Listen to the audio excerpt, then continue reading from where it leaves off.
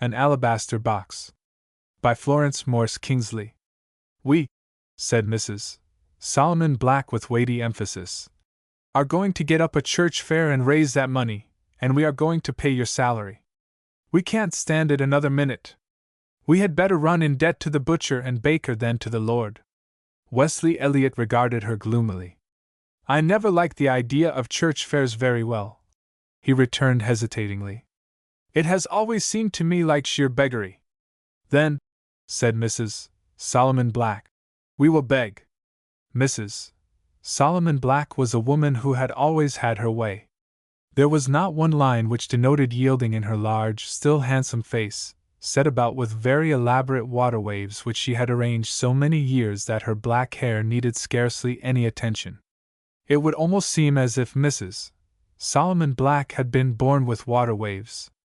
She spoke firmly, but she smiled, as his mother might have done, at the young man, who had preached his innocent best in Brookville for months without any emolument. Now don't you worry one mite about it, said she. Church fairs may be begging, but they belong to the history of the United States of America, and I miss my guess if there would have been much preaching of the gospel in a good many places without them. I guess it ain't any worse to hold church fairs in this country than it is to have the outrageous goings-on in the old country. I guess we can cheat a little with mats and cakes and things and not stand any more danger of hellfire than all those men putting each other's eyes out and killing everybody they can hit, and spending the money for guns and awful exploding stuff that ought to go for the good of the world.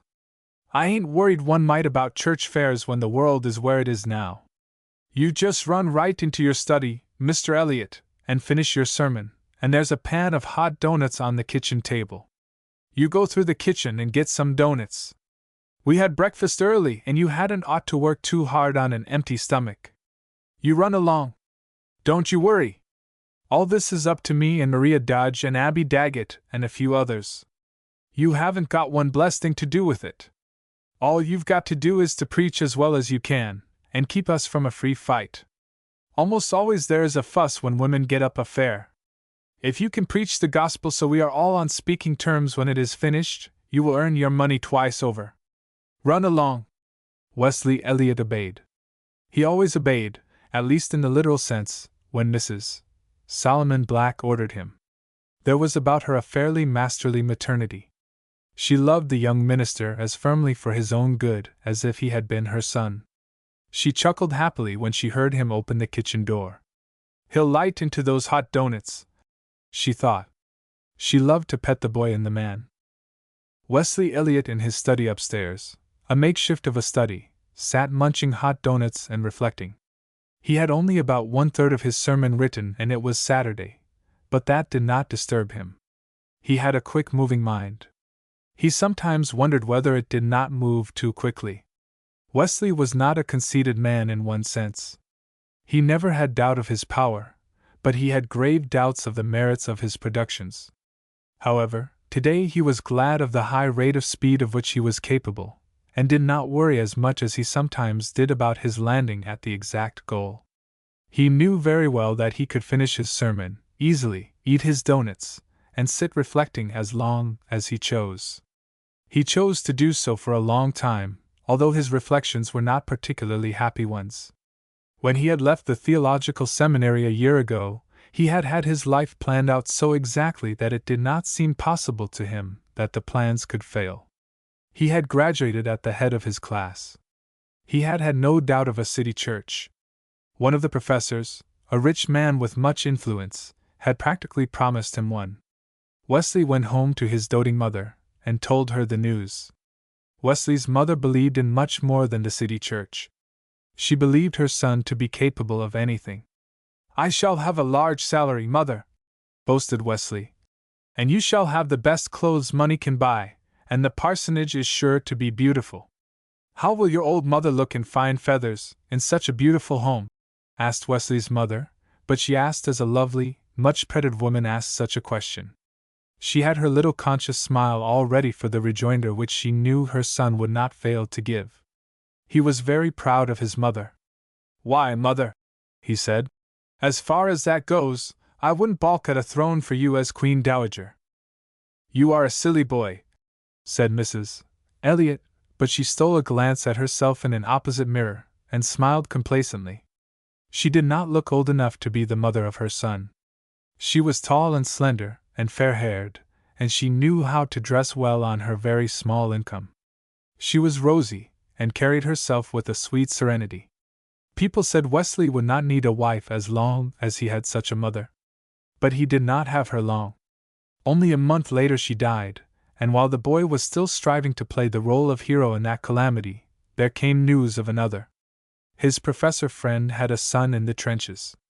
The son had been wounded, and the father had obeyed a hurried call, found his son dead, and himself died of the shock on the return voyage.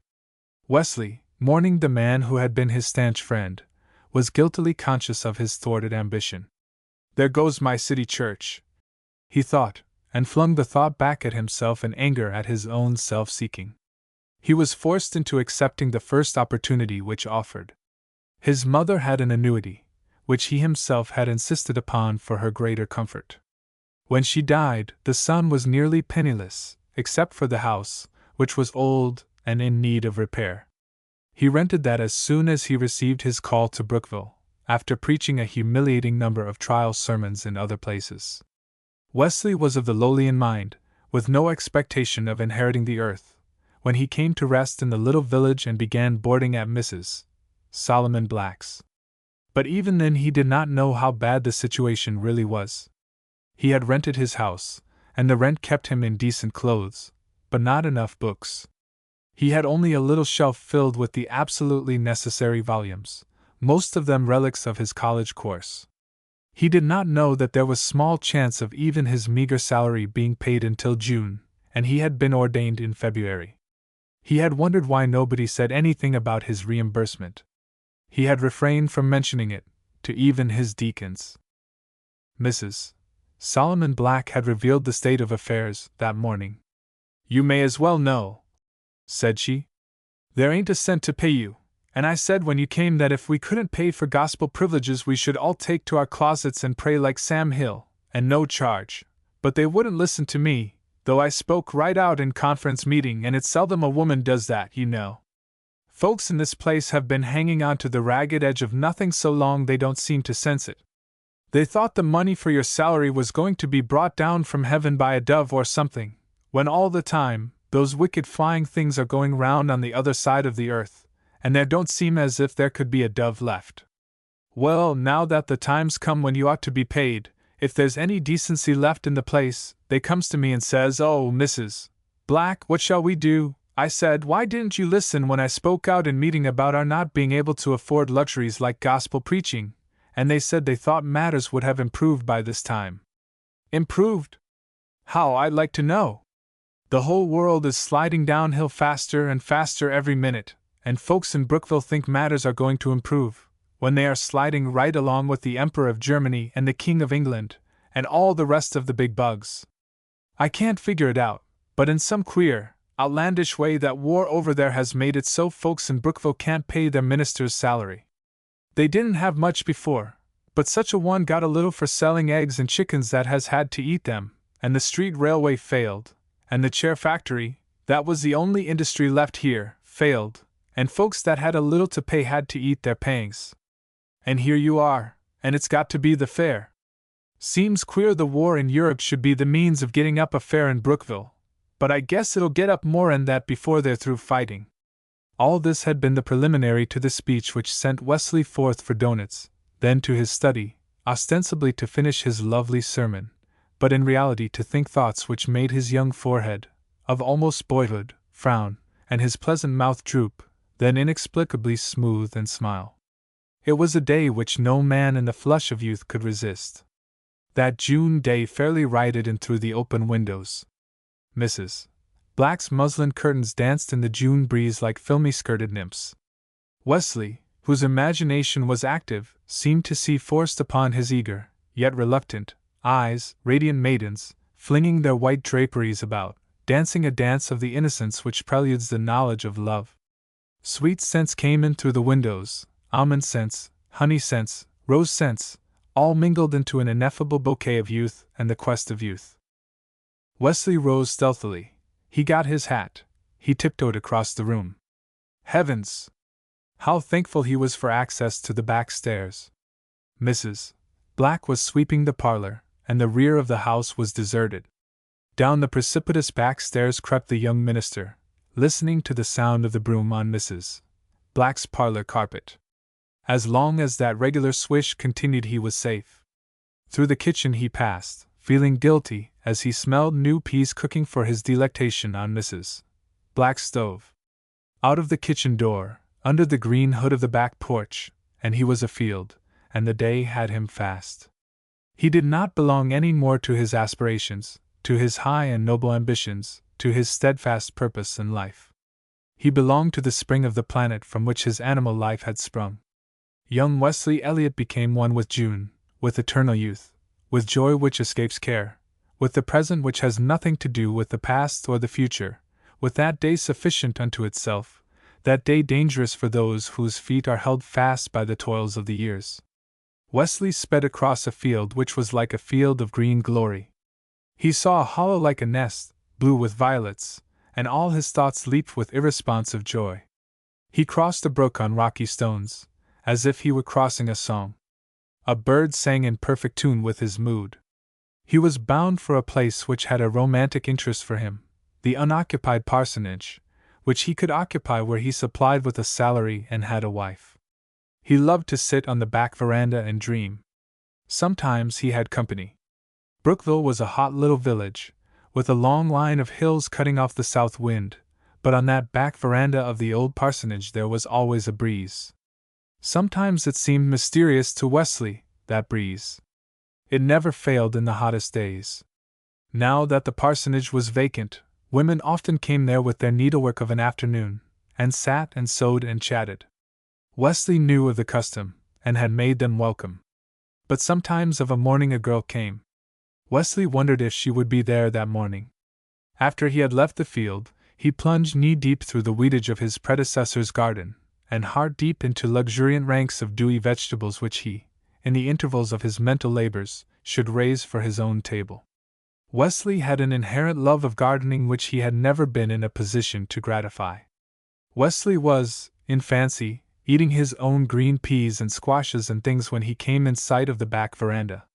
It was vacant, and his fancy sank in his mind like a plummet of lead. However, he approached, and the breeze of blessing greeted him like a presence. The parsonage was a gray old shadow of a building. Its walls were stained with past rains, the roof showed depressions, the veranda steps were unsteady, in fact one was gone. Wesley mounted and seated himself in one of the gnarled old rustic chairs which defied weather. From where he sat he could see a pink and white plumage of blossoms over an orchard. Even the weedy garden showed lovely lights under the triumphant June Sunday. Butterflies skimmed over it, always in pairs. Now and then a dewlight like a jewel gleamed out, and gave a delectable thrill of mystery. Wesley wished the girl were there. Then she came. He saw a flutter of blue in the garden, then a face like a rose overtopped the weeds. The sunlight glanced from a dark head, giving it highlights of gold. The girl approached. When she saw the minister, she started, but not as if with surprise, rather as if she had made ready to start. She stood at the foot of the steps, glowing with blushes, but still not confused. She smiled with friendly confidence. She was very pretty, and she wore a delicious gown, if one were not a woman, to observe the lack of fashion and the faded streaks, and she carried a little silk work bag. Wesley rose. He also blushed, and looked more confused than the girl. "Good morning, Miss Dodge," he said. His hands twitched a little. Fanny Dodge noted his confusion quite calmly. "Are you busy?" said she. "You are laughing at me, Miss Dodge. What on earth am I busy about?" "Oh," said the girl. "Of course I have eyes, and I can see that you are not writing, but I can't see your mind, or your thoughts. For all I know, they may be simply grinding out a sermon, and today is Saturday. I don't want to break up the meeting." She laughed. "Come on up here," said Wesley with camaraderie. "You know I am not doing a blessed thing. I can finish my sermon in an hour after dinner. Come on up. The breeze is heavenly. What have you got in that bag?" "I," stated Fanny Dodge, mounting the steps. Have my work in my bag. I am embroidering a centerpiece which is to be sold for at least twice its value, for I can't embroider worth a cent, at the fair. She sat down beside him, and fished out of the bag a square of white linen and some colored silks. Mrs. Black has just told me about that fair, said Wesley. Say, do you know, I loathe the idea of it? Why? A fair is no end of fun. We always have them. Beggary. Nonsense. Yes, it is. I might just as well put on some black glasses, get a little dog with a string, and a basket, and done with it. The girl giggled. I know what you mean, said she. But your salary has to be paid, and folks have to be cajoled into handing out the money. Suddenly she looked troubled. If there is any to hand, she added, I want you to tell me something and be quite frank about it. Fanny shot a glance at him. Her lashes were long, and she could look through them with liquid fire of dark eyes. Well, said she. She threaded a needle with pink silk. Is Brookville a very poor village? Fanny inserted her pink threaded needle into the square of linen. What? She inquired with gravity. Is the past tense of bust? I am in earnest. So am I. But I know a minister is never supposed to know about such a word as bust, even if he is bust 2/3 of his life. I'll tell you. First Brookville was bust, now it's busted. Wesley stared at her. Fact, said Fanny calmly, starting a rose on the linen in a career of bloom. First, years ago, when I was nothing but a kid, Andrew Bolton. You have heard of Andrew Bolton? I have heard him mentioned. I have never understood why everybody was so down on him, though he is serving a term in prison, I believe. Nobody seems to like to explain. The reason for that is plain enough, stated Fanny. Nobody likes to admit he's been made a fool of. The man who takes the gold brick always tries to hide it if he can't blame it off on his wife or sister or aunt. Andrew Bolton must have made perfectly awful fools of everybody in Brookville. They must have thought of him as a little tin god on wheels till he wrecked the bank and the silk factory, and ran off with a lot of money belonging to his disciples, and got caught by the hand of the law, and landed in state's prison. That's why they don't tell. Reckon my poor father, if he were alive, wouldn't tell. I didn't have anything to do with it, so I am telling. When Andrew Bolton embezzled, the town went bust. Now the war in Europe, through the grinding of wheels which I can't comprehend, has bankrupted the street railway and the chair factory, and the town is busted. But, as you say, if there is no money, why a fair? Wesley had paled a little. Oh, replied the girl. There is always the hoarding instinct to be taken into account. There are still a lot of stockings and feather beds and teapots in Brookville. We still have faith that a fair can mine a little gold out of them for you. Of course we don't know, but this is a Yankee village, and Yankees never do spend the last cent. I admit you may get somebody's funeral expenses out of the teapot. Good Lord! Groaned Wesley. That, remarked the girl, is almost swearing. I am surprised, and you a minister. But it is an awful state of things. Well, said Fanny, Mrs. B. H. Slocum may come over from Grenoble. She used to live here, and has never lost her interest in Brookville. She is rich. She can buy a lot, and she is very good-natured about being cheated for the gospel's sake. Then, too, Brookville has never lost its guardian angels. What on earth do you mean? What I say. The faith of the people here in guardian angels is a wonderful thing. Sometimes it seems to me as if all Brookville considered itself under special guardianship, sort of a hen and chicken arrangement, you know. Anyhow, they do go ahead and undertake the craziest things, and come out somehow. I think, said Wesley Elliott soberly, that I ought to resign. Then the girl paled, and bent closer over her work. Resign? She gasped. Yes, resign. I admit I haven't enough money to live without a salary, though I would like to stay here forever. Wesley spoke with fervor, his eyes on the girl. Oh, no, you wouldn't. I most certainly would, but I can't run in debt, and I want to marry some day, like other young men, and I must earn. The girl bent her head lower. Why don't you resign and go away, and get married if you want to? Fanny! He bent over her. His lips touched her hair. "You know," he began, then came a voice like the legendary sword which divides lovers for their best temporal and spiritual good. "Dinner is ready and the peas are getting cold," said Mrs. Solomon Black.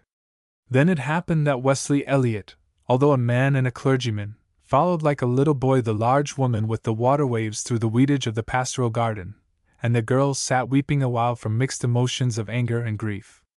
Then she took a little puff from her bag, powdered her nose, straightened her hair, and also went home, bag in hand, to her own noon dinner. Chapter 2.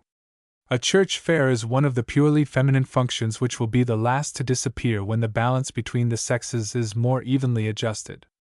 It is almost a pity to assume that it will finally, in the nature of things, disappear, for it is charming, it is innocent with the innocence of very good, simple women, it is at the same time subtle with that inimitable subtlety which only such women can achieve. It is petty finance on such a moral height that even the sufferers by its code must look up to it. Before even woman, showing anything except a timid face of discovery at the sights of New York under male escort, invaded Wall Street, the church fair was in full tide, and the managers thereof might have put financiers to shame by the cunning, if not magnitude, of their operations. Good Christian women, mothers of families, would sell a tidy of no use except to wear to a frayed edge the masculine nerves, and hand-painted plates of such bad art that it verged on immorality, for prices so above all reason that a broker would have been taken aback. And it was all for worthy objects, these pretty functions graced by girls and matrons in their best attire, with the products of their little hands offered, or even forced, upon the outsider who was held up for the ticket. They gambled shamelessly to buy a new carpet for the church. There was plain and brazen raffling for dreadful lamps and patent rockers and dolls which did not look fit to be owned by nice little girl mothers, and all for the church organ, the minister's salary, and such like. Of this description was the church fair held in Brookville to raise money to pay the Reverend Wesley Elliott. He came early, and haunted the place like a morbid spirit. He was both angry and shamed that such means must be employed to pay his just dues, but since it had to be he could not absent himself. There was no parlor in the church, and not long after the infamous exit of Andrew Bolton the town hall had been destroyed by fire. Therefore all such functions were held in a place which otherwise was a source of sad humiliation to its owner, Mrs. Amos Whittle, the deacon's wife's unfurnished best parlor. It was a very large room, and poor Mrs. Whittle had always dreamed of a fine tapestry carpet, furniture upholstered with plush, a piano, and lace curtains. Her dreams had never been realized. The old tragedy of the little village had cropped dreams, like a species of celestial foliage, close to their roots. Poor Mrs. Whittle, although she did not realize it, missed her dreams more than she would have missed the furniture of that best parlor, had she ever possessed and lost it. She had come to think of it as a room in one of the many mansions, although she would have been horrified had she known that she did so. She was one who kept her religion and her daily life chemically differentiated. She endeavored to maintain her soul on a high level of orthodoxy, while her large, flat feet trod her round of household tasks. It was only when her best parlor, great empty room, was in demand for some social function like the church fair, that she felt her old dreams return and stimulate her as with some wine of youth. The room was very prettily decorated with blossoming boughs, and Japanese lanterns, and set about with long tables covered with white, which contained the articles for sale. In the center of the room was the flower booth, and that was lovely. It was a circle of green, with oval openings to frame young girl faces, and on the circular shelf were heaped flowers in brilliant masses. At 7 o'clock the fair was in full swing, as far as the wares and saleswomen were concerned. At the flower booth were 4 pretty girls, Fanny Dodge, Ellen Dix, Joyce Folsom, and Ethel Mixter. Each stood looking out of her frame of green, and beamed with happiness in her own youth and beauty. They could not share the anxiety of the older women. The more anxious gathered about the cake table. 4 pathetically bedizened middle-aged creatures, 3 too stout, 1 too thin, put their heads together in conference. One woman was Mrs. Maria Dodge, Fanny's mother, one was Mrs. Amos Dix, one was Mrs. Deacon Whittle, and one was unmarried. She was the stoutest of the four, tightly laced in an ancient silk, with frizzed hair standing erect from bulging temples. She was Lois Daggett, and a tragedy. She loved the young minister, Wesley Elliot, with all her heart and soul and strength. She had fastened, to attract his admiration, a little bunch of rose geranium leaves and heliotrope in her tightly frizzed hair. That little posy had, all unrecognized, a touching pathos. It was as the aigrette, the splendid curves of waving plumage which birds adopt in the desire for love. Lois had never had a lover. She had never been pretty, or attractive, but always in her heart had been the hunger for love. The young minister seemed the ideal of all the dreams of her life. He was as a god to her. She trembled under his occasional glances. His casual address caused vibrations in every nerve. She cherished no illusions.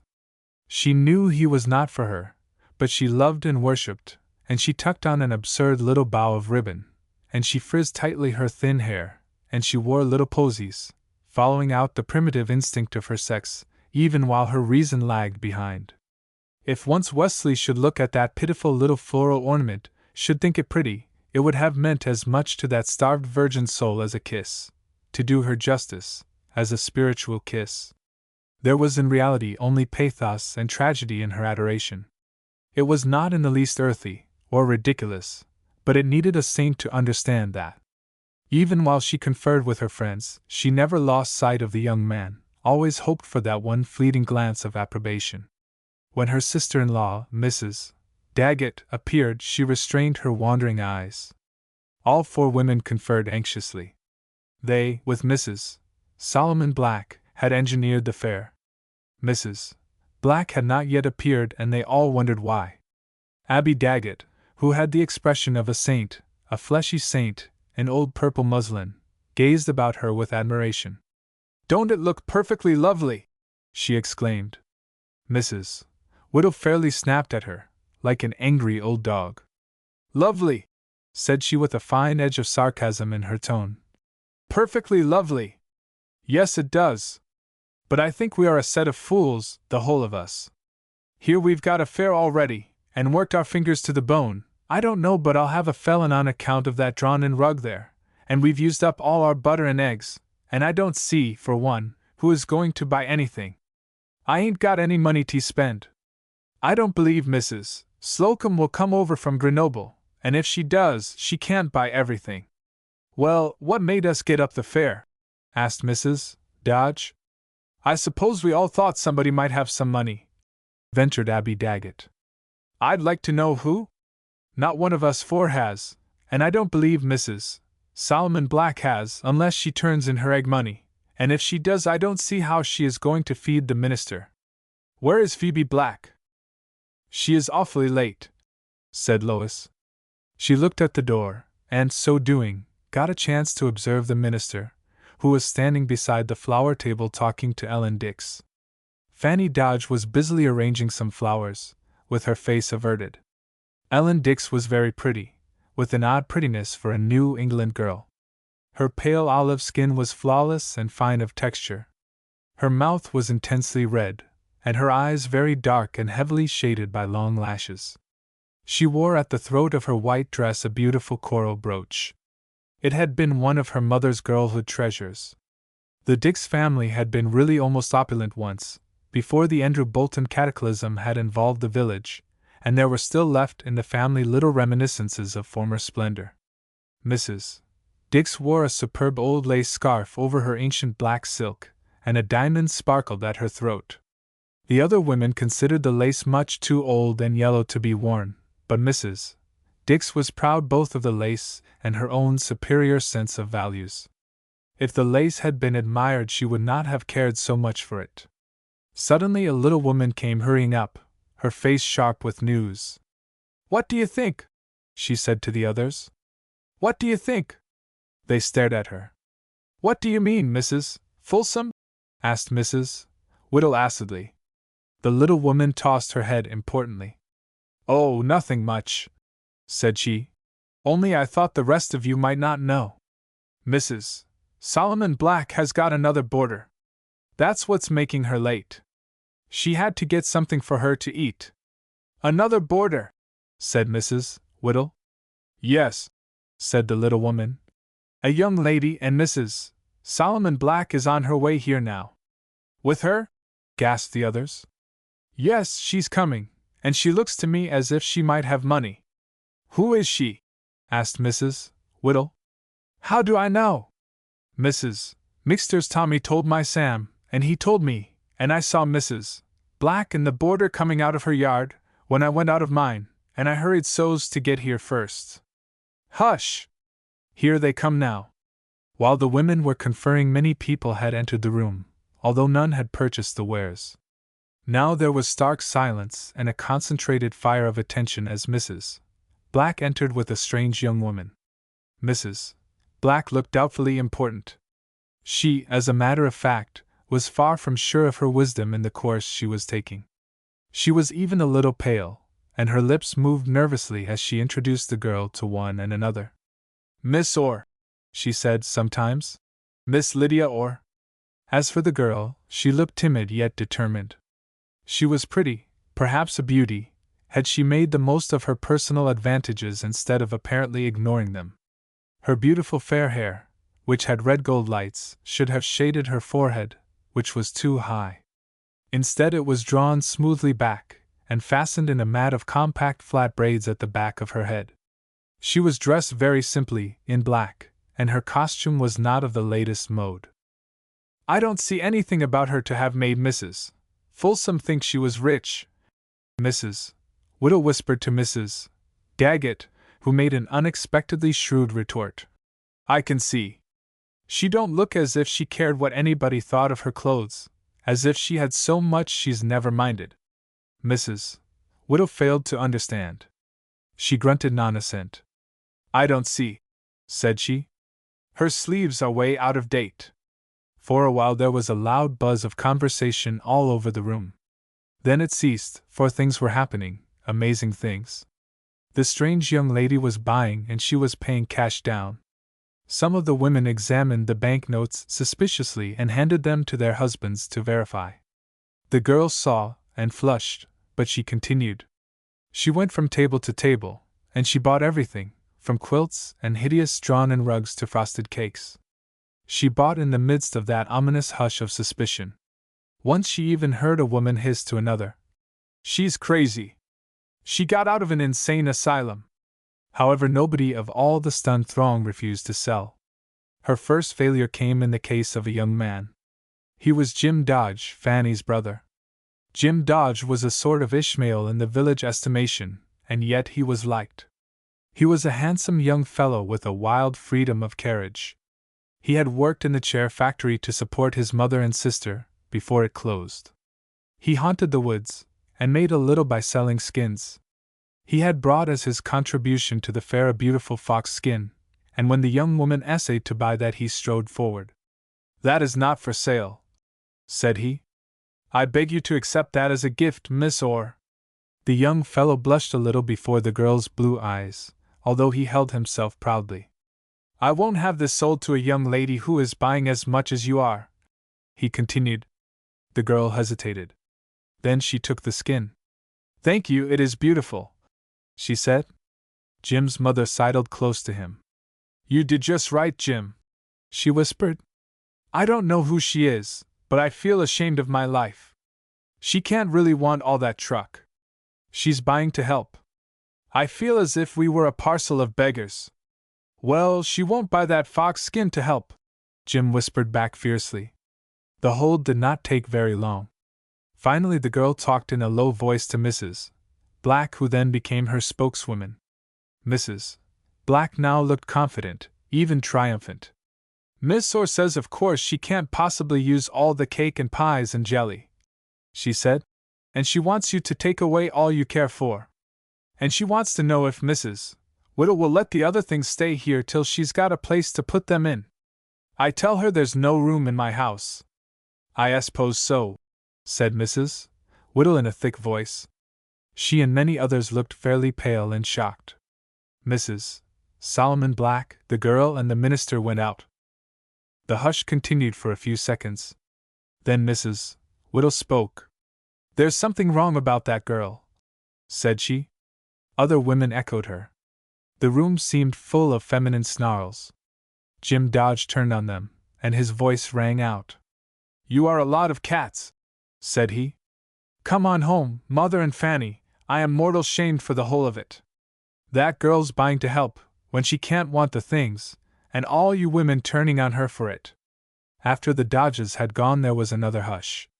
Then it was broken by a man's voice, an old man's voice with a cackle of derision and shrewd amusement in it. "By gosh!" said this voice, resounding through the whole room. "That strange young woman has bought the whole church fair!" "There's something wrong," said Mrs. Whittle again. "Ain't you got the money?" queried the man's voice. "Yes, but—" "Then for God's sake hang on to it!" Chapter 3.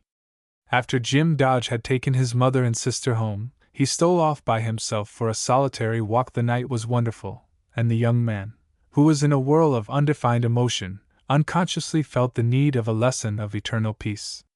The advent of the strange girl, and her unprecedented conduct had caused in him a sort of masculine vertigo over the whole situation. Why in the name of common sense was that girl in Brookville, and why should she have done such a thing? He admired her, he was angry with her, he was puzzled by her. He did not like the minister. He did not wonder that Eliot should wish for emolument enough to pay his way, but he had a little contempt for him, for his assumption of such superior wisdom that he could teach his fellow men spiritual knowledge and claim from them financial reward. Aside from keeping those he loved in comfort, Jim had no wish for money. He had all the beauty of nature for the taking. He listened, as he strolled along, to the mysterious high notes of insects and nightbirds. He saw the lovely shadows of the trees, and he honestly wondered within himself why Brookville people considered themselves so wronged by an occurrence of years ago, for which the perpetrator had paid so dearly. At the same time he experienced a sense of angry humiliation at the poverty of the place which had caused such an occurrence as that church fair. When he reached Mrs. Solomon Black's house, he stared up at its glossy whiteness, reflecting the moonlight like something infinitely more precious than paint, and he seemed to perceive again a delicate, elusive fragrance which he had noticed about the girl's raiment when she thanked him for his fox skin. She smelled like a new kind of flower, Jim told himself as he swung down the road. The expression was not elegant, but it was sincere. He thought of the girl as he might have thought of an entirely new species of blossom, with a strictly individual fragrance which he had encountered in an expedition afield. After he had left the Black House, there was only a half-mile before he reached the old Andrew Bolton place. The house had been very pretentious in an ugly architectural period. There were truncated towers, a mansard roof, hideous dormers, and a reckless outbreak of perfectly useless bay windows. The house, which was large, stood aloof from the road, with a small plantation of evergreen trees before it. It had not been painted for years, and loomed up like the vaguest shadow of a dwelling even in the brilliant moonlight. Suddenly Jim caught sight of a tiny swinging gleam of light. It bobbed along at the height of a man's knee. It was a lantern, which seemed rather an odd article to be used on such a night. Then Jim came face to face with the man who carried the lantern, and saw who he was, Deacon Amos Whittle. To Jim's mind, the man resembled a fox, skulking along the road, although Deacon Amos Whittle was not predatory. He was a small, thin, wiry man with a queer swirl of white whisker and hopping gait. He seemed somewhat blinded by his lantern, for he ran full tilt into Jim, who stood the shock with such firmness that the older man staggered back, and danced uncertainly to recover his balance. Deacon Amos Whittle stuttered uncertain remarks, as was his wont when startled. "It is only Jim Dodge," said Jim. "Guess your lantern sort of blinded you, Deacon." Then the lantern almost blinded Jim, for Whittle swung it higher until it came on a level with Jim's eyes. Over it peered Whittle's little keen ones, spectacled under a gray shag of eyebrows. "Oh, it is you," said the man with a somewhat contemptuous accent. He held Jim in slight esteem. Jim laughed lightly. Unless he cared for people, their opinion of him always seemed a perfectly negligible matter, and he did not care at all for Amos Whittle. Suddenly, to his amazement, Amos took hold of his coat. "Look-a-here, Jim," said he. "Well? Do you know anything about that strange woman that's boarding to Miss Solomon Black's?" "How in creation should I know anything about her?" "Have you seen her?" "I saw her at the fair tonight." "The fair at my house?" "Don't know of any other fair." "Well, what do you think of her?" "Don't think of her." Jim tried to pass, but the old man danced before him with his swinging lantern. "I must be going along," said Jim. "Wait a minute. Do you know she bought the whole fair?" "Yes, I do." "You are blinding me with that lantern, Deacon Whittle." "And she paid good money down." "I seen it." "All right. I've got to get past you." "Wait a minute. Do you suppose that young woman is all right?" "I don't see why not. Nothing against the law of the land for her to buy out a church fair, that I know of. Don't you think it looks sort of suspicious?" "It's none of my business." "I confess I don't see why it's suspicious, unless somebody wants to make her out a fool. I don't understand what any sane person wants with all that truck, but I don't pretend to understand women." Whittle shook his head slowly. "I dunno," he said. "Well, I don't know who does or cares either. They've got the money. I suppose that was what they were after." Jim again tried to pass. "Wait just a minute. Say, Jim, I'm going to tell you something. Don't you speak of it till it gets out. Fire away." "I'm in a hurry. She wants to buy this old Bolton place here." Jim whistled.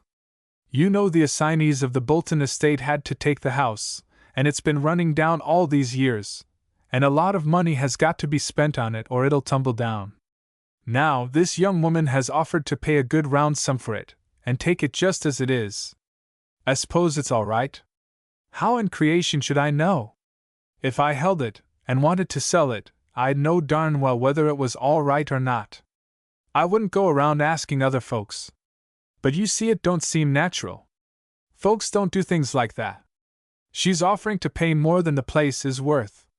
She'll have to spend thousands on it to make it fit to live in. She says she'll pay cash, too? Well, I suppose you'll know cash when you see it. I've got to go." "But cash! Lord A'mighty! We dunno what to do. I suppose you know whether you want to sell or not." "Want to sell? If we didn't want to sell this old shebang, we'd be dumb idiots." "Then, why in the name of common sense don't you sell?" "Because somehow it don't look natural to me." "Well, I must confess that to throw away much money on an old shell like that doesn't look any too natural to me." "Come now, Jim, that was a real nice house when it was built." Jim laughed sarcastically. "Running up your wares now, are you? That house cost Andrew Bolton a pile of money. And now, if it's fixed up, it'll be the best house in Brookville. That isn't saying much. See here, you've got to let me pass. If you want to sell, I should think you would. I don't see what you are worrying about." "I don't suppose you are worrying for fear you may cheat the girl." "We ain't going to cheat the girl, but I dunno." Whittle stood aside, shaking his head, and Jim passed on. He loitered along the shaggy hedge which bordered the old Bolton estate, and a little farther, then turned back. He had reached the house again when he started. In front of the gate stood a shadowy figure, a woman, by the outlines of the dress. Jim continued hesitatingly. He feared to startle her. But he did not. When he came abreast of her, she turned and looked full in his face, and he recognized Miss Orr. He took off his hat, but was so astonished he could scarcely utter a greeting. The girl was so shy that she stammered a little, but she laughed too, like a child caught in some mischief. "Oh, I am so glad it is you," she said. "Well, taking all things into consideration, so am I," said Jim. "You mean?" "I mean it is pretty late for you to be out alone, and I'm as good as a Sunday school picnic, with the superintendent and the minister thrown in, for you to meet. I'll see you home." "Goodness! There's nothing to be afraid of in this little place," said the girl. "I have lived in New York, where there are policemen." "Oh, yes, but one never counts on that. One never counts on anything in New York. You can't, you know. Its mathematics are as high as its buildings, too high to take chances. But here, why, I saw pretty near the whole village at that funny fair, didn't I?" Well, yes, but Brookville is not a walled town. People not so desirable as those you saw at the fair have free entrance and egress. It is pretty late. I am not in the least afraid, said the girl. You have no reason to be, now. You mean because you have happened along? Well, I am glad you did. I'd begun to think it was rather late myself for me to be prowling around, but you will simply have to leave me before I get to my boarding house. That Mrs. Black is as kind as can be, but she doesn't know what to make of me, and on the whole I think I would rather take my chances stealing in alone than to have her spy you. If you wanted to come out, why didn't you ask the minister to come with you? Jim asked bluntly. The minister? Oh, I don't like ministers when they are young. They are much better when all the doctrines they have learned at their theological seminaries have settled in their minds, and have stopped bubbling. However, this minister here seems rather nice, very young, but he doesn't give the impression of taking himself so seriously that he is a nervous wreck on account of his convictions. I wouldn't have asked him for the world. In the first place, Mrs. Black would have thought it very queer, and in the second place he was so hopping mad about that fair, and having me by it, that he wouldn't have been agreeable. I don't blame him. I would feel just so in his place. It must be frightful to be a poor minister.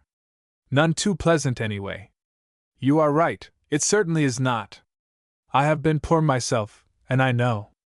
I went to my room, and looked out of the window, and it was so perfectly beautiful outdoors, and I did want to see how this place looked by moonlight, so I just went down the back stairs and came alone. I hope nobody will break in while I am gone. I left the door unlocked. No burglars live in Brookville, said Jim. Mighty good reasons for none to come in, too. What reasons? Not a blessed thing to burgle. Never has been for years.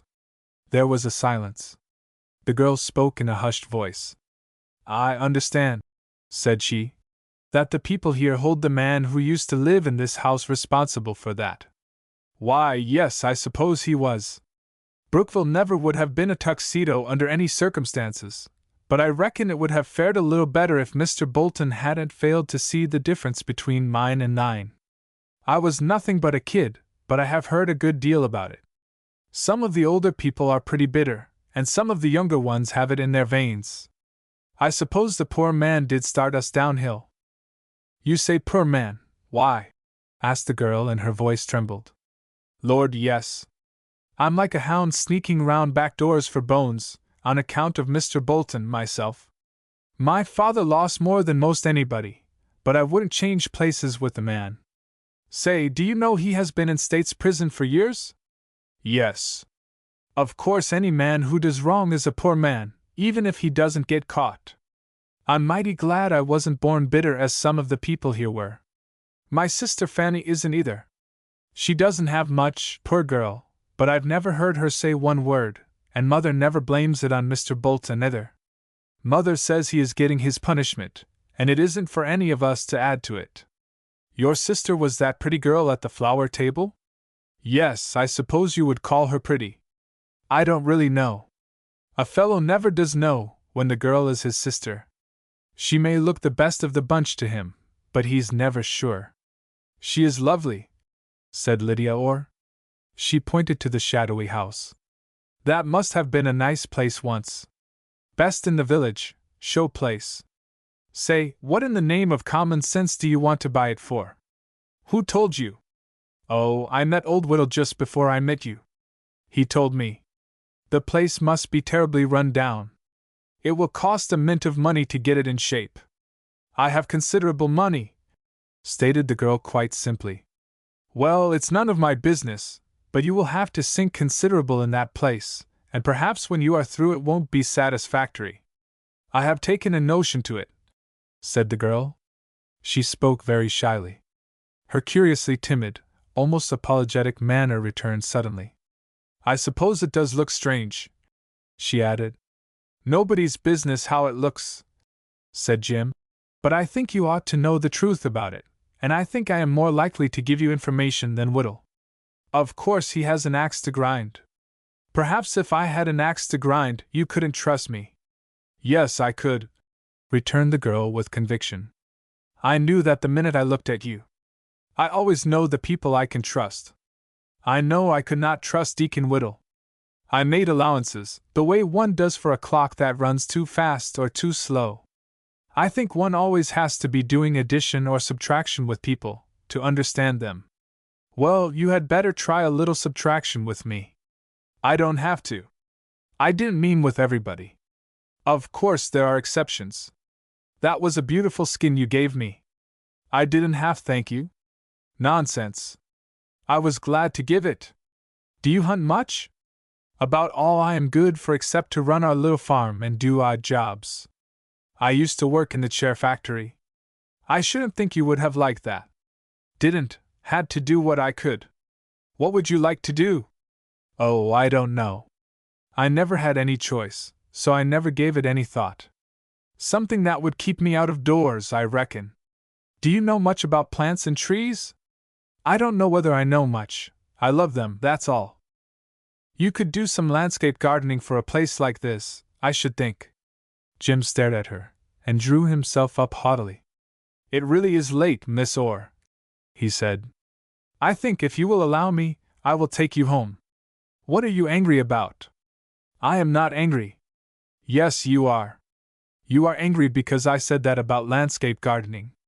I am not a beggar or a man who undertakes a job he is not competent to perform, if I am poor. Will you undertake setting those grounds to rights if I buy the place? Why don't you hire a regular landscape man if you have so much money? Asked Jim rudely. I would rather have you. I want somebody I can work with. I have my own ideas.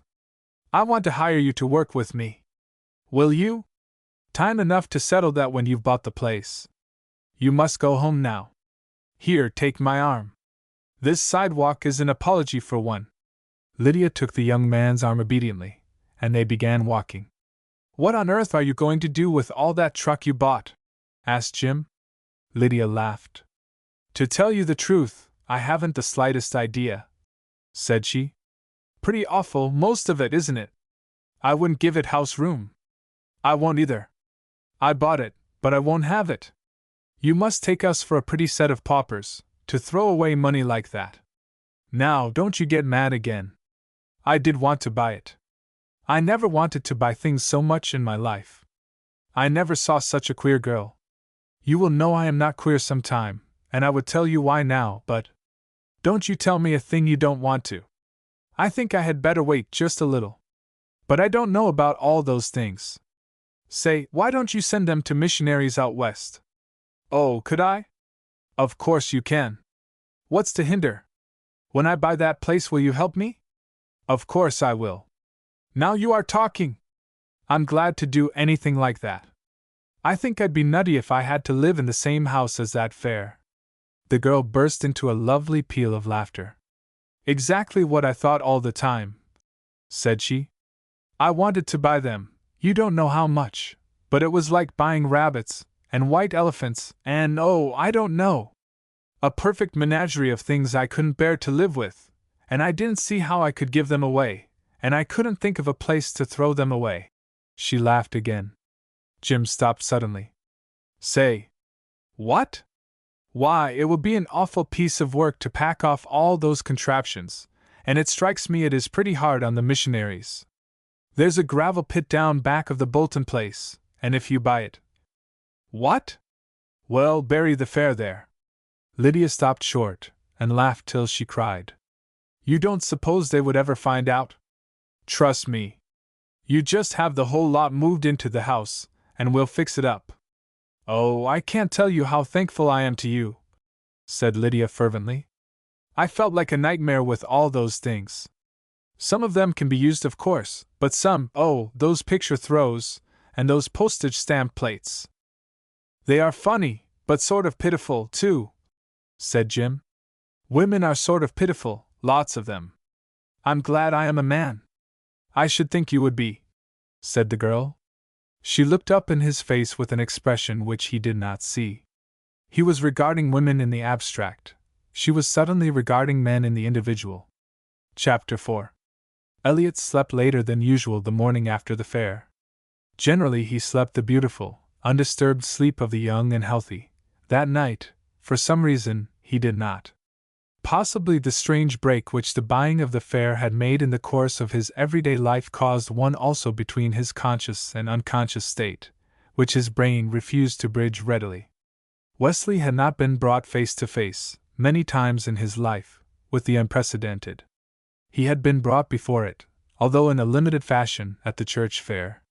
The unprecedented is more or less shattering, partaking of the nature of a spiritual balm. Lydia Orr's mad purchase of that collection of things called a fair disturbed his sense of values. He asked himself over and over who was this girl. More earnestly he asked himself what her motives could be. But the question which most agitated him was his relations with the girl, Fanny Dodge. He realized that recently he had approached the verge of an emotional crisis. If Mrs. Black, whom he had at the time fairly cursed in his heart, in spite of his profession, had not appeared with her notice of dinner, he would be in a most unpleasant predicament. Only the girl's innate good sense could have served as a refuge, and he reflected with the utmost tenderness that he might confidently rely upon that. He was almost sure that the poor girl loved him. He was quite sure that he loved her.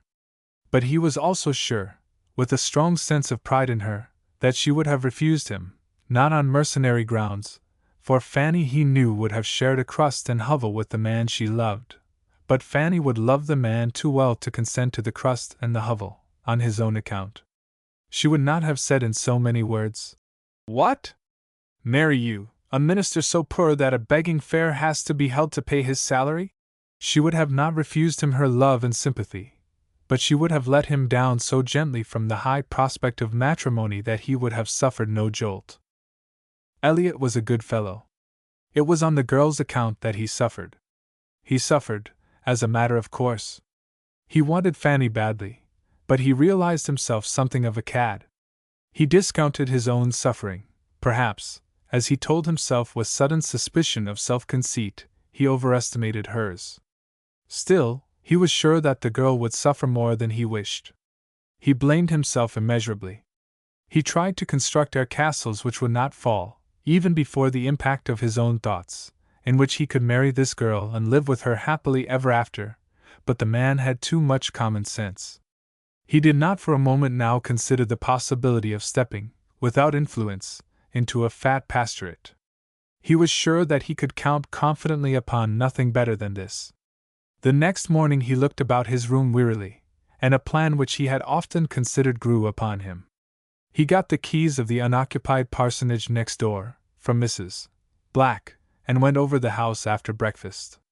It was rather a spacious house, old, but in tolerable preservation. There was a southeast room of 1 story in height, obviously an architectural afterthought, which immediately appealed to him. It was practically empty except for charming possibilities, but it contained a few essentials, and probably the former incumbent had used it as a study. There was a wood stove, a standing desk fixed to the wall, some shelves, an old table, and a couple of armchairs. Wesley at once resolved to carry out his plan. He would move his small store of books from his bedroom at Mrs. Black's, arrange them on the shelves, and set up his study there. He was reasonably sure of obtaining wood enough for a fire to heat the room when the weather was cold. He returned and told Mrs. Black, who agreed with him that the plan was a good one. "A minister ought to have his study," said she, "and of course the parsonage is at your disposal. The parish can't rent it. That room used to be the study, and you will have offers of all the wood you want to heat it. There's plenty of cut wood that folks are glad to donate. They've always sent loads of wood to heat the minister's study. Maybe they thought they'd stand less chance of hell fire if they heated up the gospel in this life. Then I'll move my books and writing materials right over there," said Eliot with a most boyish glee. Mrs. Black nodded approvingly. "So I would." She hesitated a moment, then she spoke again. "I was just a little bit doubtful about taking that young woman in yesterday," said she. Eliot regarded her curiously. "Then you never had met her before?" "No, she just landed here with her trunk. The garage man brought her, and she said he told her I took boarders, and she asked me to take her. I don't know, but I was kind of weak to give in, but the poor little thing looked sort of nice, and her manners were pretty, so I took her.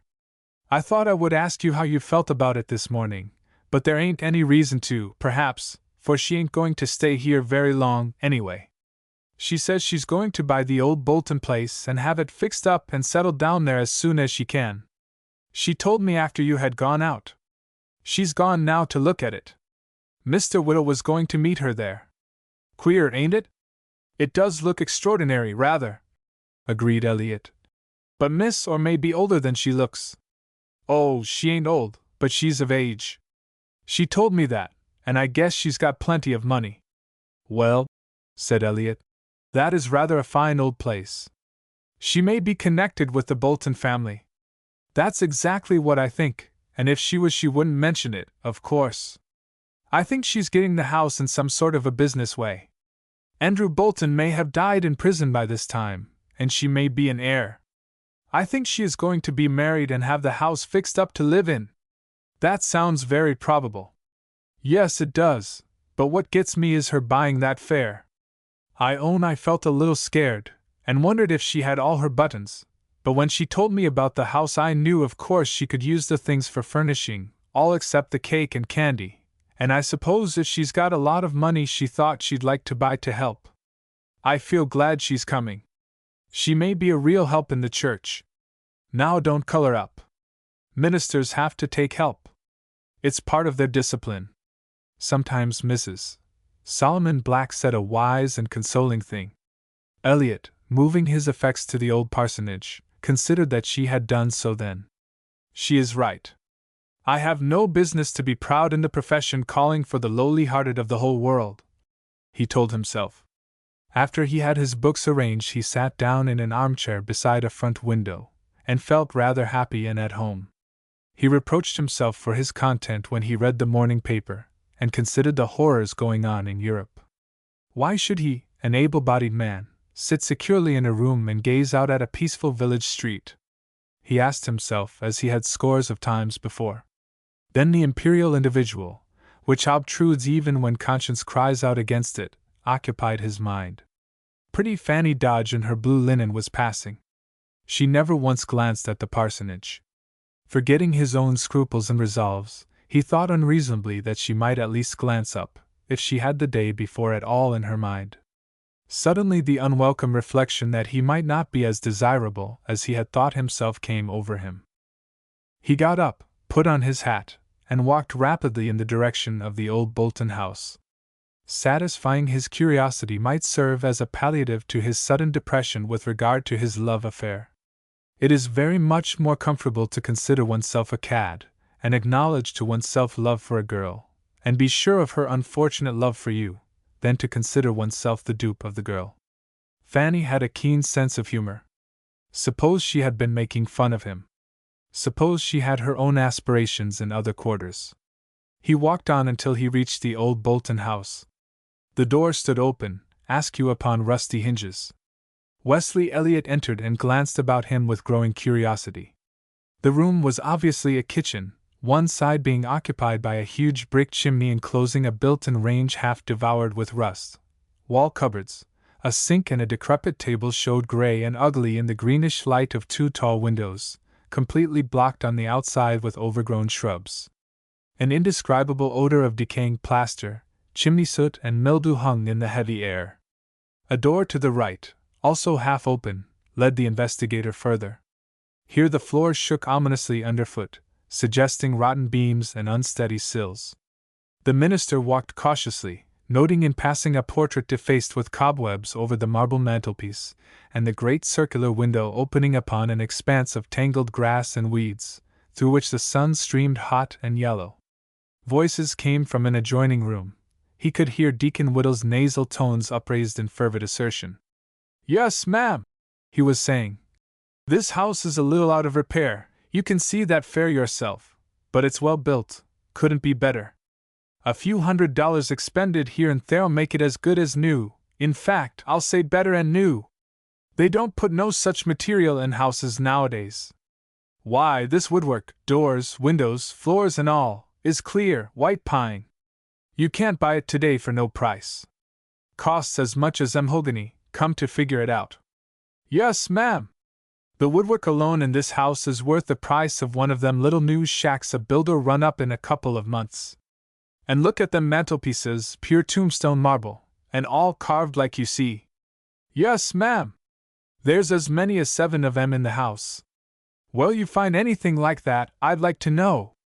I think the house might be made to look very pleasant, Mr. Whittle, Lydia replied, in a hesitating voice. Wesley Elliott fancied he could detect a slight tremor in its even flow. He pushed open the door and walked boldly in. Good morning, Miss Orr, he exclaimed, advancing with outstretched hand. Good morning, Deacon. Well, well! What a melancholy old ruin this is, to be sure. I never chanced to see the interior before. Deacon Whittle regarded his pastor sourly from under puckered brows. Some surprised to see you, Dominie, said he. Thought you was generally occupied at your desk of a Friday morning. The minister included Lydia Orr in the genial warmth of his smile as he replied. I had a special call into the country this morning, and seeing your conveyance hitched to the trees outside, Deacon, I thought I'd step in. I'm not sure it's altogether safe for all of us to be standing in the middle of this big room, though. Sill's pretty well rotted out, Deacon? Sound as an oak, snarled the deacon. As I was telling young lady, there ain't no better built house anywheres round than this one. Andrew Bolton didn't spare other folks' money when he built it, no, sir. It's good for 100 years yet, with trifling repairs. Who owns the house now? Asked Lydia unexpectedly. She had walked over to one of the long windows opening on a rickety balcony and stood looking out. Who owns it? Echoed Deacon Whittle. Well, now, we can give you a clear title, ma'am, when it comes to that, sound and clear. You don't have to worry none about that. You see, it was this way. Dunno as anybody's mentioned it in your hearing since you come to Brookville, but we used to have a bank here in Brookville, about 18 years ago, and— Yes, Ellen Dix told me, interrupted Lydia Orr, without turning her head. Has nobody lived here since? Deacon Whittle cast an impatient glance at Wesley Elliott, who stood with his eyes fixed broodingly on the dusty floor. Wall, said he, there'd have been plenty of folks glad enough to live here, but the house wa'n't really suited to our kind o' folks. It wa'n't a farm, there being only 20 acres going with it. And you see the house is different to what folks in moderate circumstances could handle. Nobody had the cash to buy it, and ain't had, all these years. It's a pity to see a fine old property like this going down, all for the lack of a few hundreds. But if you was to buy it, ma'am, I could put it in shape fair you, equal to the best, and at a figure, wall, I tell ye, it won't cost ye what some folks think. Didn't that man, the banker who stole everybody's money, I mean, didn't he have any family? Asked Lydia, still without turning her head. I suppose he died a long time ago. I see the matter of titles worrying you, ma'am, said Deacon Whittle briskly. I like to see a female cautious in a business way, I do indeed. And 'tain't often you see it either. Now I'll tell you. Wouldn't it be well to show Miss or some more desirable property, Deacon? Interposed Wesley Elliott. It seems to me. Oh, I shall buy the house, said the girl at the window, quickly. She turned and faced the two men, her delicate head thrown back, a clear color staining her pale cheeks. I shall buy it, she repeated. I like it very much. It is just what I wanted, in every way. Deacon Whittle gave vent to a snort of astonishment. There was another party looking at the place a spell back, he said, rubbing his dry old hands. I dunno's I exactly why give him an option on it, but I was sort of looking for him to turn up most any day. Course I'd have to give him the first chance, if it comes to a— What is an option? Asked Lydia. An option is now, let me see if I can make a legal term plain to the female mind. An option, my dear young lady, is— The minister crossed the floor to where the girl was standing, a slight, delicate figure in her black dress, her small face under the shadowy brim of her wide hat looking unnaturally pale in the greenish light from without. An option, he interposed hurriedly, must be bought with money. Should you change your mind later, you lose whatever you have paid. Let me advise you. Deacon Whittle cleared his throat with an angry, rasping sound. Me and this young lady came here this morning for the purpose of transacting a little business, mutually advantageous, he snarled. If it was anybody but the Dominie, I should say he was butting in without cause. Oh, don't please, begged the girl. Mr. Elliot meant it kindly, I'm sure. I want an option, if you please. You'll let me have it, won't you? I want it, now. Deacon Widow blinked and drew back a pace or two, as if her eagerness actually frightened him. I guess I can accommodate ye, he stuttered. But there'll be some preliminaries. I want exactly prepared. There's the price of the property and the terms. I suppose likely you'll want a mortgage, eh? He rubbed his bristly chin dubiously. I want to buy the house, Lydia said. I want to be sure. Have you seen the rooms upstairs? Asked the minister, turning his back upon his senior deacon. She shook her head. Well then, why not? Wesley Elliot took a step or two toward the winding stair, dimly seen through the gloom of the hall. Hold on, Dominie, them stairs ain't safe, warned the deacon. They'll meb want a little shoring up before say I wish. I don't care to go up now, really, protested the girl. It's the location I like and… She glanced about the desolate place with a shiver. The air of the long-closed rooms was chilly, despite the warmth of the June day outside. I'll tell you what, said the deacon briskly. You come right along down to the village with me, miss, or… It's kind of close in here. The house is built so tight, there can't nowhere get in. I tell you, them walls… He smote the one nearest him with a jocular palm. There followed the hollow sound of dropping plaster from behind the lath. Guess we'd better fix things up between us, so you won't be noways disappointed in case that other party, he added, with a crafty glance at the minister. You see, he might turn up most any day. Oh, yes, exclaimed the girl, walking hurriedly to the door. I should like to go at once. She turned and held out her hand to the minister with a smile. Thank you for coming, she said. I wanted you to see the house as it is now. He looked down into her upturned face with its almost childish appeal of utter candor, frowning slightly. Have you no one, that is, no near relative to advise you in the matter? He asked. The purchase of a large property, such as this, ought to be carefully considered, I should say. Deacon Widow coughed in an exasperated manner.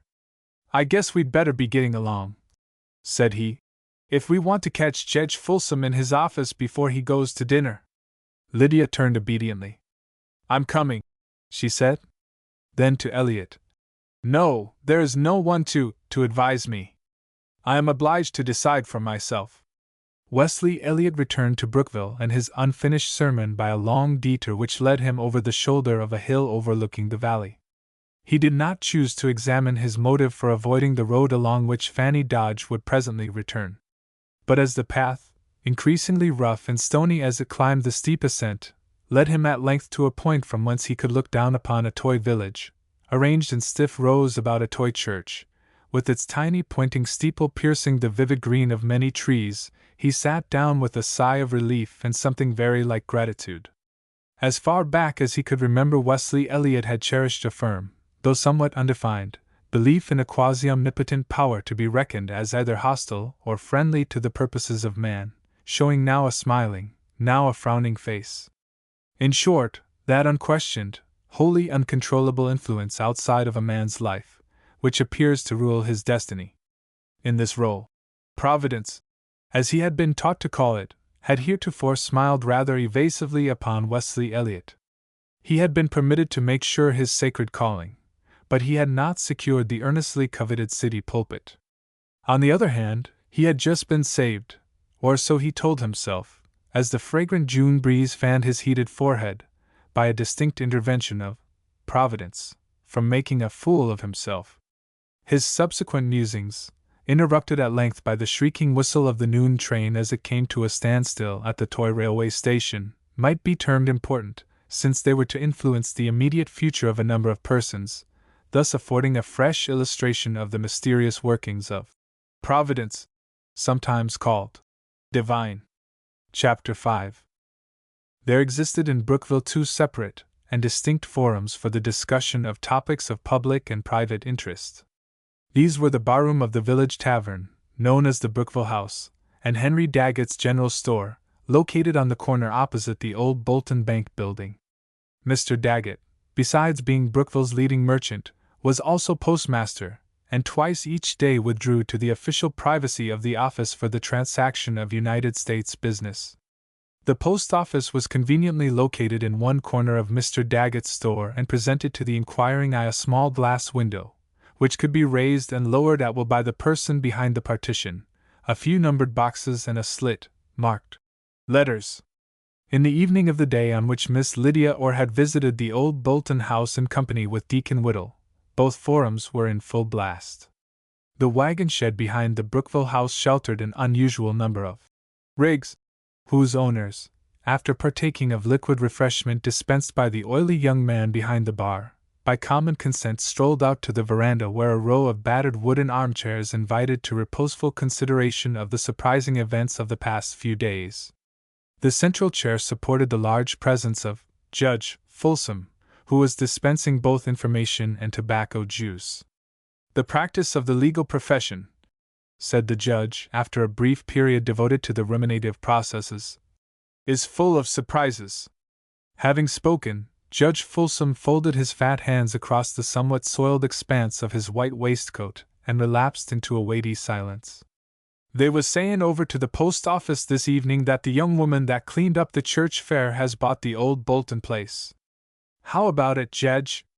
Judge Folsom grunted, as he leveled a displeased stare upon the speaker, a young farmer with a bibulous eye and slight swagger of defiance. At the proper moment, with the right audience, the judge was willing to impart information with lavish generosity. But any attempt to force his hand was looked upon as a distinct infringement of his privilege. "You want to keep your face shut, Lute, till Jedge gets ready to talk," counseled the middle-aged man who sat tilted back in the next chair.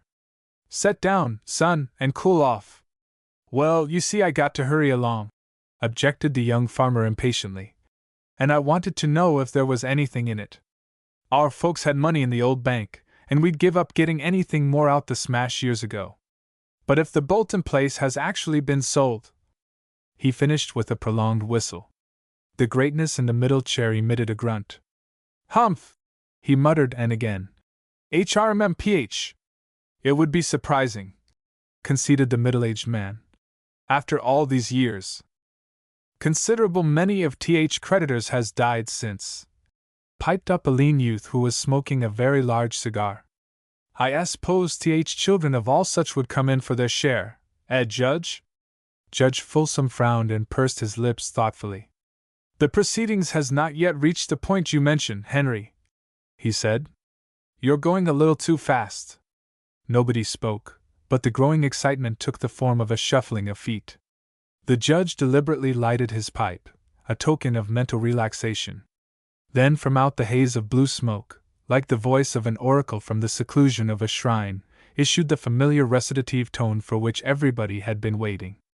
"Well, boys, I'll tell you how 'twas. Along about 10 minutes of 12 I had my hat on my head, and was just drawing on my linen duster with the idea of going home to dinner, when I happened to look out of my office window, and there was Deacon Whittle, and the girl, just coming up TH steps.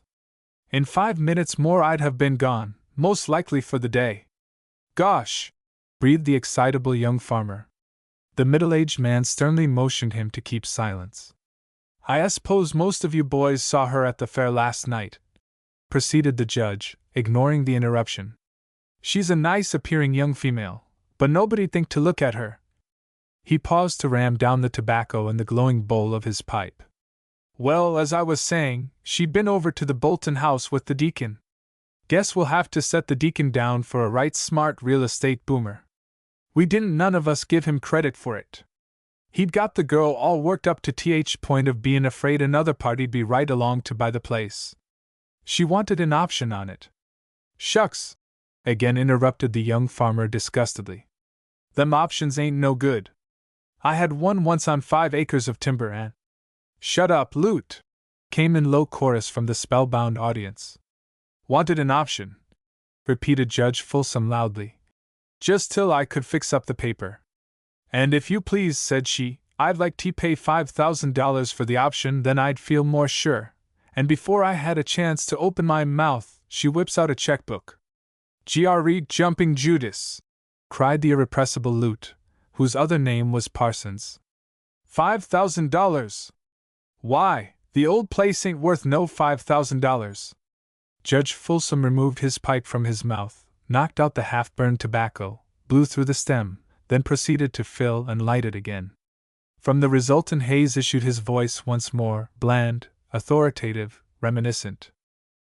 Well, now, son, that depends on how you look at it. Time was when Andrew Bolton wouldn't have parted with the place for 3 times that amount. It was rated, I remember, at $18,000, including livestock, conveyances, and furniture, when it was deeded over to the assignees. We sold out the furniture and stock at auction for about half what they were worth. But there weren't any bidders worth mentioning for the house and land. So it was held by the assignees, Cephas Dix, Deacon Whittle, and myself, for private sale.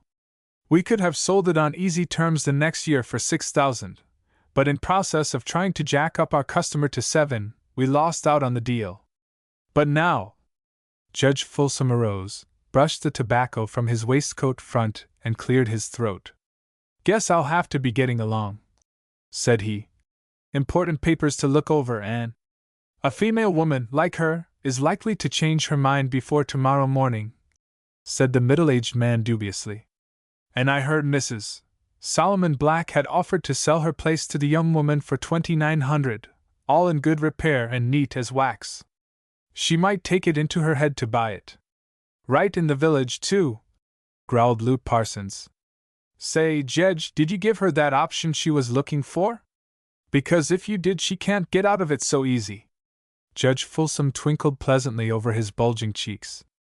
I sure did accommodate the young lady with the option, as aforesaid, he vouchsafed. And what's more, I telephoned to the Grenoble Bank to see if her check for $5,000 was O.K. Well, so long, boys. He stepped ponderously down from the piazza and turned his broad back on the row of excited faces. Hold on, Jedge, the middle-aged man called after him. Was her check any good? You didn't tell us. The judge did not reply. He merely waved his hand. He's going over to the post office, surmised the lean youth, shifting the stub of his cigar to the corner of his mouth in a knowing manner. He lowered his heels to the floor with a thud and prepared to follow. 5 minutes later the bartender, not hearing the familiar hum of voices from the piazza, thrust his head out of the door. Say, he called out to the hatchet-faced woman who was writing down sundry items in a ledger at a high desk. The boys has all cleared out. What's up, I wonder? They'll be back, said the woman imperturbably. And more with them. You want to get your glasses all washed up, Gus, and you may as well fetch up another demijohn out the cellar. Was it foreknowledge, or merely coincidence which at this same hour led Mrs. Solomon Black, frugally inspecting her supplies for tomorrow morning's breakfast, to discover that her baking powder can was empty? I'll have to roll out a few biscuits for their breakfast, she decided, or else I'll run short of bread for dinner. Her 2 boarders, Lydia Orr and the minister, were sitting on the piazza, engaged in what appeared to be a most interesting conversation, when Mrs. Black unlatched the front gate and emerged upon the street, her second-best hat carefully disposed upon her water waves.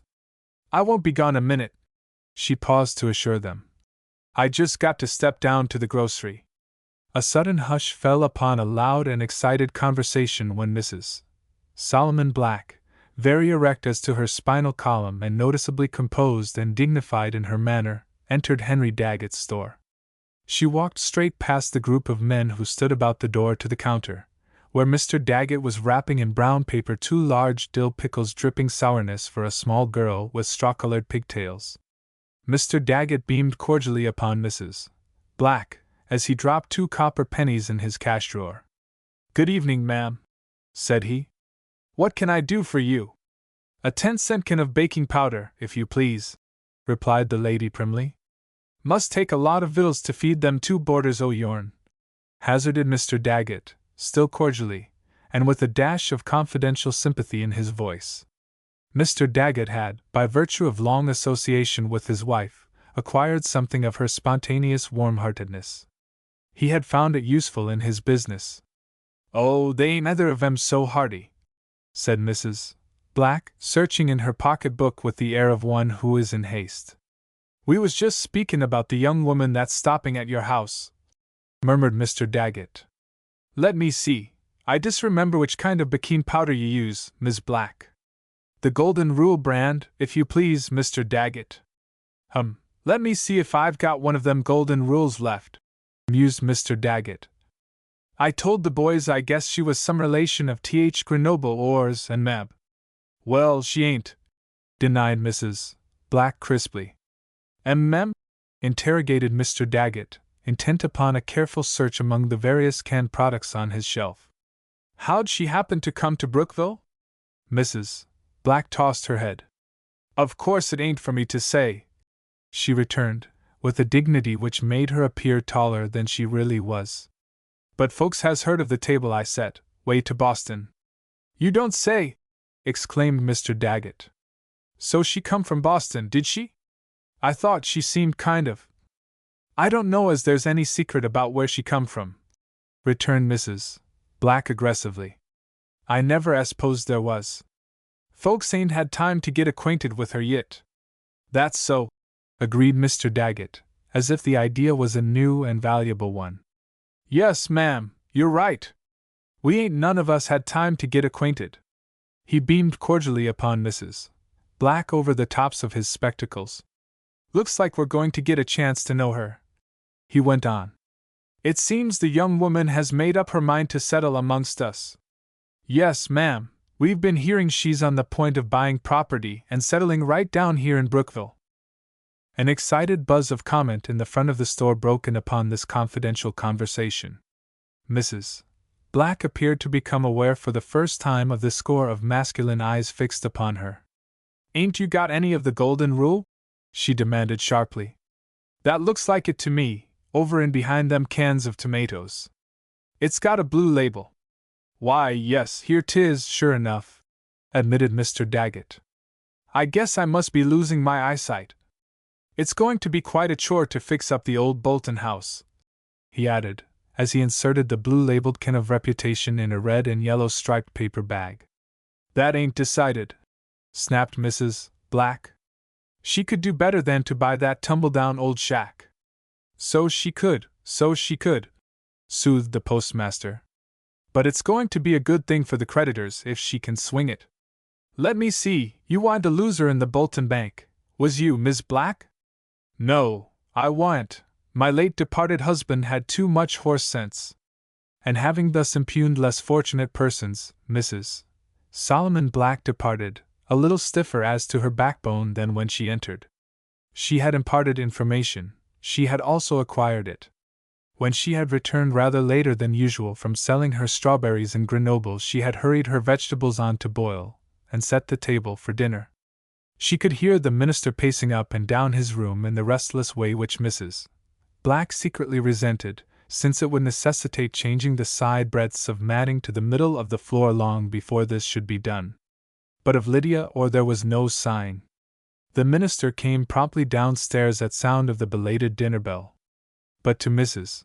Black's voluble explanations for the unwonted hour he returned the briefest of perfunctory replies. He seemed hungry and ate heartily of the cold boiled beef and vegetables. "Did you see anything of her this morning?" asked Mrs. Black pointedly, as she cut the dried apple pie. "I can't think what's become of her." Wesley Elliott glanced up from an absent-minded contemplation of an egg spot on the tablecloth. "If you refer to Miss Orr," said he, "I did see her, in a carriage with Deacon Whittle." He was instantly ashamed of the innocent prevarication. But he told himself he did not choose to discuss Miss Orr's affairs with Mrs. Black. Just then Lydia came in, her eyes shining, her cheeks very pink, but like the minister she seemed disposed to silence, and Mrs. Black was forced to restrain her curiosity. "How'd you make out this morning?" she inquired, as Lydia, having hurried through her dinner, rose to leave the table. "Very well, thank you, Mrs. Black," said the girl brightly. Then she went at once to her room and closed the door. At supper time it was just the same. Neither the minister nor the girl who sat opposite him had anything to say. But no sooner had Mrs. Black begun to clear away the dishes than the two withdrew to the vine-shaded porch, as if by common consent. She ought to know right off about Fanny Dodge and the minister, Mrs. Black told herself. She was still revolving this in her mind as she walked sedately along the street, the red and yellow striped bag clasped tightly in both hands. Of course, everybody in the village would suppose she knew all about Lydia Orr. But the fact was she knew very little. The week before, one of her customers in Grenoble, in the course of a business transaction which involved a pair of chickens, a dozen eggs and 2 boxes of strawberries, had asked, in a casual way, if Mrs. Black knew anyone in Brookville who kept boarders. "The minister of our church boards with me," she told the Grenoble woman, with pardonable pride. "I don't know of anybody else that takes boarders in Brookville." She added that she had an extra room. "Well, one of my boarders, a real nice young lady from Boston, has taken a queer notion to board in Brookville," said the woman. "She was out autoing the other day and went through there. I guess the country round Brookville must be real pretty this time of year." "Yes, it is real pretty," she had told the Grenoble woman. And this had been the simple prelude to Lydia Orr's appearance in Brookville. Wooded hills did not interest Mrs. Black, nor did the meandering of the Silver River through its narrow valley. But she took an honest pride in her own freshly painted white house with its vividly green blinds, and in her front yard with its prim rows of annuals and thrifty young dahlias. As for Miss Lydia Orr's girlish rapture over the view from her bedroom window, so long as it was productive of honestly earned dollars, Mrs. Black was disposed to view it with indulgence. There was nothing about the girl or her possessions to indicate wealth or social importance, beyond the fact that she arrived in a hired automobile from Grenoble instead of riding over in Mrs. Solomon Black's spring wagon. Miss Orr brought with her to Brookville one trunk, the contents of which she had arranged at once in the bureau drawers and wardrobe of Mrs. Black's second-best bedroom. It was evident from a private inspection of their contents that Miss Orr was in mourning. At this point in her meditations Mrs. Black became aware of an insistent voice hailing her from the other side of the picket fence. It was Mrs. Daggett, her large fair face flushed with the exertion of hurrying down the walk leading from Mrs. Whittle's house. "Some of us ladies has been clearing up after the fair," she explained, as she joined Mrs. Solomon Black. "It didn't seem no more than right, for even if and Whittle doesn't use her parlor, on account of not having it furnished up, she wants it broom clean. My! You'd ought to have seen the muss we swept out." "I'd have been glad to help," said Mrs. Black stiffly. "But what with it being my day to go over to Grenoble, and my boarders tea cook for and all." "Oh, we didn't expect you," said Abby Daggett tranquilly. "There was enough of us to do everything." She beamed warmly upon Mrs. Black. "Us ladies was saying we'd all better give you a rising vote of thanks for bringing that sweet Miss Orr to the fair. Why, 'twas a real success after all. We took in $247.29. Ain't that splendid?" Mrs. Black nodded. She felt suddenly proud of her share in this success. "I guess she wouldn't have come to the fair if I hadn't told her about it," she admitted. "She only come to my house yesterday morning." "In an auto?" inquired Abby Daggett eagerly. "Yes," nodded Mrs. Black. "I told her I could bring her over in the wagon just as well as not, but she said she had the man all engaged. I told her we was going to have a fair, and she said right off she wanted to come." Abby Daggett laid her warm plump hand on Mrs. Black's arm. "I dunno when I've took such a fancy to anybody at first sight," she said musingly. "She's what I call a real sweet girl. I'm just going to love her, I know." She gazed beseechingly at Mrs. Solomon Black. "Meb, you'll think it's just gossipy curiosity, but I would like to know where that girl come from, and who her folks was, and how she happened to come to Brookville. I suppose you know all about her, don't you?" Mrs. Solomon Black coughed slightly. She was aware of the distinction she had already acquired in the eyes of Brookville from the mere fact of Lydia Orr's presence in her house. "If I do," she began cautiously, "I don't know as it's for me to say. Don't fair pity sake think I'm nosy," besought Abby Daggett almost tearfully.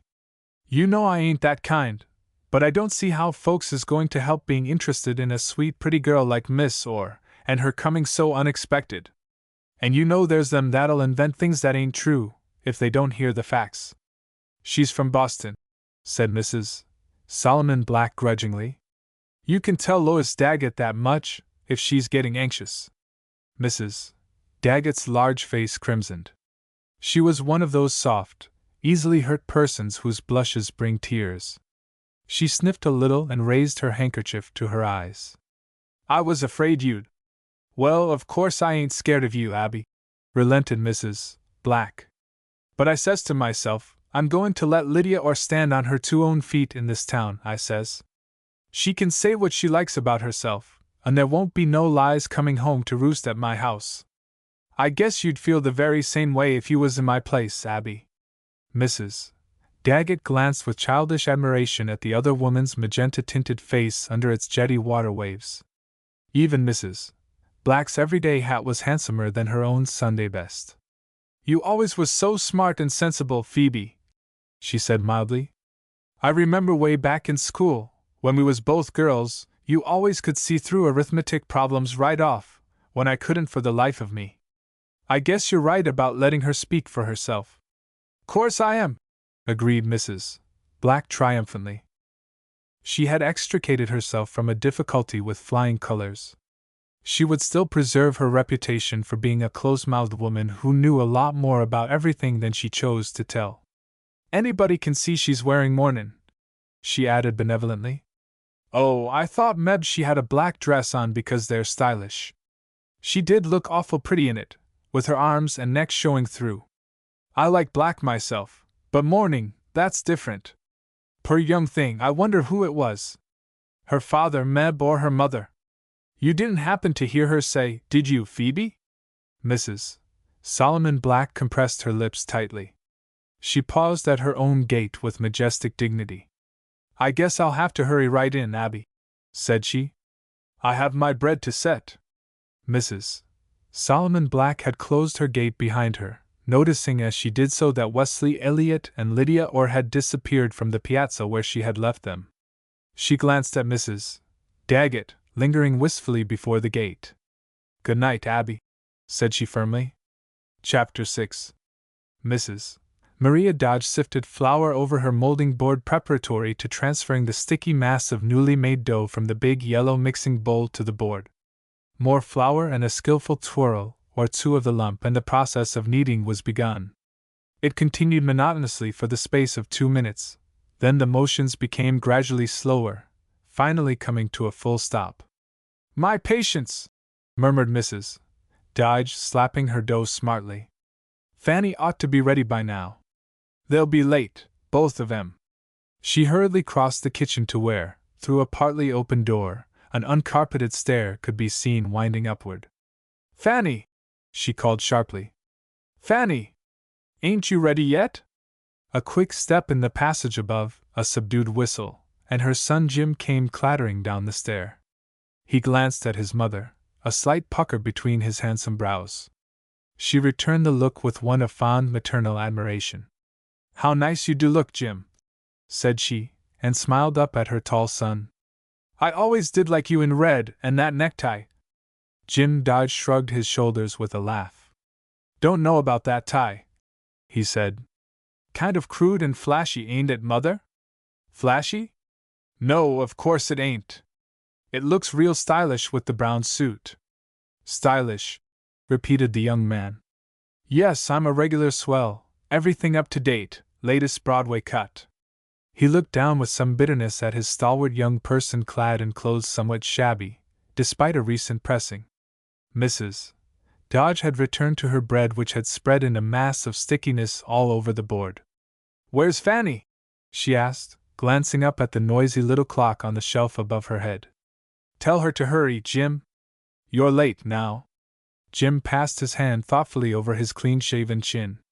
You might as well know, Mother, Fan isn't going. Not going? Echoed Mrs. Dodge, sharp dismay in voice and eyes. Why, I did up her white dress a purpose, and she's been making up ribbon bows. She extricated her fingers from the bread and again hurried across the floor.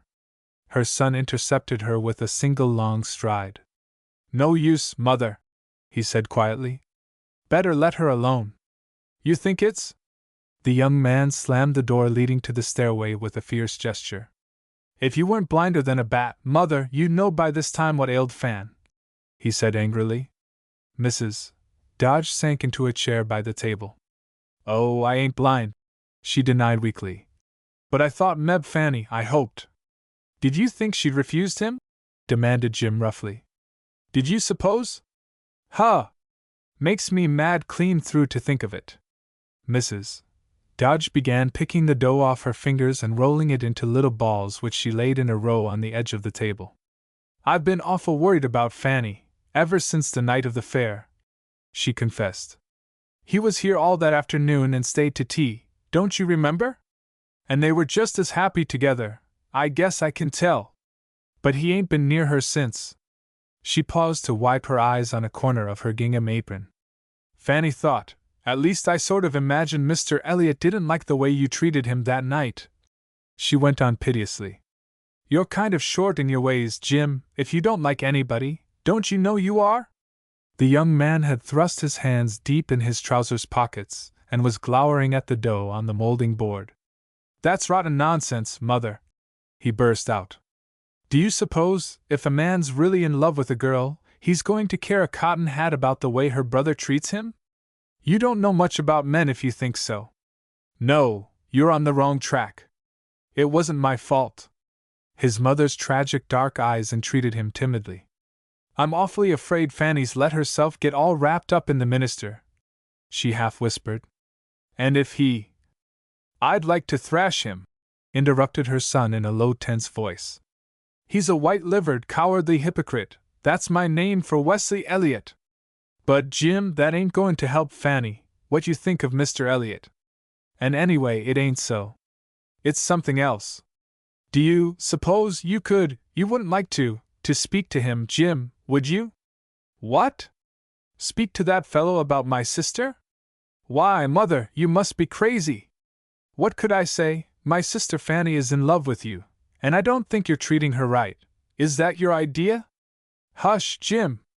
Don't talk so loud. She might hear you. No danger of that, Mother. She was lying on her bed, her face in the pillow, when I looked in her room 10 minutes ago. Said she had a headache and wasn't going. Mrs. Dodge drew a deep, dispirited sigh. If there was only something a body could do, she began. You might get into conversation with him, kind of careless, couldn't you, Jim? And then you might mention that he hadn't been to see us for 2 weeks. Course you'd put it real cautious, then perhaps he… A light hurried step on the stair warned them to silence. The door was pushed open and Fanny Dodge entered the kitchen. She was wearing the freshly ironed white dress, garnished with crisp pink ribbons. Her cheeks were brilliant with color, her pretty head poised high. I changed my mind, said she, in a hard, sweet voice. I decided I'd go, after all. My head feels better. Mother and son exchanged stealthy glances behind the girl's back as she leaned toward the cracked mirror between the windows, apparently intent upon capturing an airy tendril of hair which had escaped confinement. That's real sensible, Fanny, approved Mrs. Dodge with perfunctory cheerfulness. I want you should go out all you can, whilst you're young, and have a good time. Jim Dodge was silent, but the scowl between his eyes deepened. Mrs. Dodge formed 3 words with her lips, as she shook her head at him warningly. Fanny burst into a sudden ringing laugh. Oh, I can see you in the glass, Mother, she cried. I don't care what Jim says to me, he can say anything he likes. Her beautiful face, half turned over her shoulder, quivered slightly. If you knew how I… she began, then stopped short. That's just what I was saying to Jim, put in her mother eagerly. The girl flung up both hands in a gesture of angry protest.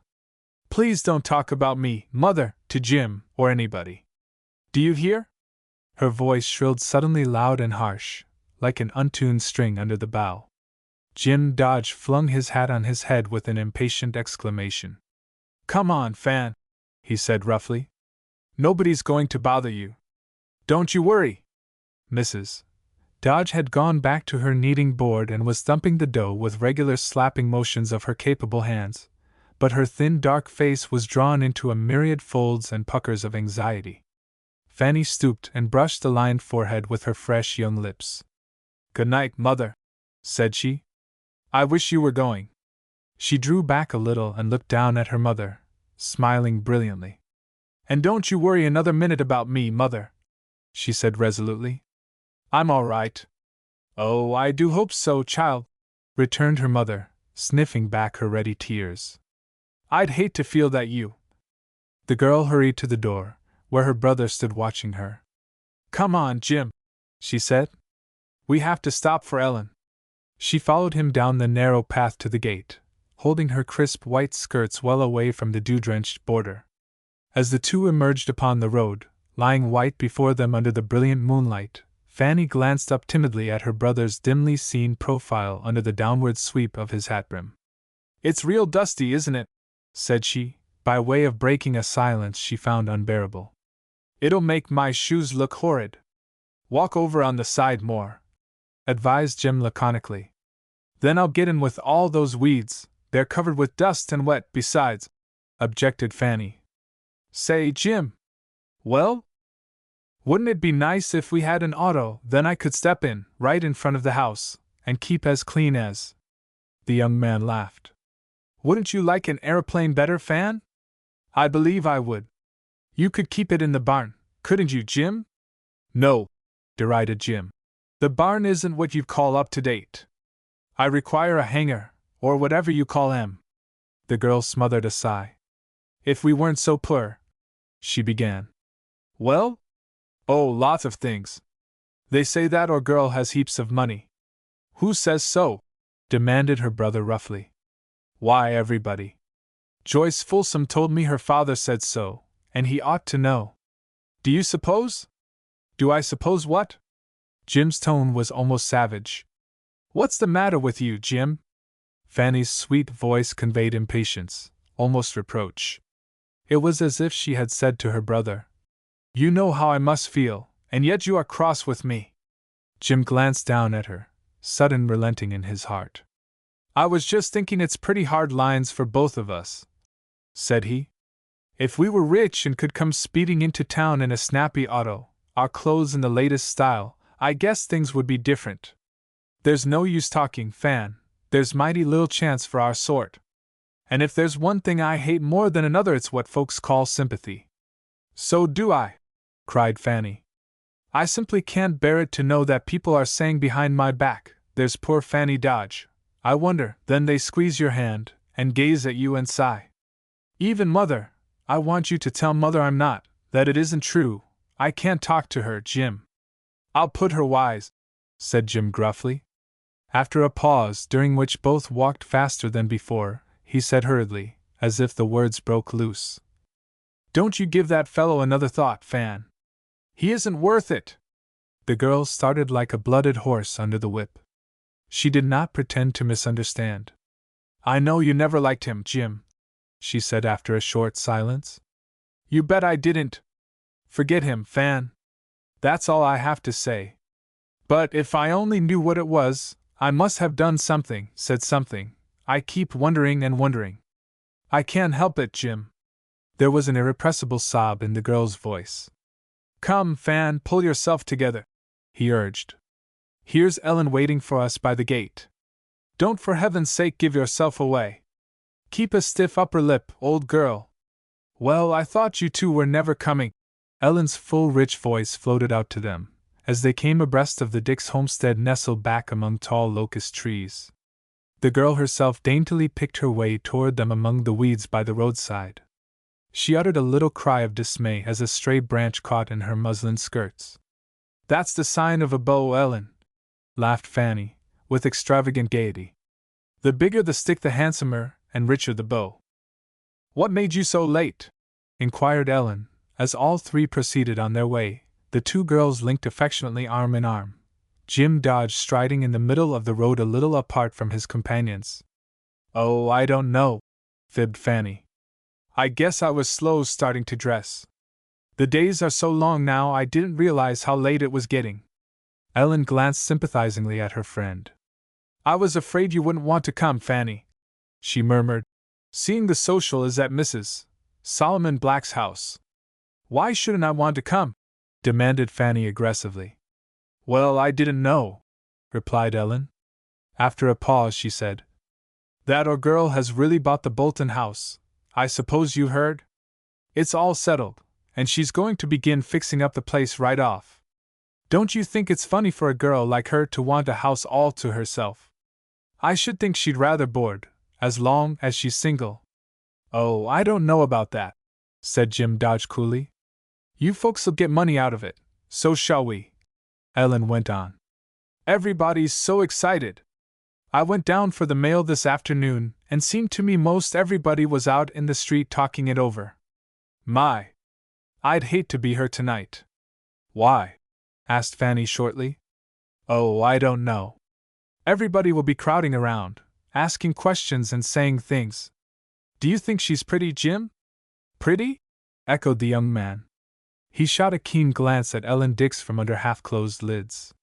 The girl's big, black eyes were fixed full upon him. She was leaning forward, a suggestion of timid defiance in the poise of her head. "Well, that depends," he said slowly. "No, I don't think she's pretty." Ellen burst into a sudden trill of laughter.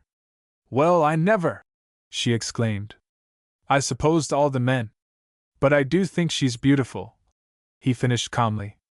"There's a difference, you know." Ellen Dix tossed her head. "Oh, is there?" she said airily. "Well, I don't even think she's pretty, do you, Fan, with all that light hair drawn back plain from her forehead, and those big, solemn eyes. But I guess she thinks she's pretty, all right." "She doesn't think anything about herself," said Jim doggedly. "She isn't that kind of a girl." Ellen Dix bit a vexed exclamation short. "I don't believe any of us know her very well," she said after a pause. "You know what a gossip Lois Daggett is? Well, I met her and Mrs. Folsom and Mrs. Whittle coming out of the Daggett's house. They'd been talking it over. When they saw me, they stopped me to ask if I'd been to see Miss Orr, and when I said no, not yet, but I was going, Lois Daggett said, 'Well, I do hope she won't be quite so close-mouthed with you girls.' When I asked her, real sympathizing, who she was wearing black for, she said she had lost a dear friend and never even told who it was." Jim Dodge threw back his head and burst into a laugh. "Served her right," he said. "You mean Lois? You didn't suppose I meant Miss Orr, did you?" Jim's voice held a disdainful note which brought the hot color to Ellen's cheeks. "I'm not so stupid as you seem to think, Jim Dodge," she said with spirit. "I never thought you were stupid, Ellen," he returned quickly. "Don't make a mistake and be so now." Ellen gazed at him in hurt silence. She guessed at his meaning, and it humiliated her girlish pride. It was Fanny who said somewhat impatiently, "I'm sure I can't think what you mean, Jim." "Well, in my humble opinion, it would be downright stupid for you two girls to fool yourselves into disliking Lydia Orr. She'd like to be friends with everybody. Why not give her a chance?" Again Ellen did not reply, and again it was Fanny who spoke the words that rose to her friend's lips unuttered. "I can't see how you should know so much about Miss Orr, Jim." "I don't myself," he returned good-humoredly. "But sometimes a man can see through a woman better, or at least more fair-mindedly than another woman. You see," he added, "there's no sex jealousy in the way." Both girls cried out in protest against this. It wasn't so, they declared. He ought to be ashamed of himself. As for being jealous of anyone, Fanny haughtily disclaimed the suggestion, with a bitterness which astonished her friend. It was something of a relief to all three when the brilliantly illuminated house and grounds belonging to Mrs. Solomon Black came in view. Japanese lanterns in lavish abundance had been strung from tree to tree and outlined the piazza and the walk leading to the house. "Doesn't it look lovely?" cried Ellen, scattering her vexation to the winds. "I never saw anything so pretty." Inside the house further surprises awaited them. The music of harp and violin stole pleasantly through the flower-scented rooms, which were softly lighted with shaded lamps the like of which Brookville had never seen before. Mrs. Solomon Black, arrayed in a crisp blue taffeta, came bustling to meet them. but not before Fanny's swift gaze had penetrated the assembled guests. Yes. There was Wesley Elliott's tall figure. He was talking to Mrs. Henry Daggett at the far end of the double parlors. Go right upstairs and lay off your things, urged their hostess hospitably. Ladies to the right, gents to the left. I'm so glad you came, Fanny. I'd begun to wonder. The girl's lip curled haughtily. The slight emphasis on the personal pronoun and the fervid squeeze of Mrs. Black's fat hand hurt her sore heart. But she smiled brilliantly. Thank you, Mrs. Black, I wouldn't have missed it for worlds, she said coldly. Chapter 7. Does my hair look decent? Asked Ellen, as the two girls peered into the mirror together. The dew does take the curl out so. It must be lovely to have naturally curly hair, like yours, Fanny. It looks all the prettier for being damp and ruffled up. Fanny was pulling out the fluffy masses of curling brown hair about her forehead. Your hair looks all right, Ellen, she said absent-mindedly. She was wondering if Wesley Elliott would speak to her. I saw that girl, whispered Ellen. She's got on a white dress, all lace, and a black sash. She does look pretty, Fanny, we'll have to acknowledge it. Yes, murmured Fanny, who was drawing on a pair of fresh white gloves. You aren't going to wear those gloves downstairs, are you, Fan? I haven't got any. My hands are all stained up with currant jelly, explained Fanny hurriedly. Your hands are real pretty, Ellen. Ellen glanced down at her capable, brown hands, with their blunt fingertips. Did you ever notice her hands, Fanny? Fanny shook her head. Her nails are cut kind of pointed, and all shined up. And her hands are so little and soft and white. I suppose a man, do you think Jim would notice that sort of thing, Fanny? Fanny snapped the fastenings of her gloves. Let's go downstairs, she suggested. They'll be wondering what's become of us. Say, Fan! Ellen Dix caught at her friend's arm, her pretty face, with its full pouting lips and brilliant dark eyes upturned. Well? Do you suppose you don't think Jim is mad at me for what I said about her, do you? I don't remember you said anything to make anybody mad. Come, let's go down, Ellen. But Fan, I was wondering if that girl, do you know, I kind of wish she hadn't come to Brookville. Everything seems different already. Don't you think so, Fanny? Oh, I don't know. Why should you think about it? She's here and there's no use. I'm going down, Ellen. Fanny moved toward the stairs, her fresh young beauty heightened by an air of dignified reserve which Ellen Dix had failed to penetrate. Wesley Elliott, who had by now reached the wide opening into the hall in the course of his progress among the guests, glanced up as Fanny Dodge swept the last step of the stair with her unfashionable white gown. Why, good evening, Miss Dodge, he exclaimed, with commendable presence of mind, seeing the heart under his waistcoat had executed an uncomfortable pas seul at sight of her. He held out his hand with every appearance of cordial welcome, and after an instant's hesitation Fanny laid her gloved fingers in it. She had meant to avoid his direct gaze, but somehow his glance had caught and held her own. What were his eyes saying to her? She blushed and trembled under the soft dark fire of them. In that instant she appeared so wholly adorable, so temptingly sweet that the young man felt his prudent resolves slipping away from him one by one. Had they been alone? But no, Ellen Dix, her piquant, provokingly pretty face tip-tilted with ardent curiosity, was just behind. In another moment he was saying, in the easy, pleasant way everybody liked, that he was glad to see Ellen, and how was Mrs. Dix this evening? And why wasn't she there? Ellen replied demurely that it had been given out on Sunday as a young people's social, so her mother thought she wasn't included. They entered the crowded room, where Deacon Whittle was presently heard declaring that he felt just as young as anybody, so he picked up Mother and came right along with Joe. And Mrs. Daggett, whose placid face had lighted with pleasure at sight of Fanny and Ellen, proclaimed that when the day came for her to stay at home from a young folks' social she hoped they'd bury her, right off. So the instant, psychological or otherwise, passed. But Fanny Dodge's heavy heart was beating hopefully once more. If I could only see him alone, she was thinking. He would explain everything. Her thoughts flew onward to the moment when she would come downstairs once more, cloaked for departure. Perhaps Wesley, she ventured to call him Wesley in her joyously confused thoughts. Perhaps Wesley would walk home with her as on other occasions not long past. Jim, she reflected, could go with Ellen. Then all at once she came upon Lydia Orr in her simple white dress, made with an elegant simplicity which convicted every girl in the room of dowdiness. She was talking with Judge Folsom, who was slowly consuming a huge saucer of ice cream, with every appearance of enjoyment. As I understand it, my dear young lady, you wish to employ Brookville talent exclusively in repairing your house, Fanny heard him saying, between smacking mouthfuls. And Lydia Orr replied, Yes, if you please, I do want everything to be done here. There are people who can, aren't there? When she saw that Fanny had paused and was gazing at her doubtfully, her hand went out with a smile, wistful and timid and sincere, all at once. There was something so appealing in the girl's upturned face, an honesty of purpose so crystal clear in her lovely eyes, that Fanny, still confused and uncertain whether to be happy or not, was irresistibly drawn to her.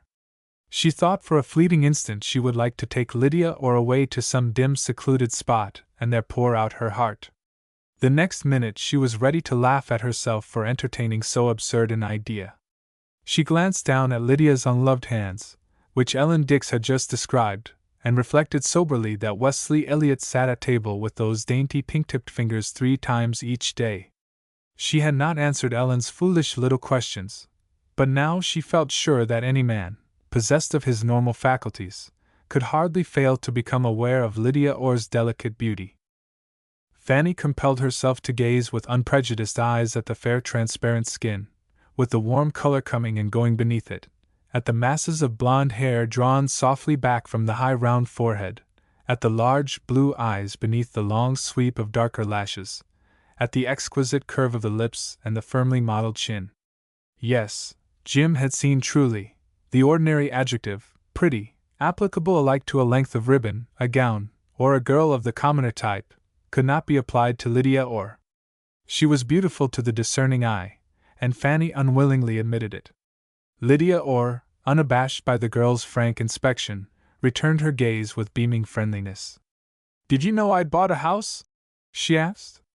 It's old and needs a lot of repairing, so I was just asking Judge Folsom. Deacon Amos Whittle is, so to say, a contractor, said the judge ponderously. And so, in a way, am I. A contractor? Puzzled Lydia. Yes, but if you'll just give over everything into our hands connected with putting the old place into a number 1 shape, I think you'll find you can dismiss the whole matter from your mind. In 2 months' time, my dear young lady, we'll guarantee to pass the house over to you in apple pie order, good as new, if not better. Yes, indeed, better.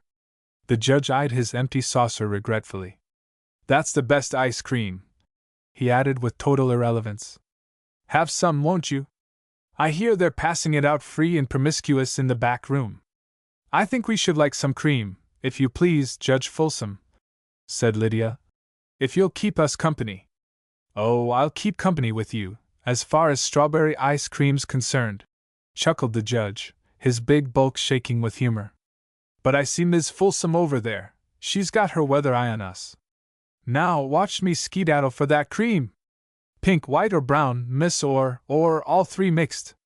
There's a young fellow out there in charge of the freezers that sure is a wonder. How about you, Fanny? The 2 girls looked at each other with a smile of understanding as the big figure of the judge moved ponderously away. We never had ice cream before at a church sociable, said Fanny. And I didn't know Mrs. Solomon Black had so many lanterns. Did you buy all this?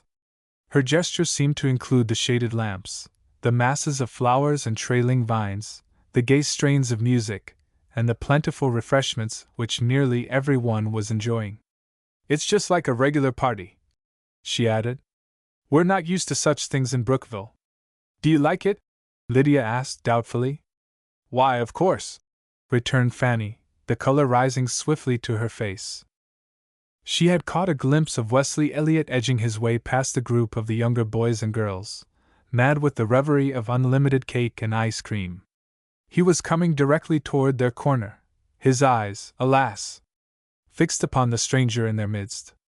Unconsciously Fanny sighed deeply. The corners of her smiling lips drooped. She appeared all at once like a lovely rose which someone has worn for an hour and cast aside. "It's such a little thing to do," murmured Lydia.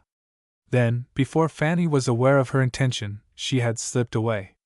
At the same moment Judge Folsom made his appearance, elbowing his smiling way through the crowd, a brimming saucer of vari-colored ice cream in each hand. "Here we are," he announced cheerfully. "Had to get a habeas corpus on this ice cream, though. Why, what's become of Miss Orr? Gone with a handsomer man, eh?" He stared humorously at the minister.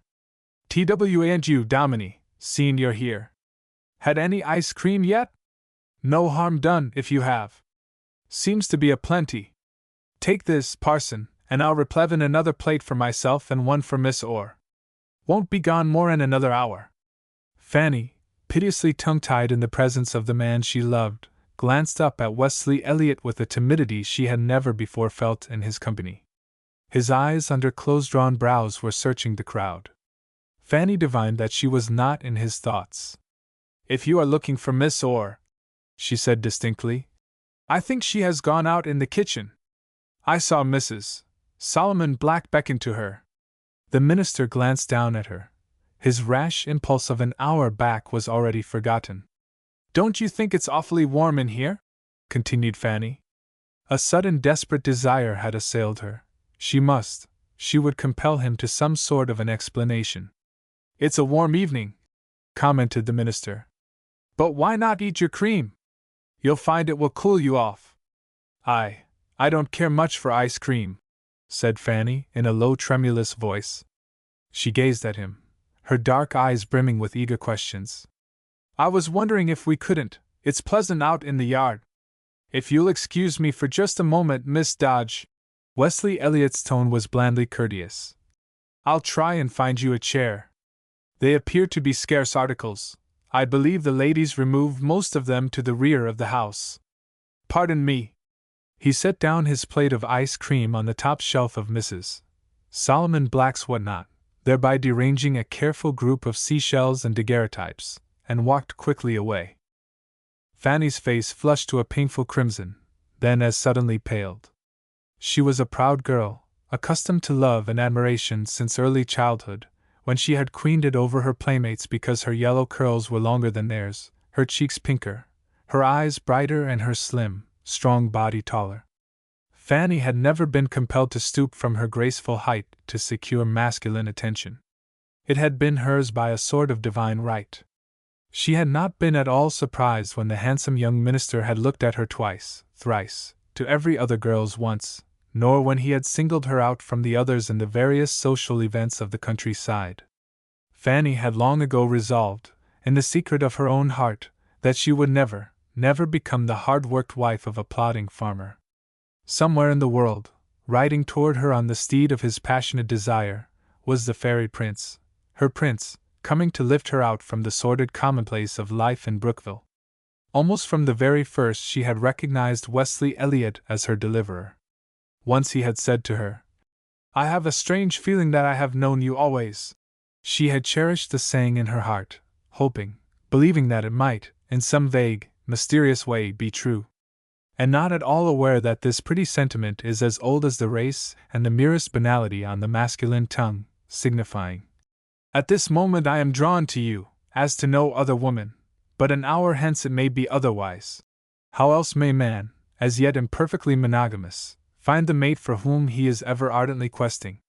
In this woman he finds the trick of a lifted lash, or a shadowy dimple in the melting rose of her cheek. In another, the stately curve of neck and shoulder and the somber fire of dark eyes draws his roving gaze.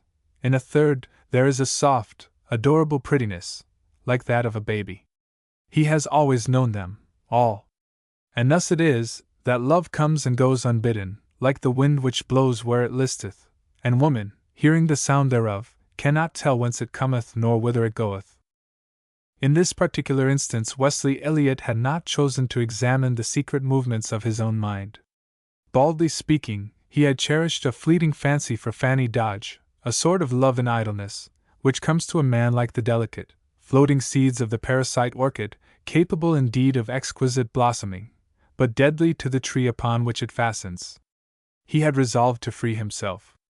It was a sensible resolve. He was glad he had made up his mind to it before it was too late. Upon the possible discomfiture of Fanny Dodge he bestowed but a single thought: she would get over it. It, meaning a quite pardonable fancy, he refused to give it a more specific name, for himself. To the unvoiced opinions of Mrs. Solomon Black, Mrs. Deacon Whittle, Ellen Dix, Mrs. Abby Daggett, and all the other women of his parish he was wholly indifferent. Men, he was glad to remember, never bothered their heads about another man's love affairs. The chairs from the sitting-room had been removed to the yard, where they were grouped about small tables adequately illuminated by the moon and numerous Japanese lanterns.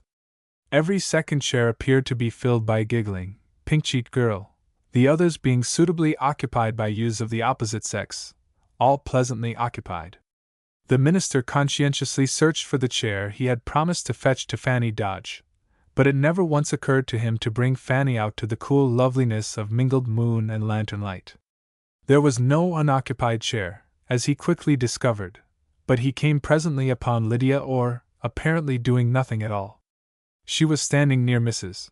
Black's boundary picket fence, shielded from the observation of the joyous groups about the little tables by the down-dropping branches of an apple tree.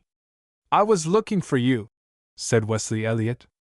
It was the truth, but it surprised him nevertheless. He supposed he had been looking for a chair. "Were you?" said Lydia, smiling. She moved a little away from him. "I must go in," she murmured. "Why must you? It's delightful out here, so cool and—" "Yes, I know.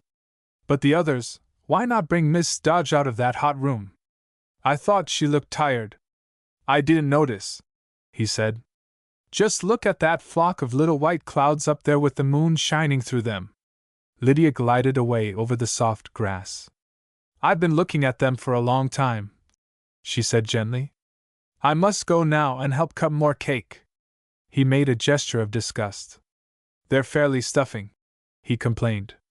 "And anyway, there are plenty of women to attend to all that. I want to talk to you, Miss Orr." His tone was authoritative. She turned her head and looked at him. "To talk to me?" she echoed.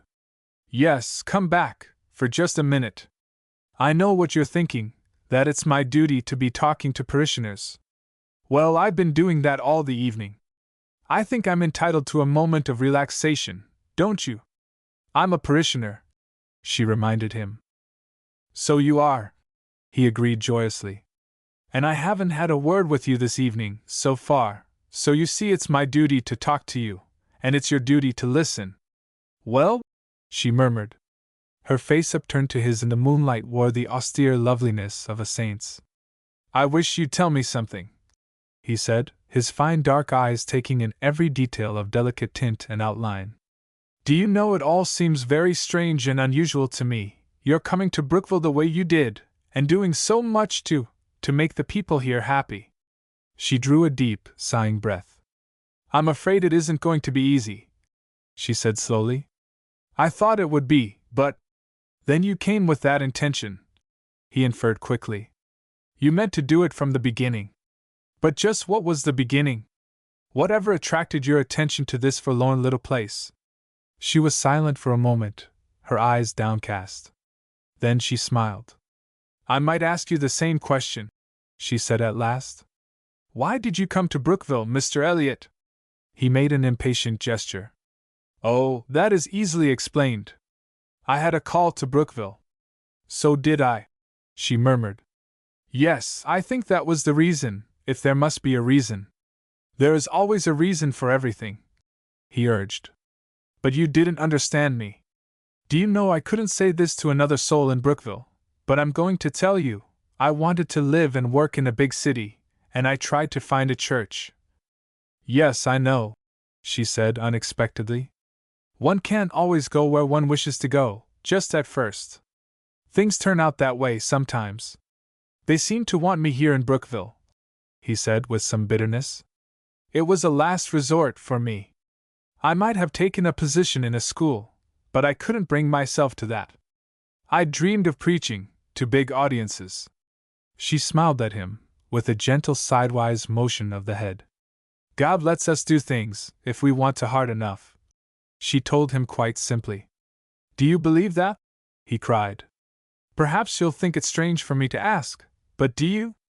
A great wave of emotion seemed to pass over her quiet face. He saw it alter strangely under his gaze. For an instant she stood transfigured, smiling, without word or movement. Then the inward light subsided. She was only an ordinary young woman, once more, upon whom one might bestow an indulgent smile, so simple, even childlike she was, in her unaffected modesty.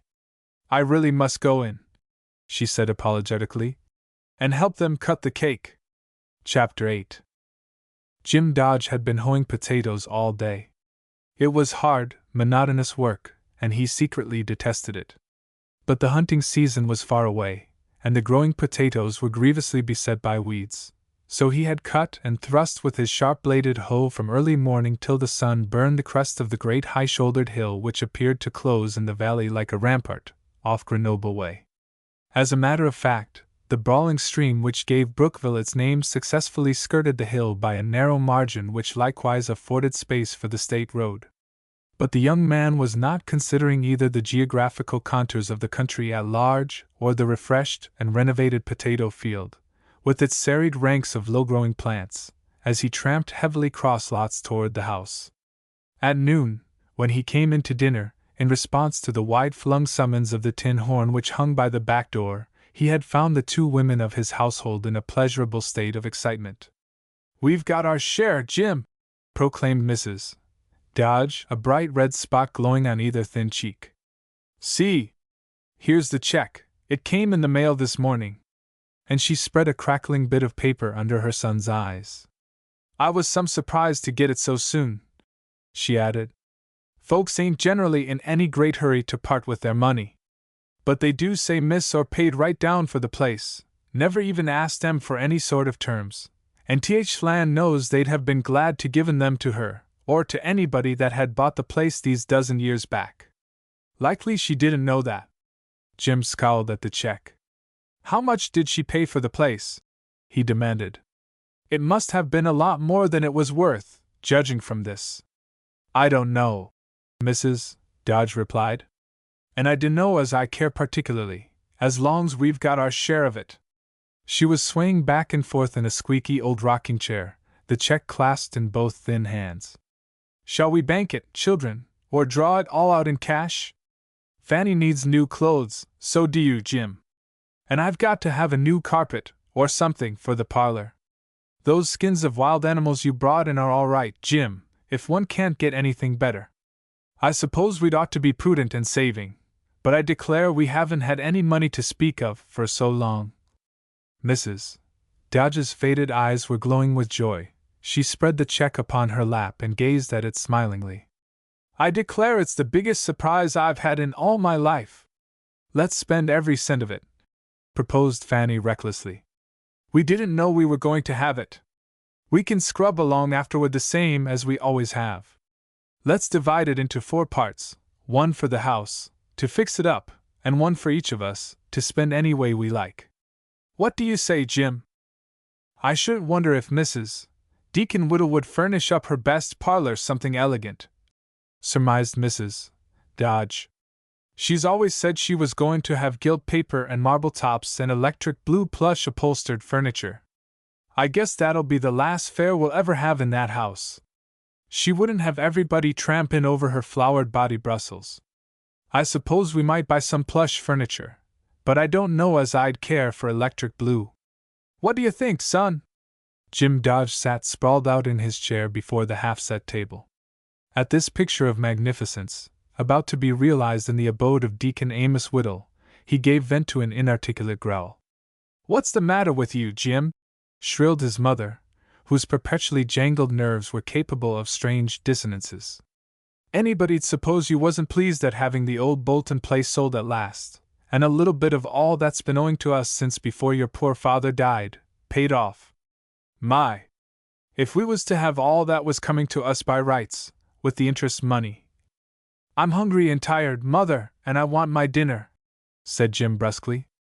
"That check won't hold the potatoes, so I guess I'll have to do it, same as usual." "For pity's sake, Fanny!" cried his mother. "Did you put the vegetables over to boil? I ain't thought of anything since this check came." It appeared that Fanny had been less forgetful. After his belated dinner, Jim had gone back to his potatoes, leaving his mother and sister deep in discussion over the comparative virtues of Nottingham lace and plain muslin, made up with ruffles, for parlor curtains. "I really believe I'd rather spend more on the house than on CLOS at my age," he heard his mother saying, happily, as he strode away. All during the afternoon, to the clink of myriad small stones against the busy blade of his hoe, Jim thought about Lydia Orr.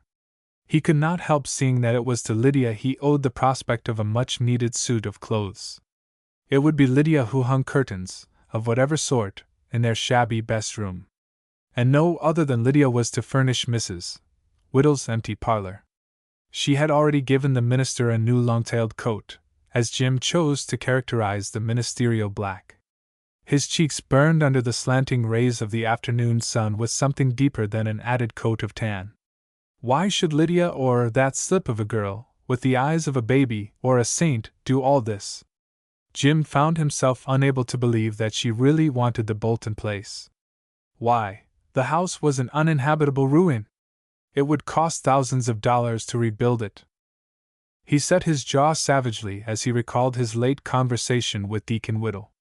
The cheating old skinflint, as he mentally termed that worthy pillar of the church, had, he was sure, bamboozled the girl into buying a well-nigh worthless property, at a scandalous price. It was a shame.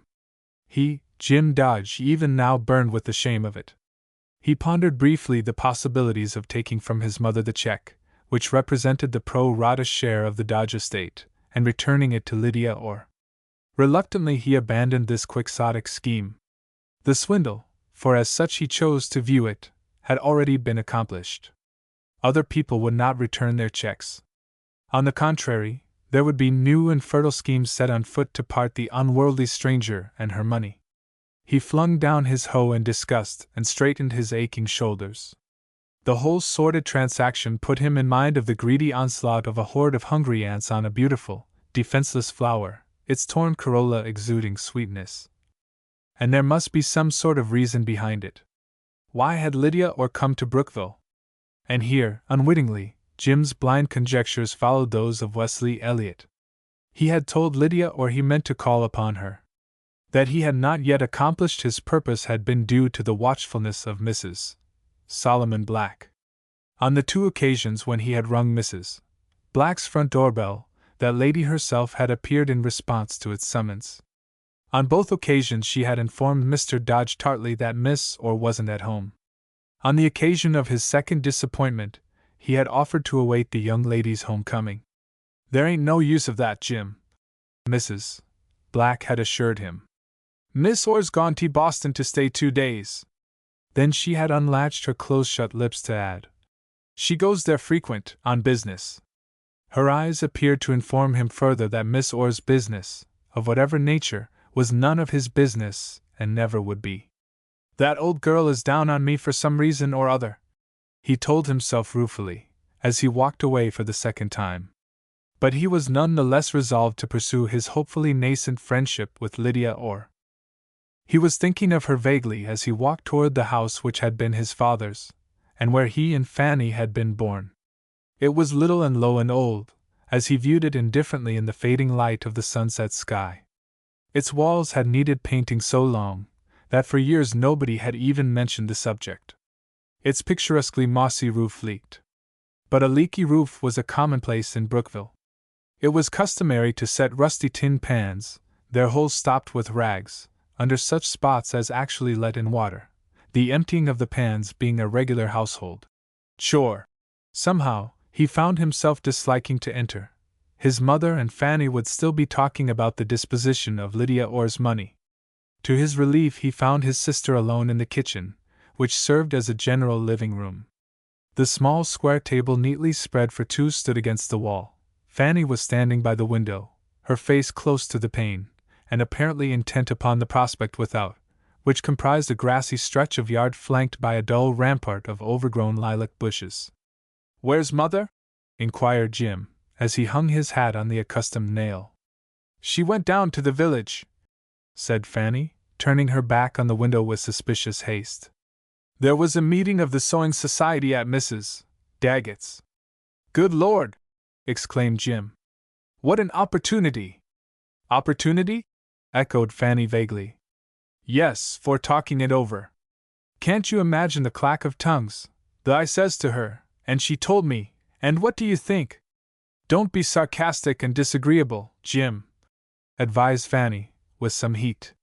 "When you think of it, it is a wonder, that girl coming here the way she did, buying out the fair, just as everybody was discouraged over it.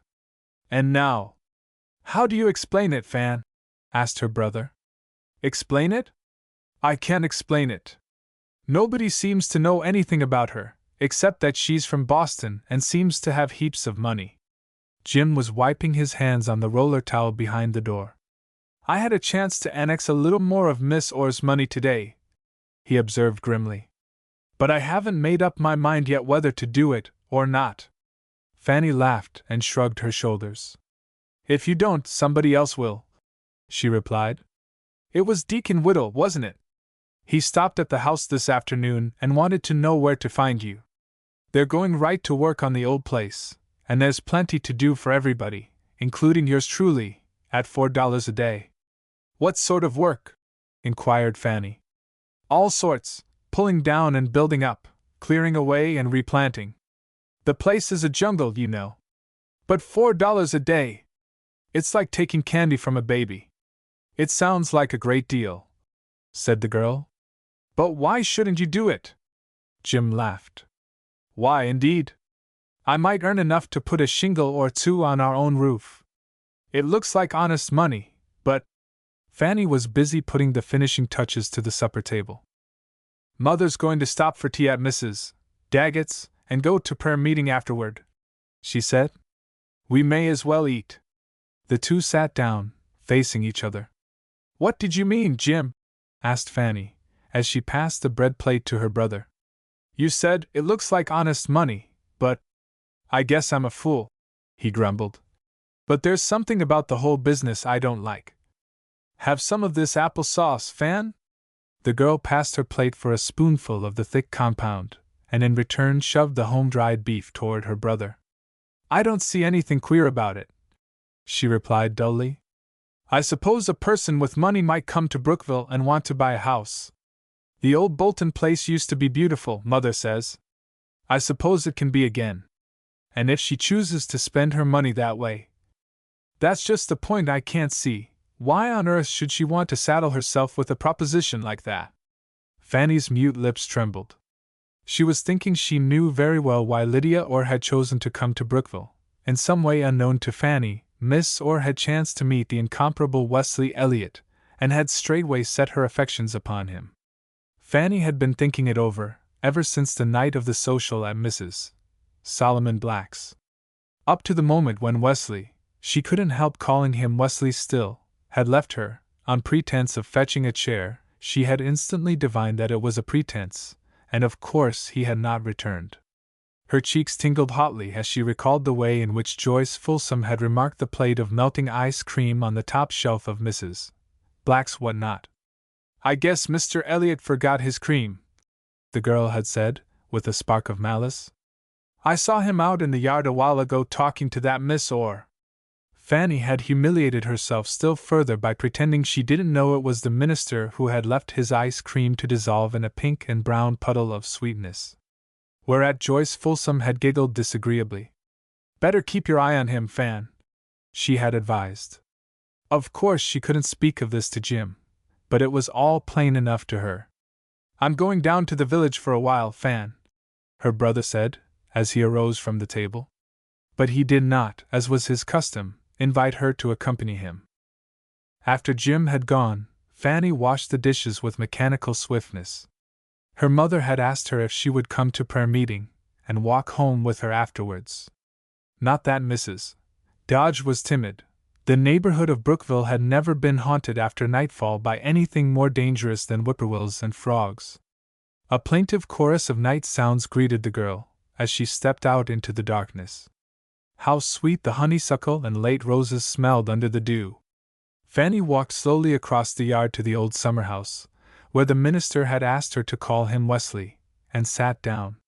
It was very dark under the thick-growing vines, and after a while tranquility of a sort stole over the girl's spirit.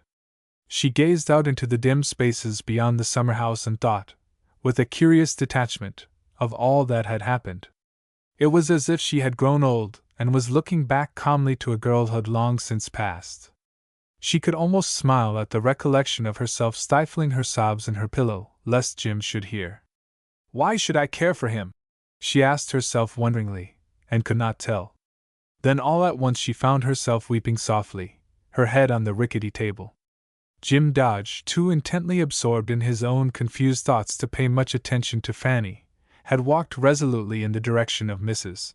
Solomon Black's house, from which, he reflected, the minister would be obliged to absent himself for at least an hour. He hoped Mrs. Black had not induced Lydia to go to the prayer meeting with her. Why any one should voluntarily go to a prayer meeting passed his comprehension. Jim had once attended what was known as a protracted meeting, for the sole purpose of pleasing his mother, who all at once had appeared tearfully anxious about his soul. He had not enjoyed the experience. Are you saved, my dear young brother? Deacon Whittle had inquired of him, in his snuffling, whining, peculiarly objectionable tone. From what, Deacon? Jim had blandly inquired. You in for it too? Whereat the deacon had piously shaken his head and referred him to the mourner's pew, with the hope that he might even yet be plucked as a brand from the burning. Lydia had not gone to the prayer meeting. She was sitting on the piazza, quite alone. She arose when her determined visitor boldly walked up the steps. Oh, it is you, said she. An unreasonable feeling of elation arose in the young man's breast. Did you think I wasn't coming? He inquired, with all the egotism of which he had been justly accused. He did not wait for her reply, but proceeded with considerable humor to describe his previous unsuccessful attempts to see her. I suppose, he added, Mrs. Solomon Black has kindly warned you against me. She could not deny it, so smiled instead. Well, said the young man, I give you my word I'm not a villain. I neither drink, steal, nor gamble. But I'm not a saint, after the prescribed Brookville pattern. He appeared rather proud of the fact, she thought. Aloud she said, with pardonable curiosity, What is the Brookville pattern? I ought to know, since I am to live here. At this he dropped his bantering tone. I wanted to talk to you about that, he said gravely. You mean? About your buying the old Bolton place and paying such a preposterous price for it, and all the rest, including the minister's back pay. She remained silent, playing with the ribbon of her sash. I have a sort of inward conviction that you're not doing it because you think Brookville is such a pleasant place to live in, he went on, keenly observant of the sudden color fluttering in her cheeks, revealed by the light of Mrs. Solomon Black's parlor lamp which stood on a stand just inside the carefully screened window. It looks, he finished, as if you, well, it may be a queer thing for me to say, but I'll tell you frankly that when Mother showed me the check she got today I felt that it was charity. She shook her head. Oh no, she said quickly. You are quite in the wrong. But you can't make me believe that with all your money, pardon me for mentioning what everybody in the village is talking about, you'll have to convince me that the old Bolton place has oil under it, or coal or diamonds, before I. Why should you need to be convinced of anything so unlikely? She asked, with gentle coldness. He reddened angrily. Of course it's none of my business, he conceded. I didn't mean that. But naturally, I could have no idea of coal or oil.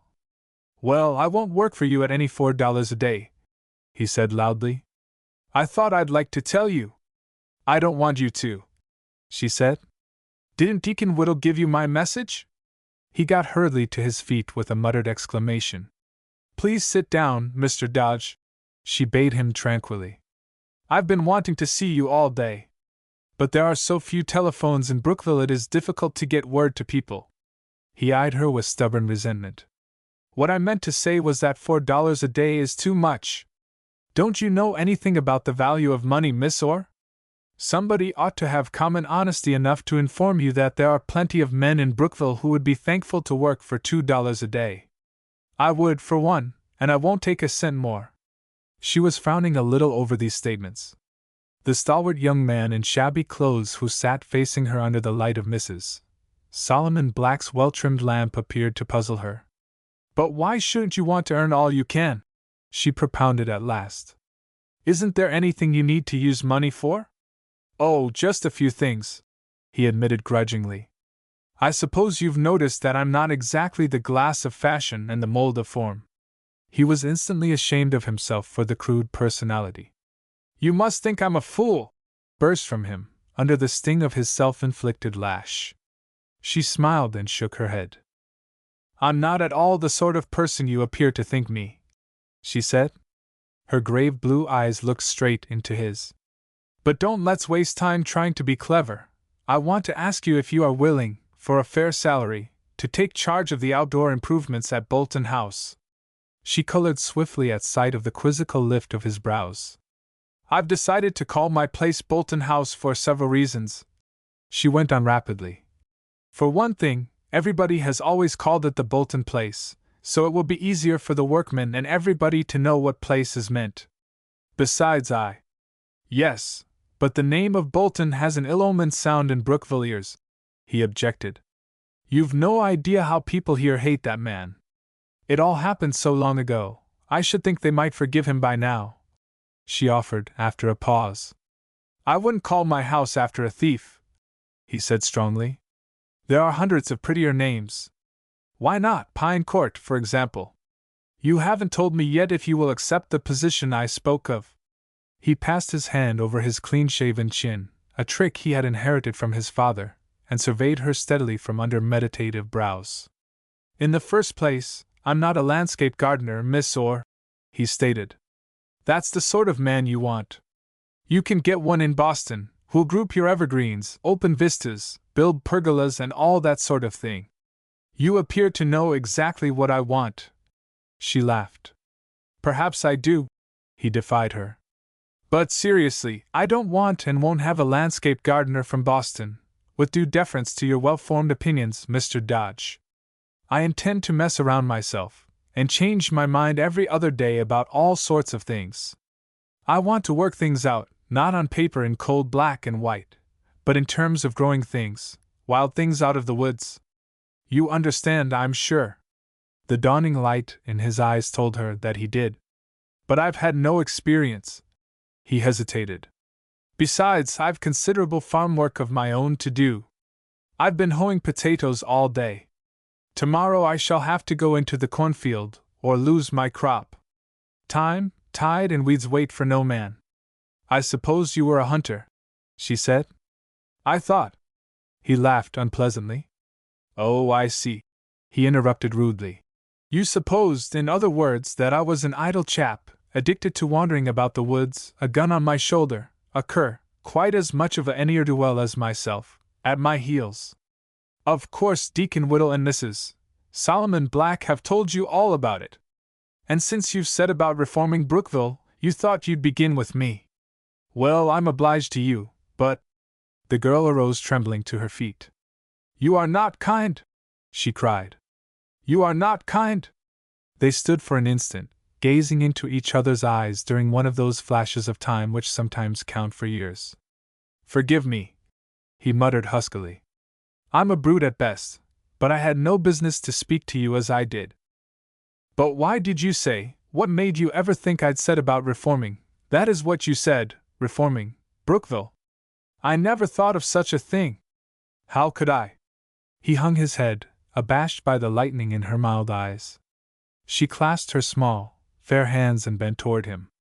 And you said you wanted to be friends. I hoped. I do, he said gruffly. I've told you I'm ashamed of myself. She drew back, sighing deeply. I don't want you to feel ashamed, she said in a sweet, tired voice. But I wish. Tell me, he urged, when she did not finish her sentence. Do you think everybody is going to misunderstand me, as you have? she asked, somewhat piteously. Is it so strange and unheard of a thing for a woman to want a home and friends?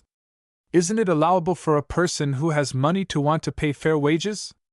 Why should I scrimp and haggle and screw, when I want most of all to be generous? Because, he told her seriously, scrimping, haggling and screwing have been the fashion for so long, the other thing rouses mean suspicions by its very novelty. It's too good to be true, that's all. You mean people will suspect, they'll think there's something. She stood before him, her hands fallen at her sides, her eyes downcast. I confess I couldn't believe that there wasn't an ulterior motive, he said honestly.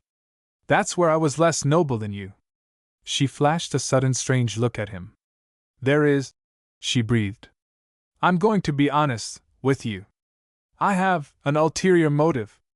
Will you tell me what it is? Her lips formed the single word of denial. He gazed at her in silence for a moment. I'm going to accept the post you just offered me, miss, or at any salary you think I'm worth, he said gravely. Thank you, she murmured. Steps and the sound of voices floated across the picket fence. The gate rasped on its rusted hinges, then slammed shut. If I was you, Mr. Elliot, came the penetrating accents of Mrs. Solomon Black's voice, I should hire a Reglaw Reviv list along in th fall, after preservin' and house cleanin' time. We need an outpourin' of grace, right here in Brookville, and we can't get it no other way. And the minister's cultured voice in reply, I shall give your suggestion the most careful consideration, Mrs. Black, between now and the autumn season. Great Scott! Exclaimed Jim Dodge. This is no place for me. Good night, Miss Orr. She laid her hand in his. You can trust me, he said briefly, and became on the instant a flitting shadow among the lilac bushes, lightly vaulting over the fence and mingling with the darker shadows beyond. Chapter 9. Now, Henry, said Mrs. Daggett, as she smilingly set a plate of perfectly brown pancakes before her husband, which he proceeded to deluge with butter and maple syrup. Are you sure that's so, about the furniture? 'Cause if it is, we've got 2 or 3 o' them things right in this house. That chair you're settin' in, for one, and upstairs there's that old-fashioned brown bureau, where I keep the sheets and pillow slips. You don't s'pose she'd want that, do you? Mrs. Daggett sank down in a chair opposite her husband, her large pink and white face damp with moisture. Above her forehead a mist of airy curls fluttered in the warm breeze from the open window. My, ain't it hot? She sighed. I got all het up a-baking them cakes. Shall I fry you another griddleful, Papa? They sarena why do taste kind o' Moorish, Abby, conceded Mr. Daggett thickly. You do beat the Dutch, Abby, when it comes to pancakes. Meb I could manage a few more of 'em. Mrs. Daggett beamed sincerest satisfaction. Oh, I don't know, she deprecated happily. And Whittle says I don't mix batter the way she does. But if you like 'em, Henry. Couldn't be beat, Abby, affirmed Mr. Daggett sturdily, as he reached for his third cup of coffee. The cook stove was only a few steps away, so the sizzle of the batter as it expanded into generous discs on the smoking griddle did not interrupt the conversation. Mrs. Daggett, in her blue and white striped gingham, a pancake turner in one plump hand, smiled through the odorous blue haze like a tutelary goddess. Mr. Daggett, in his shirt sleeves, his scant locks brushed carefully over his bald spot, gazed at her with placid satisfaction. He was thoroughly accustomed to having Abby wait upon his appetite. I got to get down to the store kind of early this morning, Abby, he observed, frowning slightly at his empty plate. I'll have 'em for you in 2 shakes of a lamb's tail, Papa, soothed Mrs. Daggett, to whom the above remark had come to signify not merely a statement of fact, but a gentle reprimand. I know you like 'em good and hot, and cold buckwheat cake certainly is about th minus victuals. There! And she transferred a neat pile of the delicate, crisp rounds from the griddle to her husband's plate with a skill born of long practice. About that furniture, remarked Mr. Daggett, gazing thoughtfully at the golden stream of sweetness, stolen from leaf and branch of the big sugar maples behind the house to supply the pewter syrup jug he suspended above his cakes. I guess it's a fact she wants it, all right. I should think she'd rather have new furniture. Henry, they do say the house is going to be handsome. But you say she wants the old stuff? Ain't that queer, for anybody with means? Well, that or girl beats me, Mr. Daggett acknowledged handsomely. She seems kind of soft and easy when you talk to her, but she's got ideas of her own, and you can't no more talk 'em out of her. Why should you try to talk him out of her, Papa? Inquired Mrs. Daggett mildly. Mev, her ideas is all right, and anyhow, as long as she's paying out good money. Oh, she'll pay. She'll pay, said Mr. Daggett, with a large gesture. Ain't no doubt about her paying for what she wants. He shoved his plate aside, and tipped back in his chair with a heavy yawn. She's asked me to see about the wallpaper, Abby, he continued, bringing down his chair with a resounding thump of its sturdy legs. And she's got the most outlandish notions about it. Asked me could I match up what was on the walls. Match it up? Why, ain't th paper all mouldered away, Henry, with the damp and all? Course it is, Abby, but she says she wants to restore the house, fix it up just as 'twas. She says that's th correct thing to do. Why, shucks, I says, the wallpapers they're gettin' out now is a lot handsomer than them old-style papers. You don't want no old stuff like that, I says. But, I swan! You can't tell that girl nothing, for all she seems so mild and Mayachin. I was wonderin' if you couldn't shove some sense into her, Abby. Now, I'd like th job of furnishin' up that house with new stuff. I don't carry a very big stock of furniture, I says to her, but... Why, Henry Daggett, reproved his wife. And you a regular professing member of the church. You ain't never carried no stock of furniture in the store, and you know it. That ain't no sign I ain't never goin' to, Abby, retorted Mr. Daggett with spirit. We been stuck right down in the mud here in Brookville since that drat bank failed. Nobody's moved, except to the graveyard. And here comes along a young woman with money. I'd like mighty well to know just how much she's got and where it come from. I asked the judge, and he says, blamed if he knows. But this 'ere young female spells opportunity, Abby. We got to take advantage of the situation, Abby, same as you do in blackberrying season. Pick 'em when they're ripe. If you don't, the birds and the bugs'll get 'em. It don't sound right to me, Papa, murmured his wife, her kind face full of soft distress. Taking advantage of a poor young thing, like her, an all-in-mourning, too, fair and near friend. She told Lois so, dear, dear. Mr. Daggett had filled his morning pipe and was puffing energetically in his efforts to make it draw. I didn't say take advantage of her, he objected. That's something I never done yet in my business, Abby. Lord knows I don't sand my sugar nor water my vinegar, the way some storekeepers do.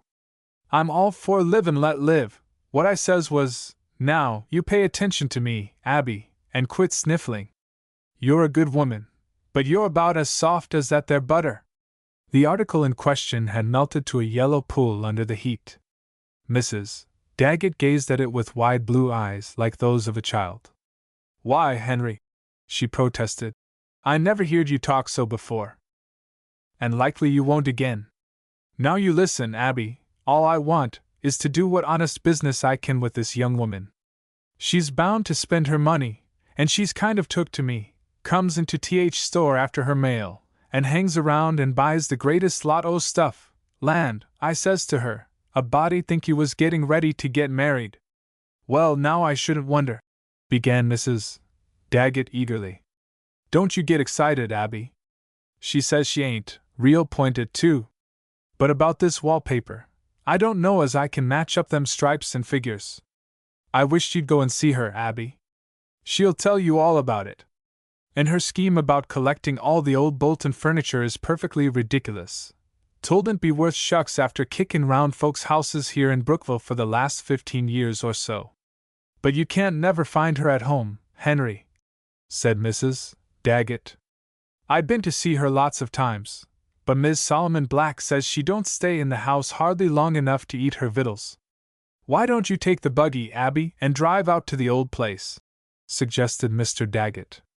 Likely you'll find her there. She appears to take an interest in every nail that's drove. I can spare the horse this afternoon just as well as not. 'Twould be pleasant, purred Mrs.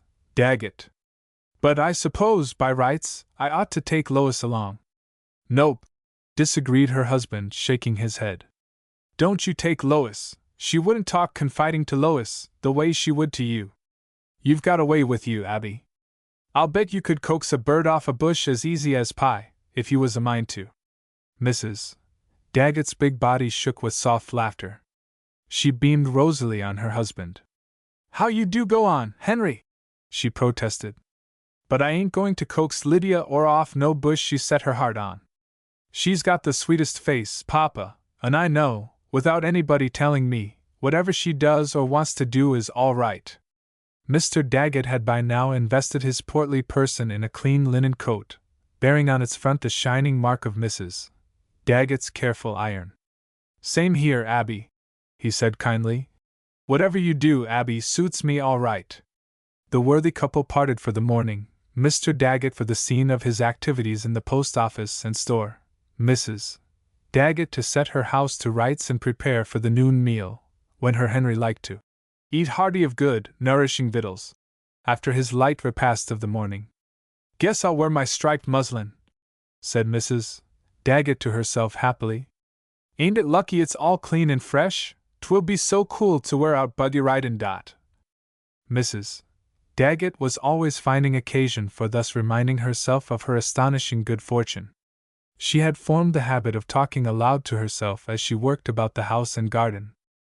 "'Tain't near as lonesome, when you can hear the sound of a voice, if it is only your own," she apologized, when rebuked for the practice by her friend Mrs.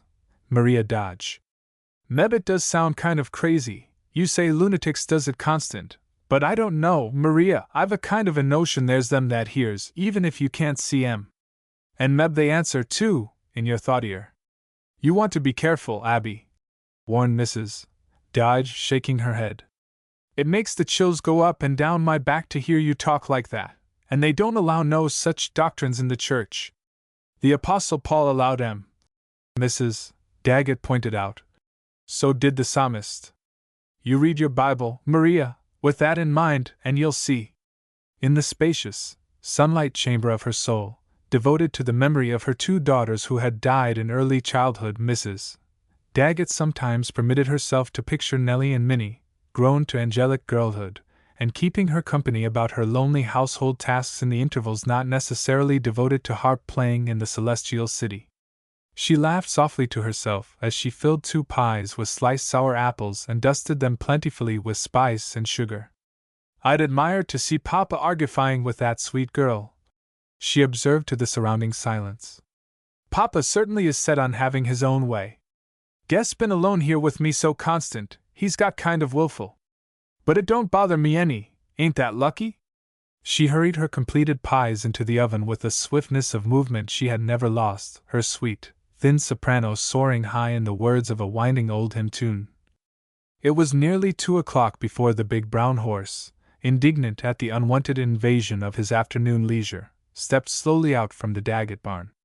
On the seat of the old-fashioned vehicle, to which he had been attached by Mrs. Daggett's skillful hands, that lady herself sat placidly erect, arrayed in her blue and white striped muslin. Mrs. Daggett conscientiously wore stripes at all seasons of the year. She had read somewhere that stripes impart to the most rotund of figures an appearance of slimness totally at variance with the facts. As for blue and white, her favorite combination of stripes, any fabric in those colors looked cool and clean, and there was a vague strain of poetry in Mrs. Daggett's nature which made her lift her eyes to a blue sky filled with floating white clouds with a sense of rapturous satisfaction wholly unrelated to the state of the weather. "Geelong, Dolly!" she bade the reluctant animal, with a gentle slap of leathern reins over a rotund back. "Get A.P."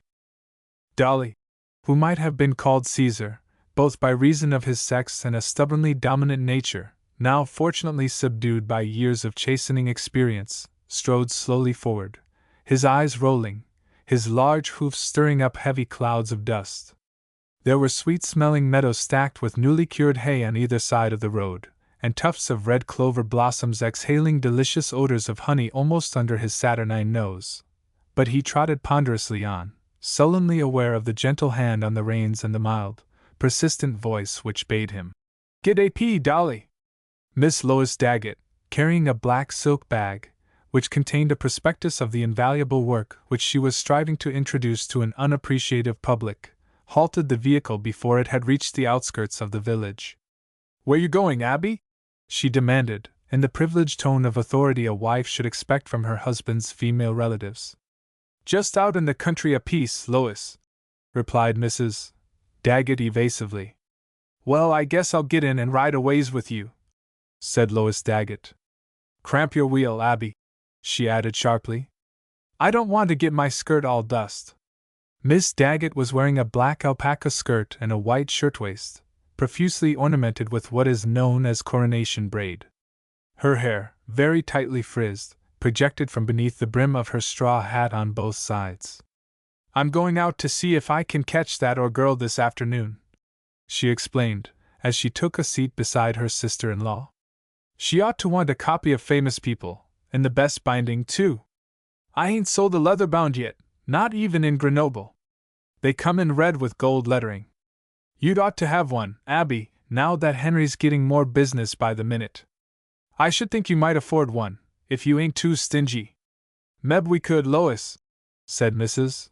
Daggett amiably. "I've always thought I'd like to know more about famous people, what they eat for breakfast, and how they do their back hair and—" "Don't be silly, Abby," Miss Daggett bade her sharply. "There ain't any such nonsense in Famous People. I wouldn't be canvassing for it, if there was." And she shifted her pointed nose to one side with a slight, genteel sniff. "Get AP, Dolly," murmured Mrs. Daggett, gently slapping the reins.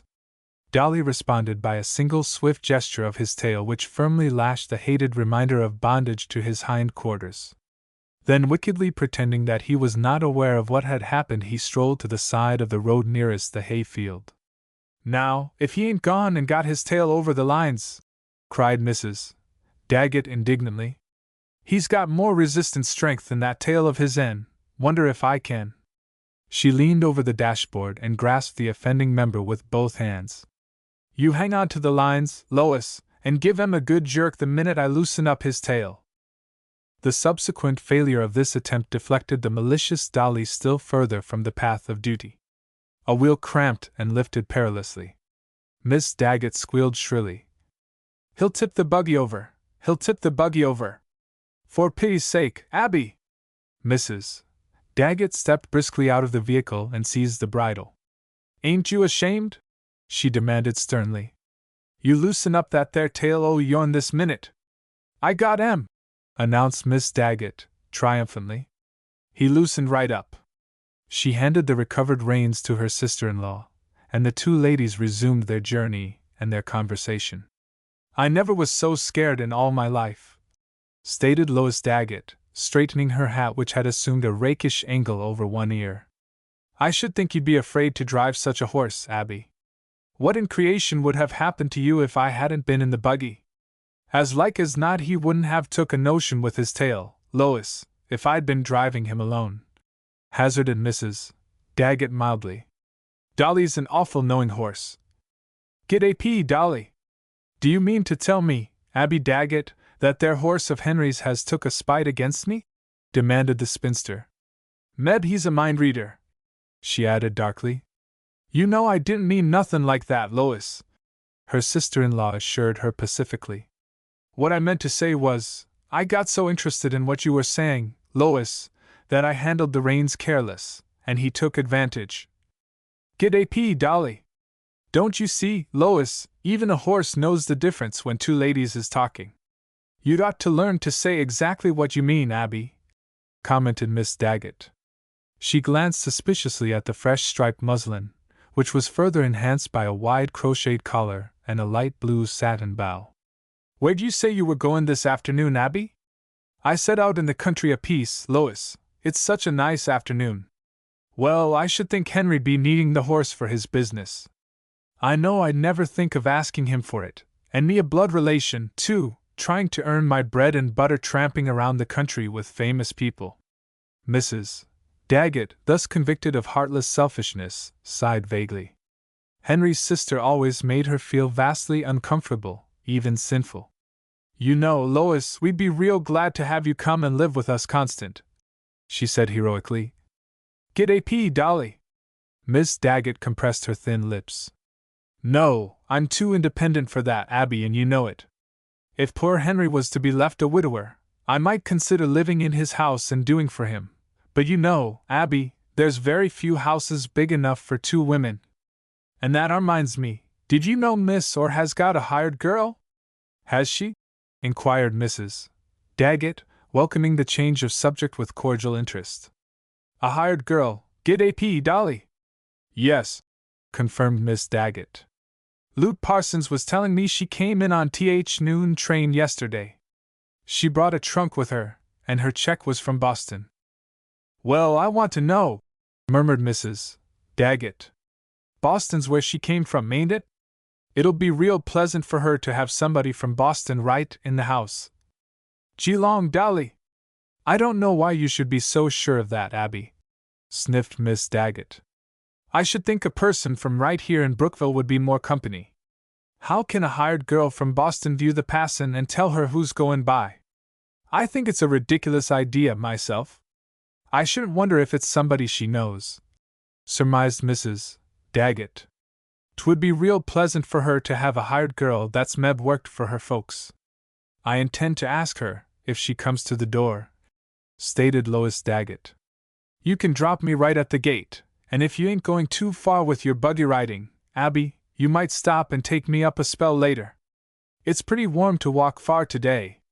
Well, I was thinking meb I'd stop in there too, Lois, said Mrs. Daggett apologetically.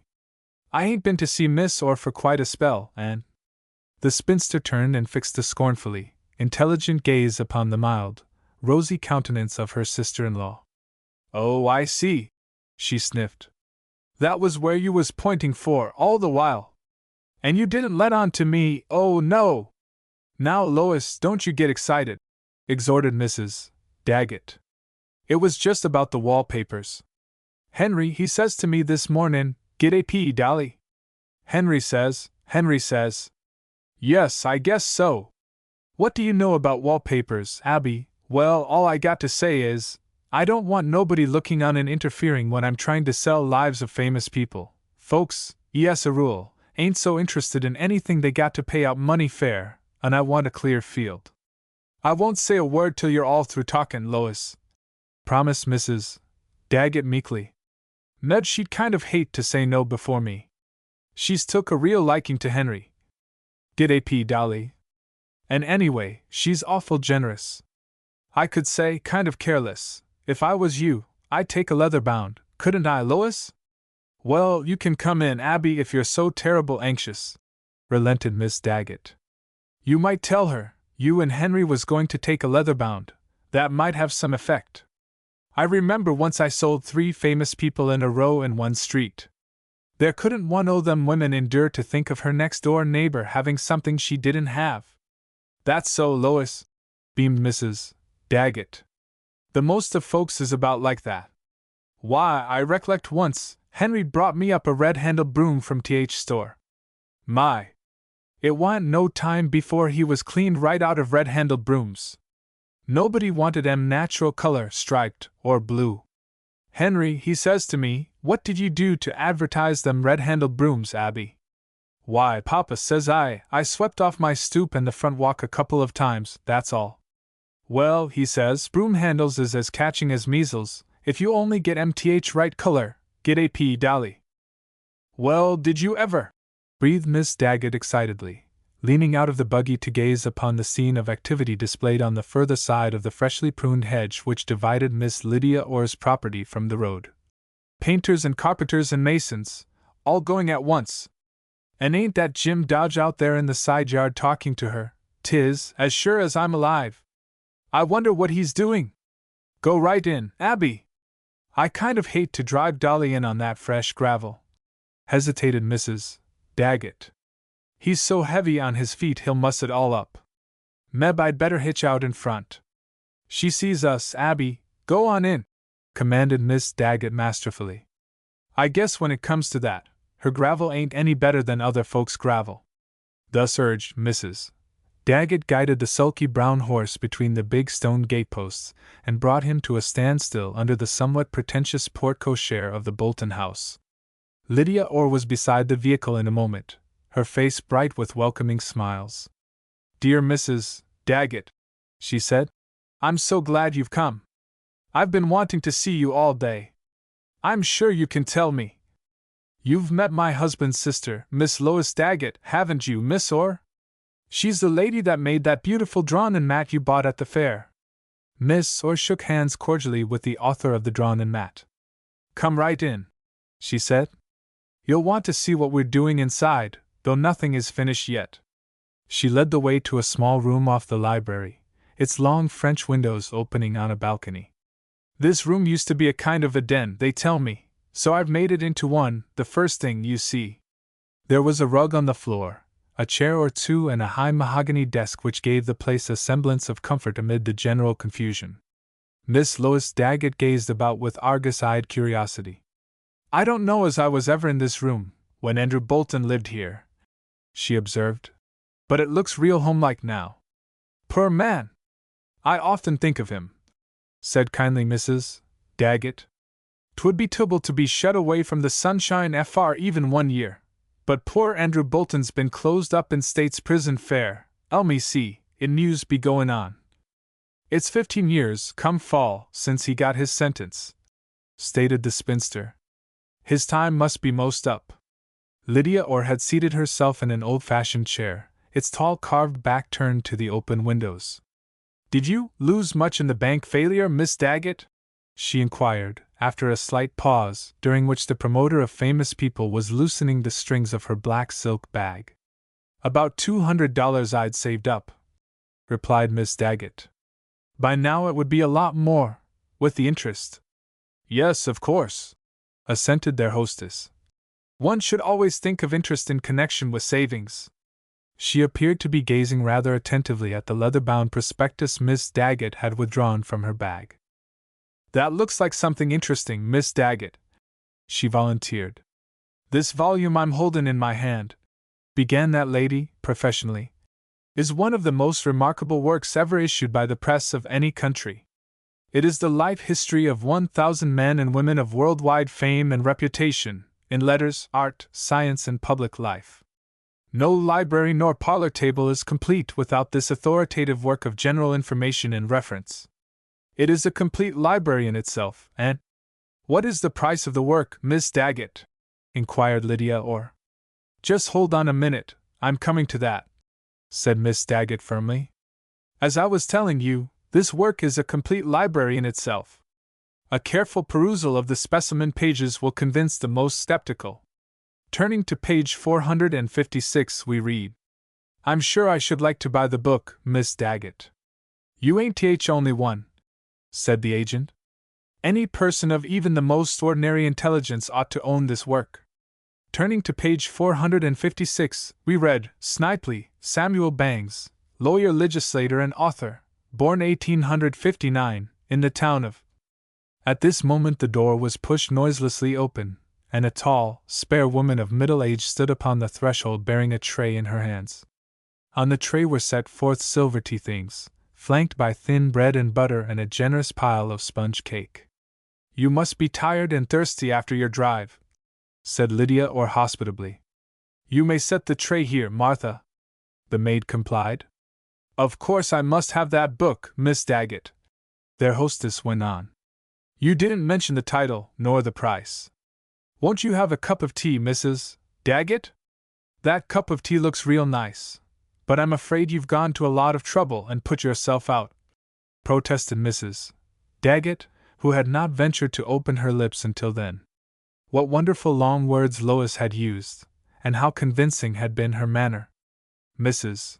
Daggett had resolved that Lives of Famous People, in its best red leather binding, should adorn her own parlor table in the near future, if she could persuade Henry to consent.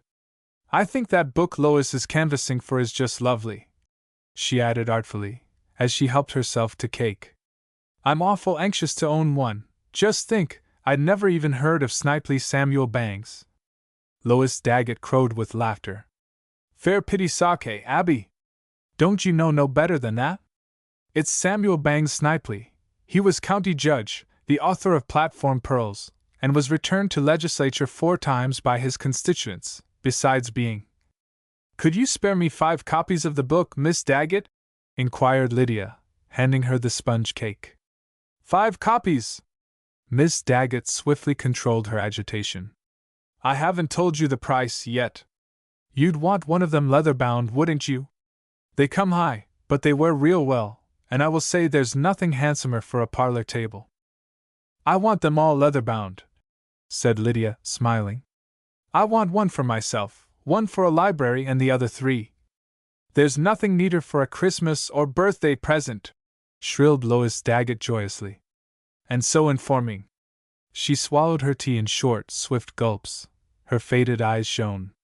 Inwardly she was striving to compute the agent's profit on 5 leather-bound copies of famous people. She almost said aloud, I can have a new dress.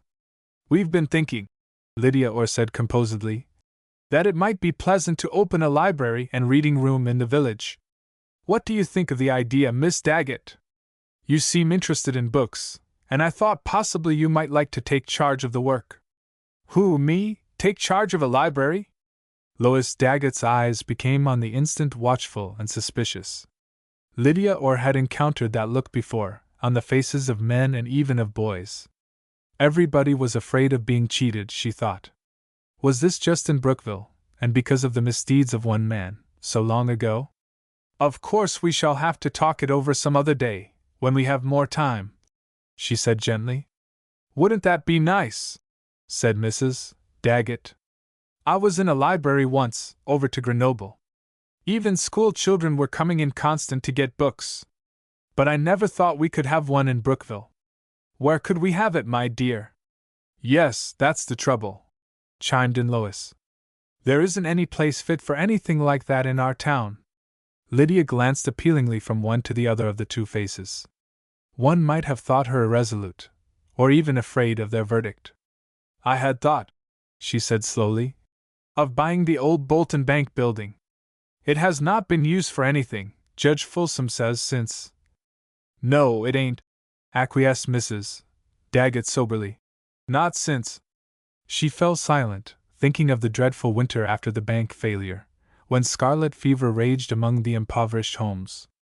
There's been some talk off and on of opening a store there, chimed in Lois Daggett, setting down her cup with a clash. But I guess nobody'd patronize it. Folks don't forget so easy. But it's a good substantial building, Lydia went on, her eyes resting on Mrs. Daggett's broad, rosy face, which still wore that unwonted look of pain and sadness. It seems a pity not to change the associations. The library and reading room could be on the 1st floor, and on the 2nd, perhaps, a town hall, where... For the land's sake! Ejaculated Lois Daggett. You Serena why have got an imagination, Miss Orr. I haven't heard that town hall idea spoken of since Andrew Bolton's time. He was always talking about town improvements, wanted a town hall and courses of lectures, and a fountain playing in a park and a fire engine, and the land knows what. He was a great hand to talk, Andrew Bolton was. And you see how he turned out. And maybe he'd have done all those nice things for Brookville, Lois, if his speculations had turned out different, said Mrs. Daggett charitably. I always thought Andrew Bolton meant all right. Of course he had to invest our savings. Banks always do, Henry says. I don't know anything about investing, and don't want to either, not the kind he did anyhow, retorted Lois Daggett. She arose as she spoke, brushing the crumbs of sponge cake from her skirt. I got to get that order right in, she said. 5 copies, or was it 6 you said? I think I could use 6, murmured Lydia. And all leather-bound. Well, now I know you won't ever be sorry. It's one of those works any intelligent person would be proud to own. I'm sure it is, said the girl gently. She turned to Mrs. Daggett. Can't you stay a while longer? I should like. Oh, I guess Abby'd better come right along with me, put in Lois briskly. And that reminds me, do you want to pay something down on that order? As a general thing, where I take a big order. Of course, I'd forgotten. I always prefer to pay in advance. The girl opened the tall desk and, producing a roll of bills, told off the price of her order into Miss Daggett's hand. I should think you'd be almost afraid to keep so much ready money by you, with all those men working outside, she commented. They're all Brookville men, said Lydia. I have to have money to pay them with. Besides, I have Martha. You mean your hired girl, I suppose? Inferred Miss Daggett, rubbing her nose thoughtfully. She isn't exactly a servant, hesitated Lydia. We give the men their noon meal, she added. Martha helps me with that. You give them their dinner? Well, I never. Did you hear that, Abby? She gives them their dinner. Didn't you know men folks generally bring their noonings in a pail? Land! I don't know how you get hearty victuals enough for all those men. Where do they eat? In the new barn, said Lydia, smiling. We have a cook stove out there. Ain't that just lovely? Beamed Mrs. Daggett, squeezing the girl's slim hand in both her own. Most folks wouldn't go to the trouble of doing anything so nice. No wonder they're hustling. Meb, they won't hustle so fast toward the end of the job, said Lois Daggett. You'll find men folks are always ready to take advantage of any kind of foolishness. Come, Abby, we must be going. You'll get those books in about 2 weeks, Miss Orr. A big order takes more time, I always tell people. Thank you, Miss Daggett. But wouldn't you, if you are in a hurry, you know, Mr. Dodge is going to the village in the automobile. We're expecting some supplies for the house. He'll be glad to take you. Who, Jim Dodge? You don't mean to tell me Jim Dodge can drive an auto? I never stepped foot inside of one of those contraptions. But I don't know but I might's well die for a sheep as a lamb. Lois Daggett followed the girl from the room in a flutter of joyous excitement. You can come home when you get ready, Abby, she said over her shoulder. But you want to be careful driving that horse of yours. He might cut up something scandalous if he was to meet an auto. Chapter 10. Mrs. Daggett was sitting by the window gazing dreamily out, when Lydia returned after witnessing the triumphant departure of the promoter of famous people. It kind of brings it all back to me, said Mrs. Daggett, furtively wiping her eyes. It's going to look pretty near's it used to. Only I remember Miss Bolton used to have a flower garden all along that stone wall over there. She was awful fond of flowers. I remember I gave her some roots of piney and iris out of our yard, and she gave me a new kind of lilac bush, pink it is, and sweet. My! You can smell it a mile off when it's in blow. Then you knew the Bolton family? The girl's blue eyes widened wistfully as she asked the question. Yes, indeed, my dear. And I want to tell you, just betwixt ourselves, that Andrew Bolton was a real nice man, and don't you let folks set you tea thinking he wa'n't. Now that you're going to live right here in this house, my dear, seems to me it would be a lot pleasanter to know that those who were here before you were just good, kind folks that had made a mistake. I was saying to Henry this morning, I'm going to tell her some of the nice things folks has seemed to forget about the Boltons. It won't do any harm, I said. And it'll be cheerful for her. Now this room we're sitting in, I remember lots of pleasant things about this room. 'Twas here, right at that desk, he gave us a check to fix up the church. He was always doing things like that. But folks don't seem to remember. Thank you so much, dear Mrs. Daggett, for telling me, murmured Lydia. Indeed it will be cheerful for me to know that Andrew Bolton wasn't always a thief. I've sometimes imagined him walking about these rooms. One can't help it, you know, in an old house like this. Mrs. Daggett nodded eagerly. Here was one to whom she might impart some of the secret thoughts and imaginings which even Maria Dodge would have called outlandish. I know, she said. Sometimes I've wondered if Meb folks don't leave something or other after them, something you can't see nor touch, but you can sense it, just as plain, in your mind. But land! I don't know as I'd ought to mention it. Of course you know I don't mean ghosts and like that. You mean their thoughts, perhaps, hesitated Lydia. I can't put it into words, but I know what you mean. Mrs. Daggett patted the girl's hand kindly. I've come to talk to you about the wallpapers, dearie, Henry thought meb you'd like to see me, seeing I don't forget so easy some. This room was done in a real pretty striped paper in 2 shades of buff. There's a little of it left behind that door. Mrs. Bolton was a great hand to want things cheerful. She said it looked kind of sunshiny, even on a dark day. Poor dear, it fell harder on her than on anybody else when the crash came. She died the same week they took him to prison, and fair one, I was glad of it. Mrs. Daggett wiped her kind eyes. Meb, you'll think it's a terrible thing for me to say, she added hastily. But she was such a delicate, soft-hearted sort of a woman, I couldn't help feelin' Th Lord spared her a deal of bitter sorrow by taking her away. My! It does bring it all back to me so, the house and the yard, and all. We'd all got used to seeing it a ruin, and now, whatever put it in your head, dearie, to want things put back just as they were? Papa was telling me this morning you was all for restoring the place. He thinks 'twould be more stylish and up-to-date if you was to put new style paper on the walls, and let him furnish it up for you with nice gold and oak. Henry's got real good taste. You'd ought to see our sideboard he gave me Christmas, with a mirror and all. Having thus discharged her wifely duty, as it appeared to her, Mrs. Daggett promptly turned her back upon it. But you don't want any golden oak sideboards and like that in this house. Henry was telling me all about it, and how you were set on getting back the old Bolton furniture. Do you think I could? Asked the girl eagerly. It was all sold about here, wasn't it? And don't you think if I was willing to pay a great deal for it people would? Course they would, cried Mrs. Daggett, with cheerful assurance. They'd be tickled half to death to get money for it. But you see, dearie, it's a long time ago, and some folks have moved away, and there's been 2 or 3 fires, and I suppose some are not as careful as others still. The smile faded on the girl's lips.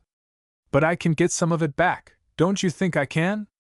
I've quite set my heart on restoring the house. I want it just as it used to be. The old furniture would suit the house so much better, don't you think it would? Mrs. Daggett clapped her plump hands excitedly. I've just thought of a way, she exclaimed. And I'll bet it'll work, too. You know Henry, he keeps Th post office, and most everybody for miles around comes after their mail to Th store. I'll tell him to put up a sign, right where everybody will see, something like this: Miss Lydia Orr wants to buy the old furniture of the Bolton house, and you might mention casual you'd pay good prices for it. 'Twas real good, solid furniture, I remember. Come to think of it, Mrs. Bolton collected quite a lot of it right round here. She was a city girl when she married Andrew Bolton, and she took a great interest in queer old things. She bought a big tall clock out of somebody's attic, and 4 posted beds, the kind folks used to sleep in, and outlandish old cracked china plates with scenes on 'em. I recollect I gave her a blue and white teapot, with an eagle on the side that belonged to my grandmother. She thought it was perfectly elegant, and kept it full of rose leaves and spice on the parlor mantelpiece. Land! I hadn't thought of that teapot for years and years. I don't know whatever became of it. The sound of planes and hammers filled the silence that followed.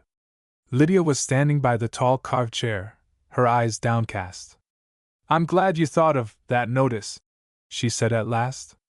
If Mr. Daggett will see to it for me, I'll stop at the office tomorrow. And now, if you have time, I'd so like you to go over the house with me. You can tell me about the wallpapers and... Mrs. Daggett arose with cheerful alacrity. I'd like nothing better, she declared. I ain't been in the house for so long. Last time was the day of the auction. 'Twas after they took the little girl away, I remember. Oh, didn't nobody tell you? There was one child, a real, nice little girl. I forget her name. Mrs. Bolton used to call her baby and darling and like that. She was an awful pretty little girl, about as old as my Nellie. I've often wondered what became of her.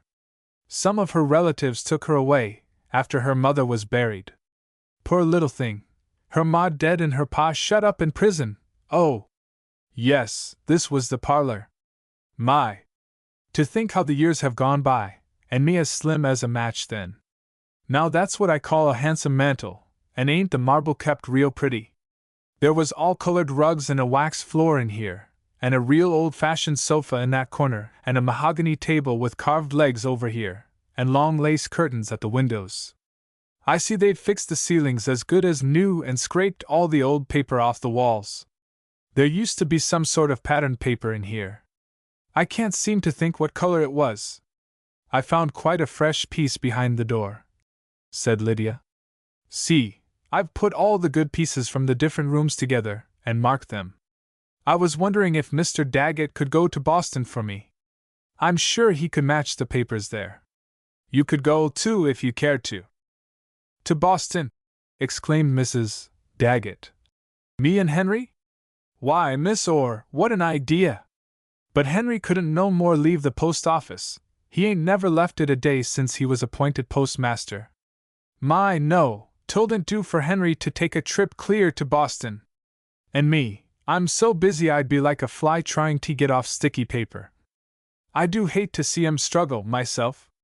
She followed the girl up the broad stair, once more safe and firm, talking steadily all the way.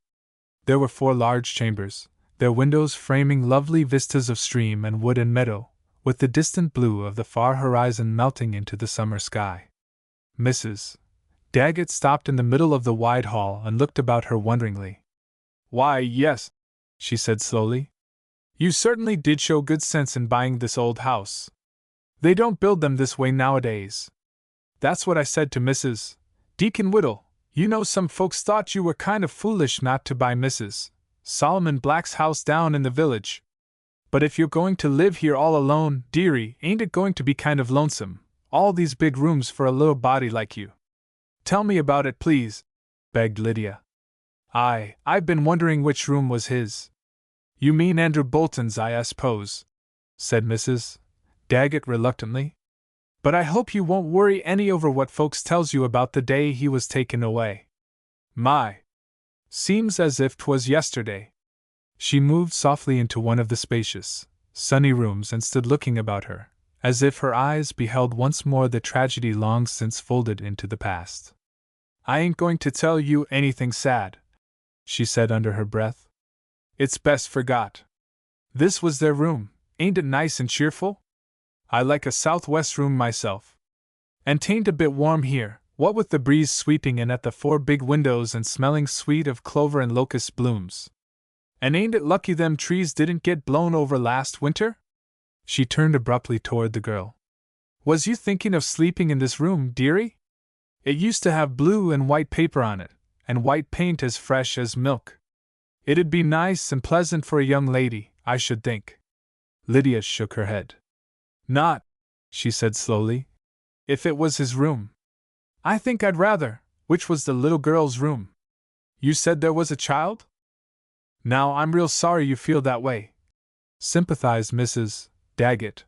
"But I don't know as I blame you, the way folks talk. You'd think they'd have forgot all about it by now, wouldn't you? But land!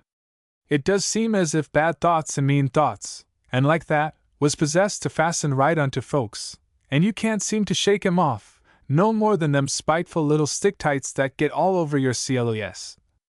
This room right next belonged to their baby. Let me see, she must have been about 3½ or 4 years old when they took her away. See, there's a door in between, so Mrs. Bolton could get to her quick in the night. I used to be that way, too, with my children. You know we lost our 2 little girls that same winter, 3 and 5 they were. But I know I wanted 'em right where I could hear 'em if they asked for a drink of water, or like that, in the night. Folks has a great notion nowadays of putting their babies off by themselves and letting them cry it out, as they say. But I couldn't ever do that, and Mrs. Andrew Bolton, she wa'n't that kind of a parent either. I don't know as they ought to be called mothers. No, she was more like me, liked to tuck the blankets around her baby in the middle of night and pat her down all warm and nice. I've often wondered what became of that poor little orphan child. We never heard. Like enough she died. I shouldn't wonder."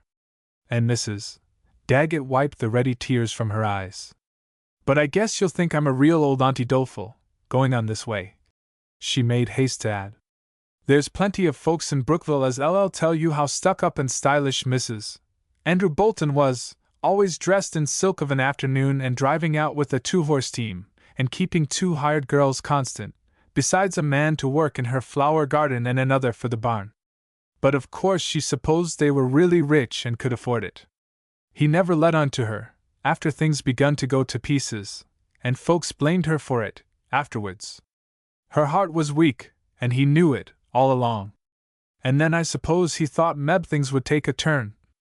Yes, the paper in this room was white with little wreaths of pink roses tied up with blue ribbons all over it. 'Twas furnished up real pretty with white furniture, and there was ruffled muslin curtains with dots on 'em at the windows and over the bed. Mrs. Andrew Bolton certainly did fix things up pretty, and to think you're going to have it just the same way. Well, I will say you couldn't do any better. But, land! If there isn't the sun going down behind the hill, and me way out here, with Henry's supper to get, and Dolly champing his bit impatient. There's one lucky thing, though, he'll travel good, going towards home, he won't stop to get his tail over the lines either. An hour later, when the long summer twilight was deepening into gloom, Jim Dodge crossed the empty library and paused at the open door of the room beyond. The somber light from the 2 tall windows fell upon the figure of the girl. She was sitting before Andrew Bolton's desk, her head upon her folded arms. Something in the spiritless droop of her shoulders and the soft dishevelment of her fair hair suggested weariness, sleep, perhaps. But as the young man hesitated on the threshold, the sound of a muffled sob escaped the quiet figure. He turned noiselessly and went away, sorry and ashamed, because unwittingly he had stumbled upon the clue he had long been seeking. Chapter 11. Beside this stone wall I want flowers, Lydia was saying to her landscape gardener, as she persisted in calling Jim Dodge. Hollyhocks and foxgloves and pineys, I shall never say peony in Brookville, and pansies, sweet williams, lad's love, iris and sweetbriar. Mrs. Daggett has promised to give me some roots. He avoided her eyes as she faced him in the bright glow of the morning sunlight. Very well, Miss Orr, he said with cold respect. You want a border here about 4 feet wide, filled with old-fashioned perennials. He had been diligent in his study of the books she had supplied him with. A herbaceous border of that sort in front of the stone wall will give quite the latest effect in country house decoration, he went on professionally. Ramblers of various colors might be planted at the back, and there should be a mixture of bulbs among the taller plants to give color in early spring. She listened doubtfully. I don't know about the ramblers, she said. Were there ramblers 20 years ago? I want it as nearly as possible just as it was. Mrs. Daggett told me yesterday about the flower border here. Of course you don't remember the place at all, do you? He reddened slightly under her intent gaze. Oh, I remember something about it, he told her. The garden was a long time going down. There were flowers here a few years back, but the grass and weeds got the better of them. And do you remember the Boltons? She persisted. I was so interested in what Mrs. Daggett told me about the family yesterday. It seems strange to think no one has lived here since. And now that it is to be my home, I can't help thinking about them. You should have built a new house, said Jim Dodge. A new house would have been better and cheaper, in the end.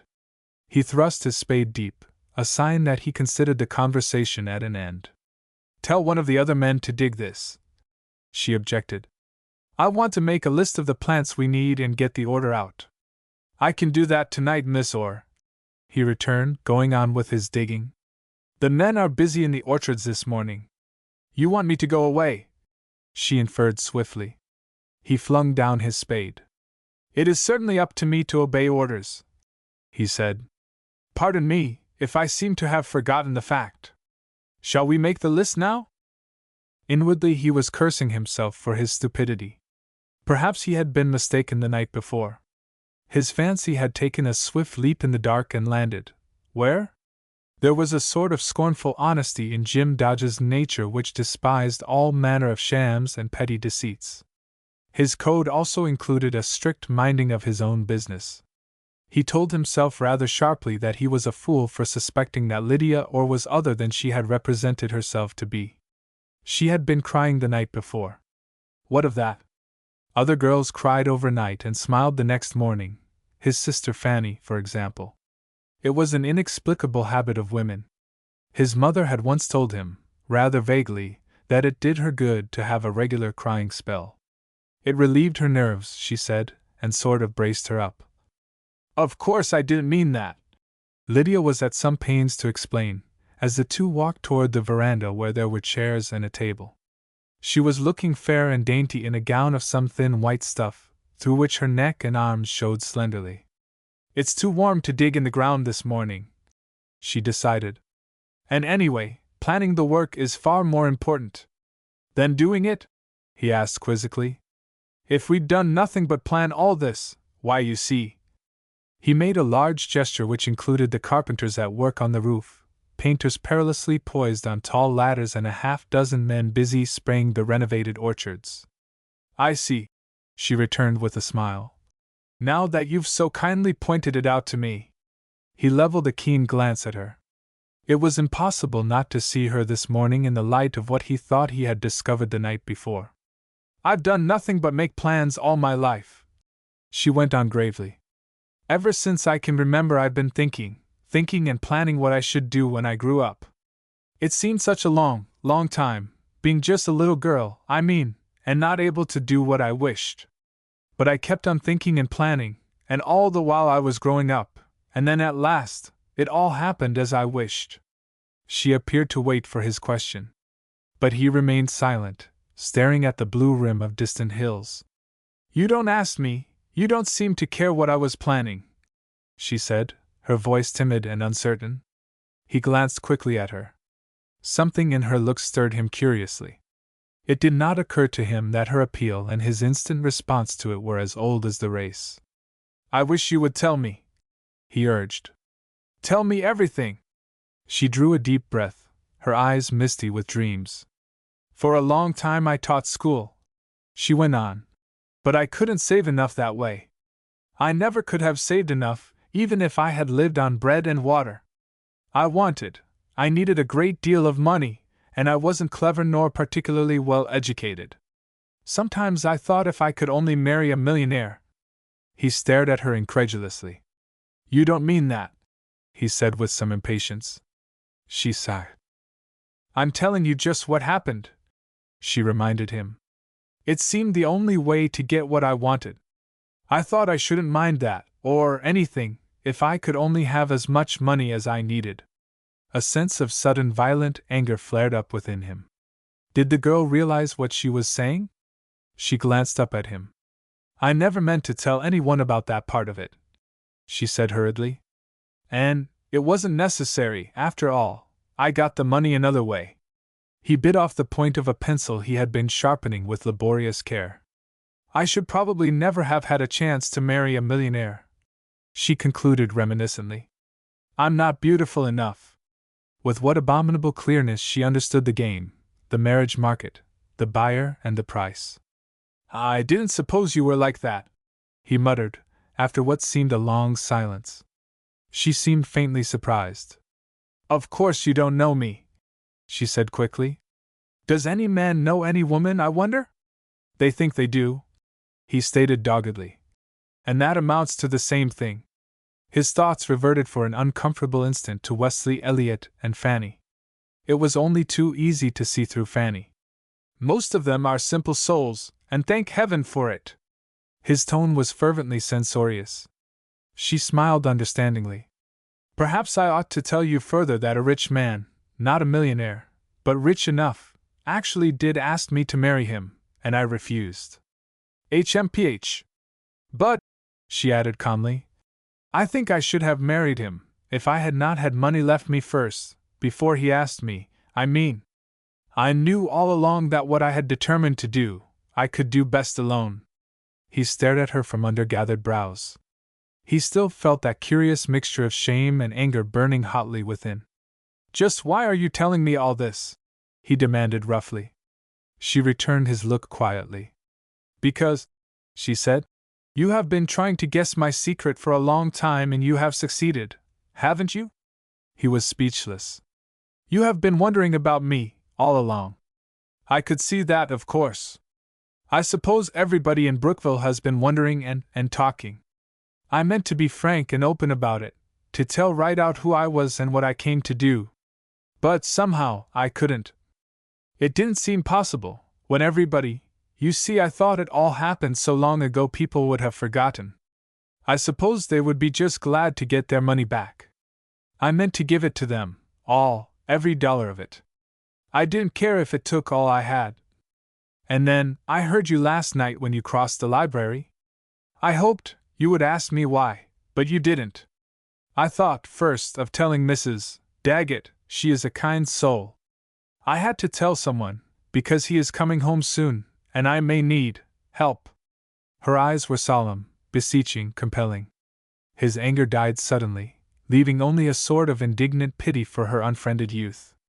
You are, he began, then stopped short. A painter was swiftly descending his ladder, whistling as he came. My name, she said, without appearing to notice, is Lydia or Bolton. No one seems to remember. Perhaps they didn't know my mother's name was Orr. My uncle took me away from here. I was only a baby. It seemed best to. Where are they now? He asked guardedly. The painter had disappeared behind the house. But he could hear heavy steps on the roof over their heads. Both are dead, she replied briefly. No one knew my uncle had much money.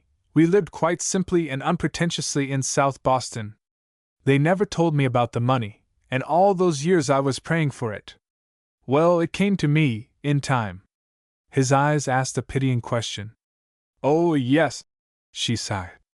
I knew about Father. They used to take me to visit him in the prison. Of course, I didn't understand at first. But gradually, as I grew older, I began to realize what had happened to him and to me. It was then I began to make plans. He would be free sometime. He would need a home. Once he tried to escape, with some other men. A guard shot my father. He was in the prison hospital a long time. They let me see him then without bars between, because they were sure he would die. For God's sake, he interrupted hoarsely. Was there no one? She shook her head. That was after my aunt died. I went alone. They watched me closely at first, but afterward they were kinder. He used to talk about home, always about home. He meant this house, I found. It was then I made up my mind to do anything to get the money. You see, I knew he could never be happy here unless the old wrongs were righted first. I saw I must do all that, and when, after my uncle's death, I found that I was rich, really rich, I came here as soon as I could. There wasn't any time to lose. She fell silent, her eyes shining luminously under half-closed lids. She seemed unconscious of his gaze riveted upon her face. It was as if a curtain had been drawn aside by her painful effort. He was seeing her clearly now and without cloud of passion, in all her innocence, her sadness, set sacredly apart from other women by the long devotion of her thwarted youth. An immense compassion took possession of him. He could have fallen at her feet praying her forgiveness for his mean suspicions, his harsh judgment. The sound of hammers on the veranda roof above their heads appeared to rouse her. Don't you think I ought to tell everybody? She asked hurriedly. He considered her question in silence for a moment. The bitterness against Andrew Bolton had grown and strengthened with the years into something rigid, inexorable. Since early boyhood he had grown accustomed to the harsh, unrelenting criticisms, the brutal epithets applied to this man who had been trusted with money and had defaulted. Even children, born long after the failure, reviled the name of the man who had made their hard lot harder. It had been the juvenile custom to throw stones at the house he had lived in. He remembered with fresh shame the impish glee with which, in company with other boys of his own age, he had trampled the few surviving flowers and broken down the shrubs in the garden. The hatred of Bolton, like some malignant growth, had waxed monstrous from what it preyed upon, ruining and distorting the simple kindly life of the village. She was waiting for his answer. It would seem so much more honest, she said in a tired voice. Now they can only think me eccentric, foolishly extravagant, lavishly generous, when I am trying. I didn't dare to ask Deacon Whittle or Judge Folsom for a list of the creditors, so I paid a large sum, far more than they would have asked, for the house. And since then I have bought the old bank building. I should like to make a library there. Yes, I know, he said huskily. Then the furniture. I shall pay a great deal for that.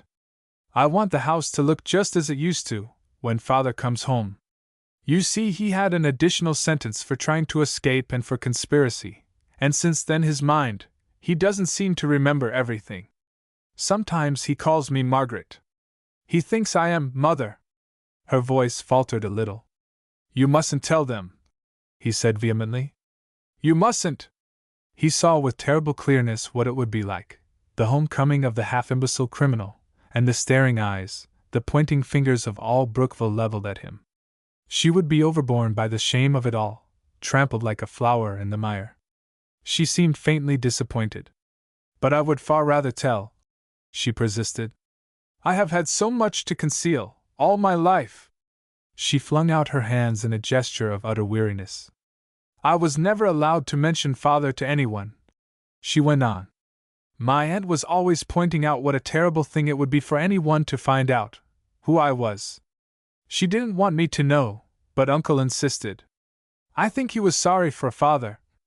Oh, you don't know what it is like to be in prison for years, to have all the manhood squeezed out of one, drop by drop. I think if it hadn't been for me he would have died long ago. I used to pretend I was very gay and happy when I went to see him.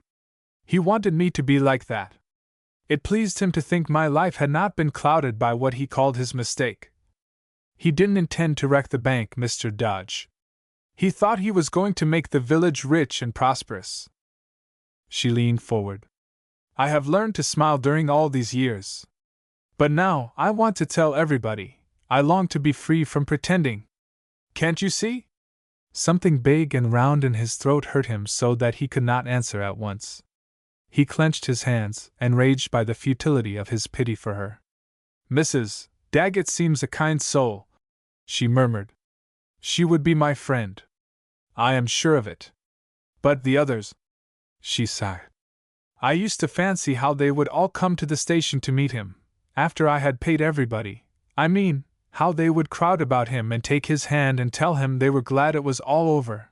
Then I would bring him home, and he would never even guess it had stood desolate during all these years. He has forgotten so much already, but he remembers home, oh, quite perfectly. I went to see him last week, and he spoke of the gardens and orchards.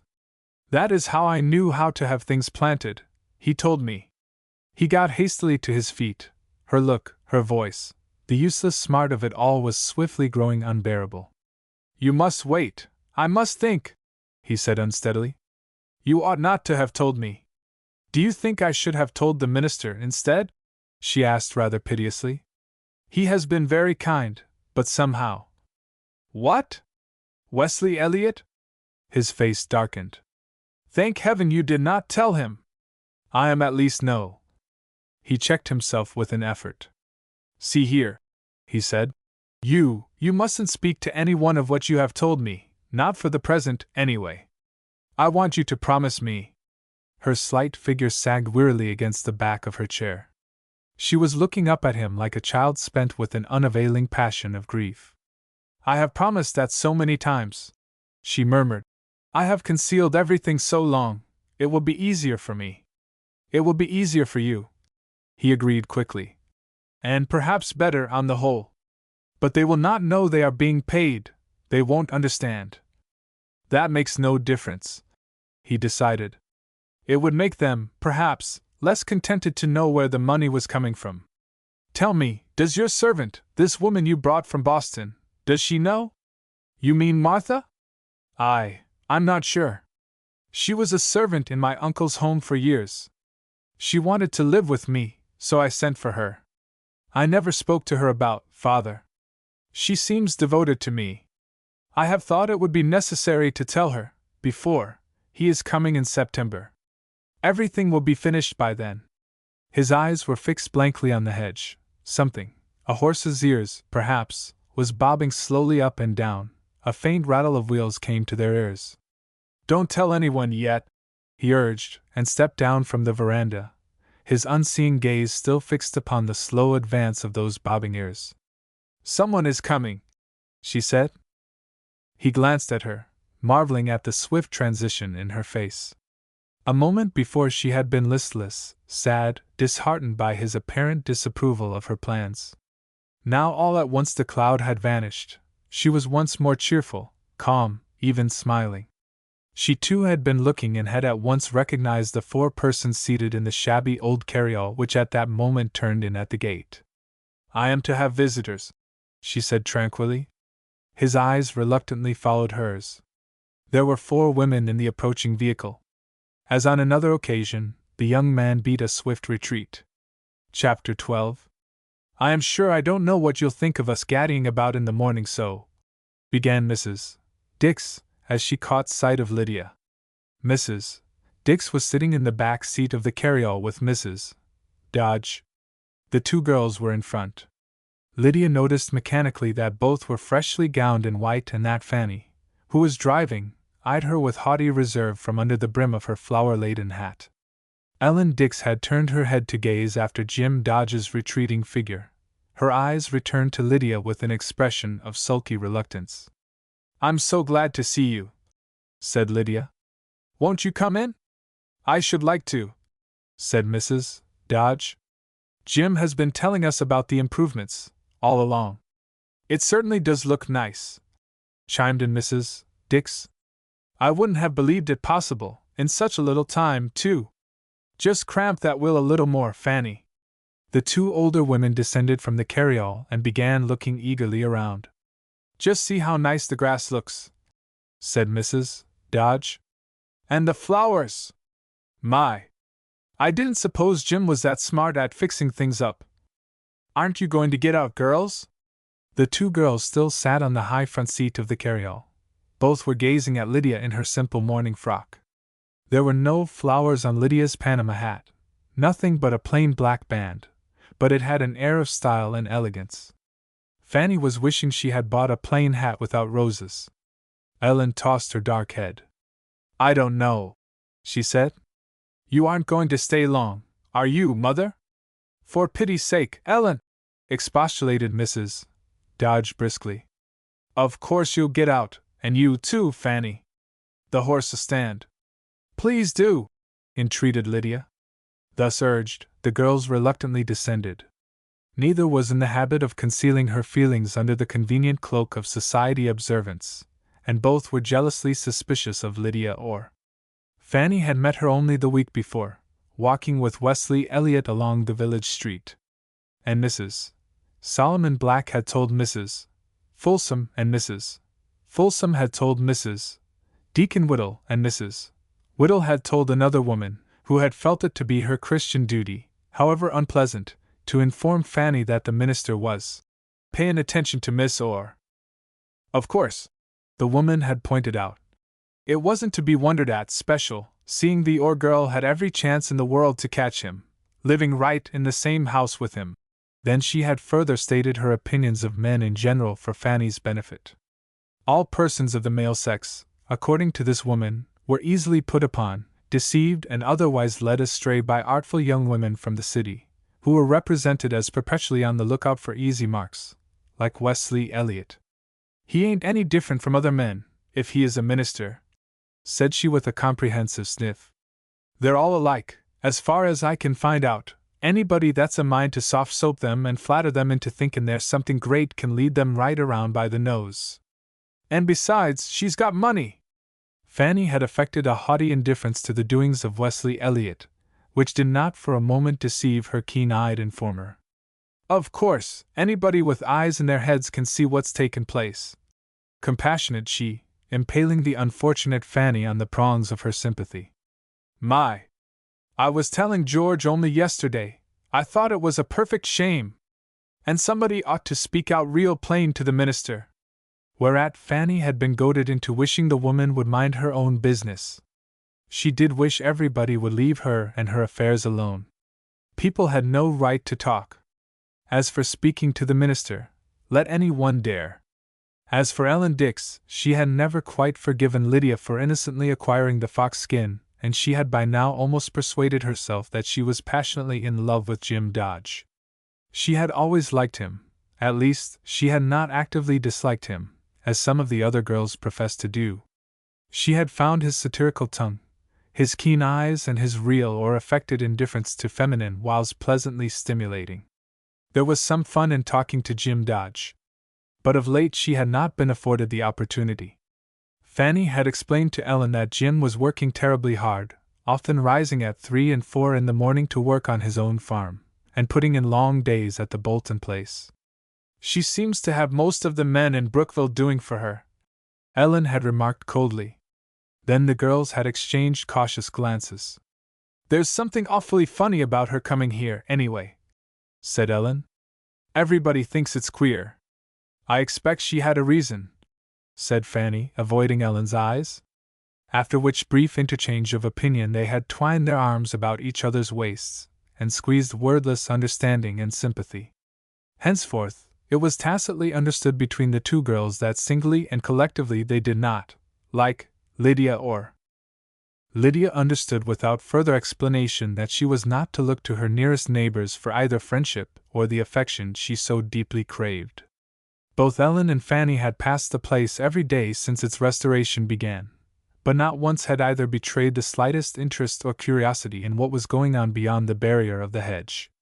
To be sure, Fanny had once stopped to speak to her brother, but when Lydia had hurried hopefully out to greet her, it was only to catch a glimpse of the girl's back as she walked quickly away.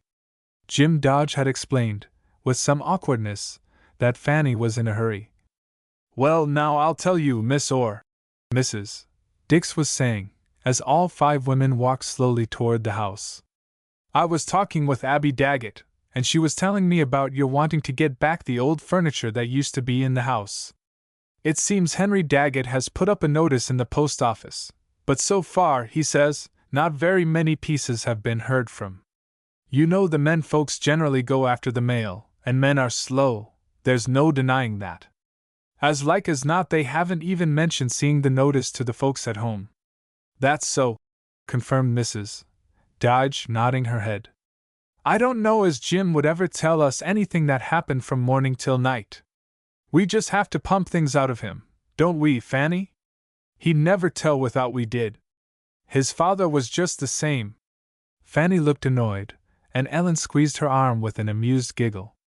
I didn't know, Mother, there was anything we wanted to know, particularly, she said coldly.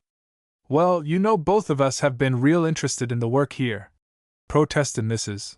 Dodge, wonderingly. I remember you was asking Jim only last night if Miss Orr was really going to. I hope you'll like to see the house, said Lydia, as if she had not heard. Of course, being here every day I don't notice the changes as you might. You aren't living here yet, are you? Asked Mrs. Dix. I understood Mrs. Solomon Black to say you weren't going to leave her for a while yet. No, I shall be there nights and Sundays till everything is finished here, said Lydia. Mrs. Black makes me very comfortable. Well, I think most of us ladies had ought to give you a vote of thanks on account of feeding the men folks noons, put in Mrs. Dodge. It saves a lot of time not to have to look after a dinner pail. Mother, interrupted Fanny in a thin, sharp voice, quite unlike her own. You know Jim always comes home to his dinner. Well, what if he does? I was speaking for the rest of th women, said Mrs. Dodge. I'm sure it's very kind of Miss Orr to think of such a thing as cooking a hot dinner for all those hungry men. Mrs. Dodge had received a second check from the assignees that very morning from the sale of the old bank building, and she was proportionately cheerful and content. Well, if this isn't handsome, cried Mrs. Dix, pausing in the hall to look about her. I declare I'd forgotten how it used to look. This is certainly better than having an old ruin standing here. But of course it brings back old days. She sighed, her dark, comely face clouding with sorrow. You know, she went on, turning confidentially to Lydia, that dreadful bank failure was the real cause of my poor husband's death. He never held up his head after that.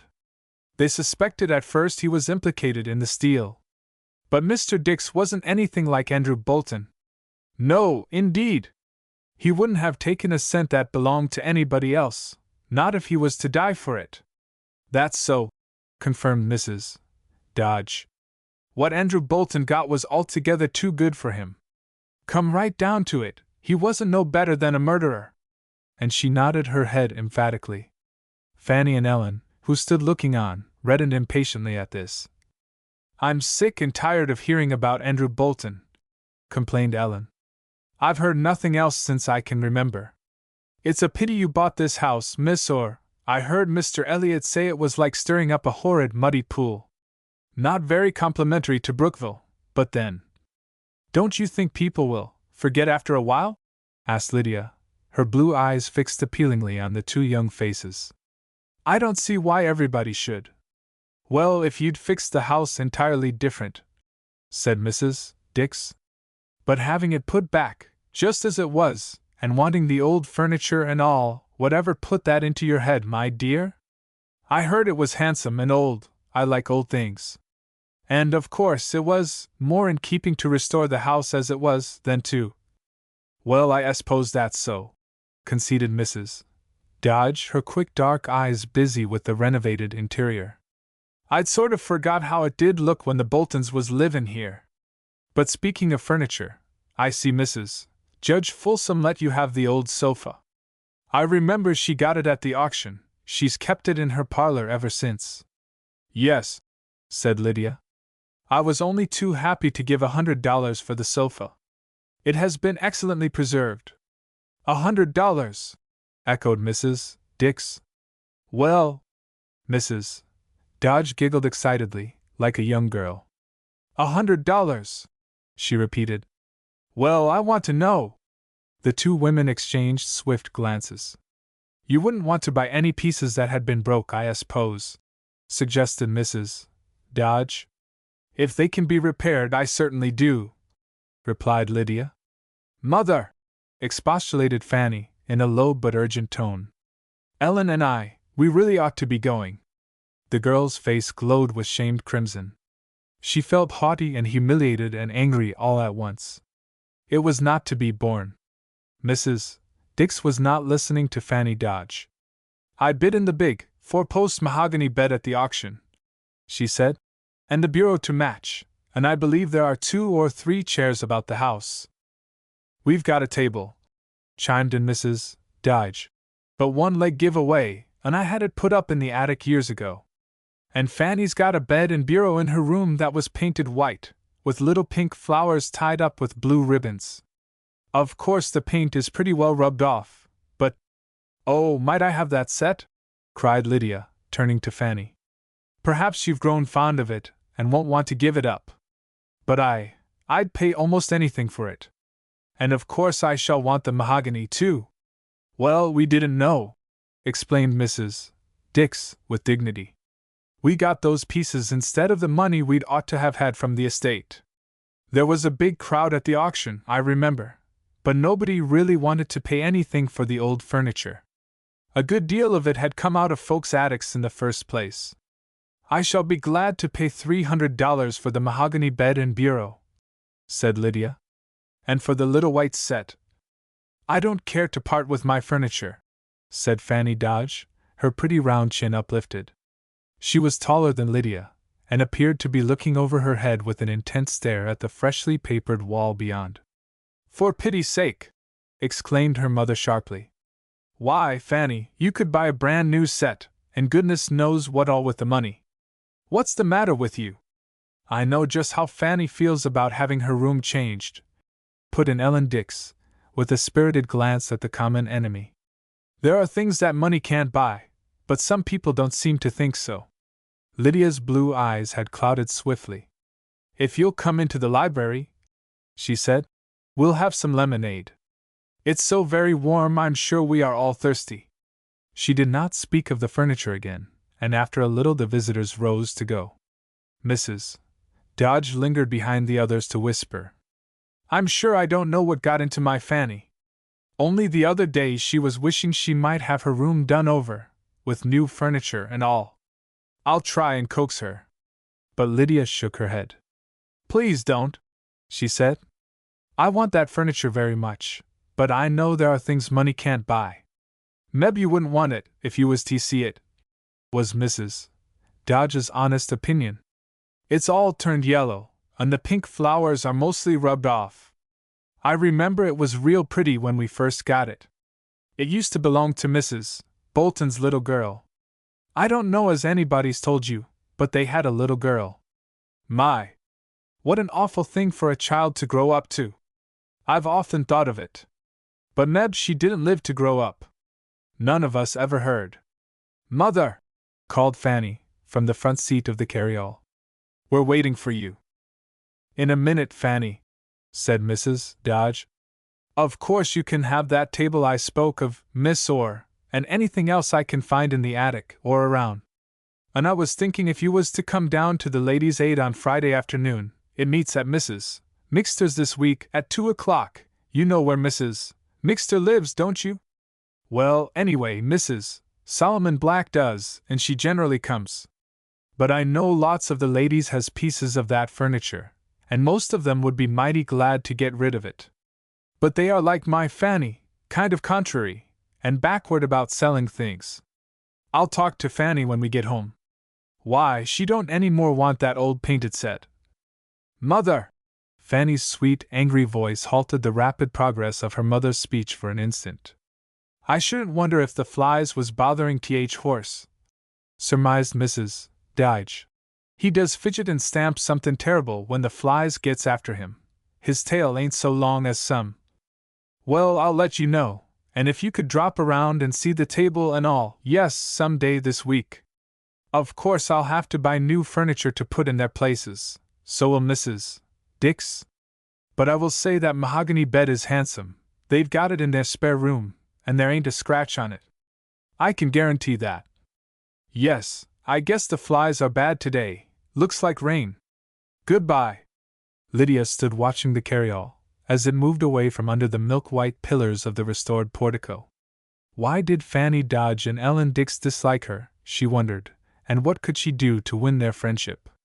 Her troubled thoughts were interrupted by Martha, the taciturn maid. I found this picture on the floor, Miss Lydia, said Martha. Did you drop it? Lydia glanced at the small, unmounted photograph. It was a faded snapshot of a picnic party under a big tree. Her eyes became at once riveted upon the central figures of the little group. The pretty girl in the middle was Fanny Dodge, and behind her, yes, surely, that was the young clergyman, Wesley Elliot. Something in the attitude of the man and the coquettish upward tilt of the girl's face brought back to her mind a forgotten remark of Mrs. Solomon Black's.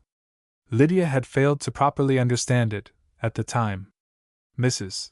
Solomon Black was given to cryptic remarks, and Lydia's mind had been preoccupied by the increasing difficulties which threatened the accomplishment of her purpose.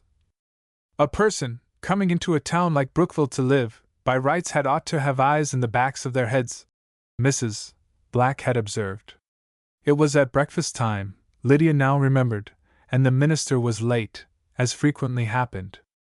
I thought like's not nobody would mention it to you, Mrs. Black had further elucidated. Of course he wouldn't say anything. Men folks are kind of sly and secret in their doings, even the best of them, and you'll find it's so, as you travel along life's pathway. Mrs. Black had once written a piece of poetry and it had actually been printed in the Grenoble News. Since then she frequently made use of figures of speech. A married woman and a widow can speak from experience, she went on. So I thought I'd just tell you, he's as good as engaged already. Do you mean Mr. Elliot? Asked Lydia incuriously. Mrs. Black nodded. I thought you ought to know, she said. Mr. Elliot had entered the room upon the heels of this warning, and Lydia had promptly forgotten it. Now she paused for a swift review of the weeks which had already passed since her arrival. Mr. Elliot had been unobtrusively kind and helpful from the first, she remembered. Later, he had been indefatigable in the matter of securing workmen for the restoration of the old house, when she made it clear to him that she did not want an architect and preferred to hire Brookville men exclusively. As seemed entirely natural, the minister had called frequently to inspect the progress of the work. Twice in their rounds together they had come upon Jim Dodge, and although the clergyman was affable in his recognition and greeting, Lydia had been unpleasantly surprised by the savage look on her landscape gardener's face as he returned the polite salutation. Don't you like Mr. Elliot? She had ventured to inquire, after the second disagreeable incident of the sort. Jim Dodge had treated her to one of his dark-browed, incisive glances before replying. "I'm afraid I can't answer that question satisfactorily, Miss Orr," was what he said. And Lydia, wondering, desisted from further question. "That middle one looks some like one of the young ladies that was here this morning," observed Martha, with the privileged familiarity of an old servant. "She must have dropped it," said Lydia, slowly. "The young ladies here in the country has very bad manners," commented Martha, puckering her lips primly. "I wouldn't put myself out for them, if I was you, M.E.M." Lydia turned the picture over and gazed abstractedly at the 3 words written there. "Lest we forget." Beneath this pertinent quotation appeared the initials W.E. "If it was for me to say," went on Martha in an injured tone, "I'd not be for feeding up every man, woman, and child that shows their face inside the grounds. Why, they don't appreciate it no more than—" The woman's eloquent gesture appeared to include the blue bottle fly buzzing noisily on the windowpane. "Goodness gracious! If these flies ain't enough to drive a body crazy, what with the new paint and all." Chapter 13. Lydia laid the picture carefully away in a pigeonhole of her desk. She was still thinking soberly of the subtle web of prejudices, feelings, and conditions into which she had obtruded her one fixed purpose in life. But if Mr. Elliot had been as good as engaged to Fanny Dodge, as Mrs. Solomon Black had been at some pains to imply, in what way had she, Lydia, interfered with the denouement? She shook her head at last over the intricacies of the imperfectly stated problem. The idea of coquetting with a man had never entered Lydia's fancy. Long since, in the chill spring of her girlhood, she had understood her position in life as compared with that of other girls. She must never marry. She must never fall in love, even. The inflexible Puritan code of her uncle's wife had found ready acceptance in Lydia's nature. If not an active participant in her father's crime, she still felt herself in a measure responsible for it. He had determined to grow rich and powerful for her sake. More than once, in the empty rambling talk which he poured forth in a turgid stream during their infrequent meetings, he had told her so, with extravagant phrase and gesture. And so, at last, she had come to share his punishment in 100 secret, unconfessed ways. She ate scant food, slept on the hardest of beds, labored unceasingly, with the great, impossible purpose of someday making things right, of restoring the money she no longer said he, had stolen, of building again the waste places desolated by the fire of his ambition for her. There had followed that other purpose, growing ever stronger with the years, and deepening with the deepening stream of her womanhood, her love, her vast, unavailing pity for the broken and aging man, who would some day be free. She came at length to the time when she saw clearly that he would never leave the prison alive, unless in some way she could contrive to keep open the clogging springs of hope and desire. She began deliberately and with purpose to call back memories of the past, the house in which he had lived, the gardens and orchards in which he once had taken pride, his ambitious projects for village improvement. "You shall have it all back, father," she promised him, with passionate resolve. "And it will only be a little while to wait, now." Thus encouraged, the prisoner's horizon widened day by day. He appeared, indeed, to almost forget the prison, so busy was he in recalling trivial details and unimportant memories of events long since past. He babbled incessantly of his old neighbors, calling them by name, and chuckling feebly as he told her of their foibles and peculiarities. "But we must give them every cent of the money, father," she insisted. "We must make everything right." "Oh, yes! Oh, yes, we'll fix it up somehow with the creditors," he would say. Then he would scowl and rub his shorn head with his tremulous old hands. "What did they do with the house, Margaret?" he asked, over and over, a furtive gleam of anxiety in his eyes. "They didn't tear it down, did they?" He waxed increasingly anxious on this point as the years of his imprisonment dwindled at last to months. And then her dream had unexpectedly come true. She had money, plenty of it, and nothing stood in the way. She could never forget the day she told him about the house. Always she had tried to quiet him with vague promises and imagined descriptions of a place she had completely forgotten. "The house is ours, father," she assured him, jubilantly. "And I am having it painted on the outside." You are having it painted on the outside, Margaret? Was that necessary, already? Yes, father. But I am Lydia. Don't you remember? I am your little girl, grown up. Yes, yes, of course. You are like your mother, and you are having the house painted? Who's doing the job?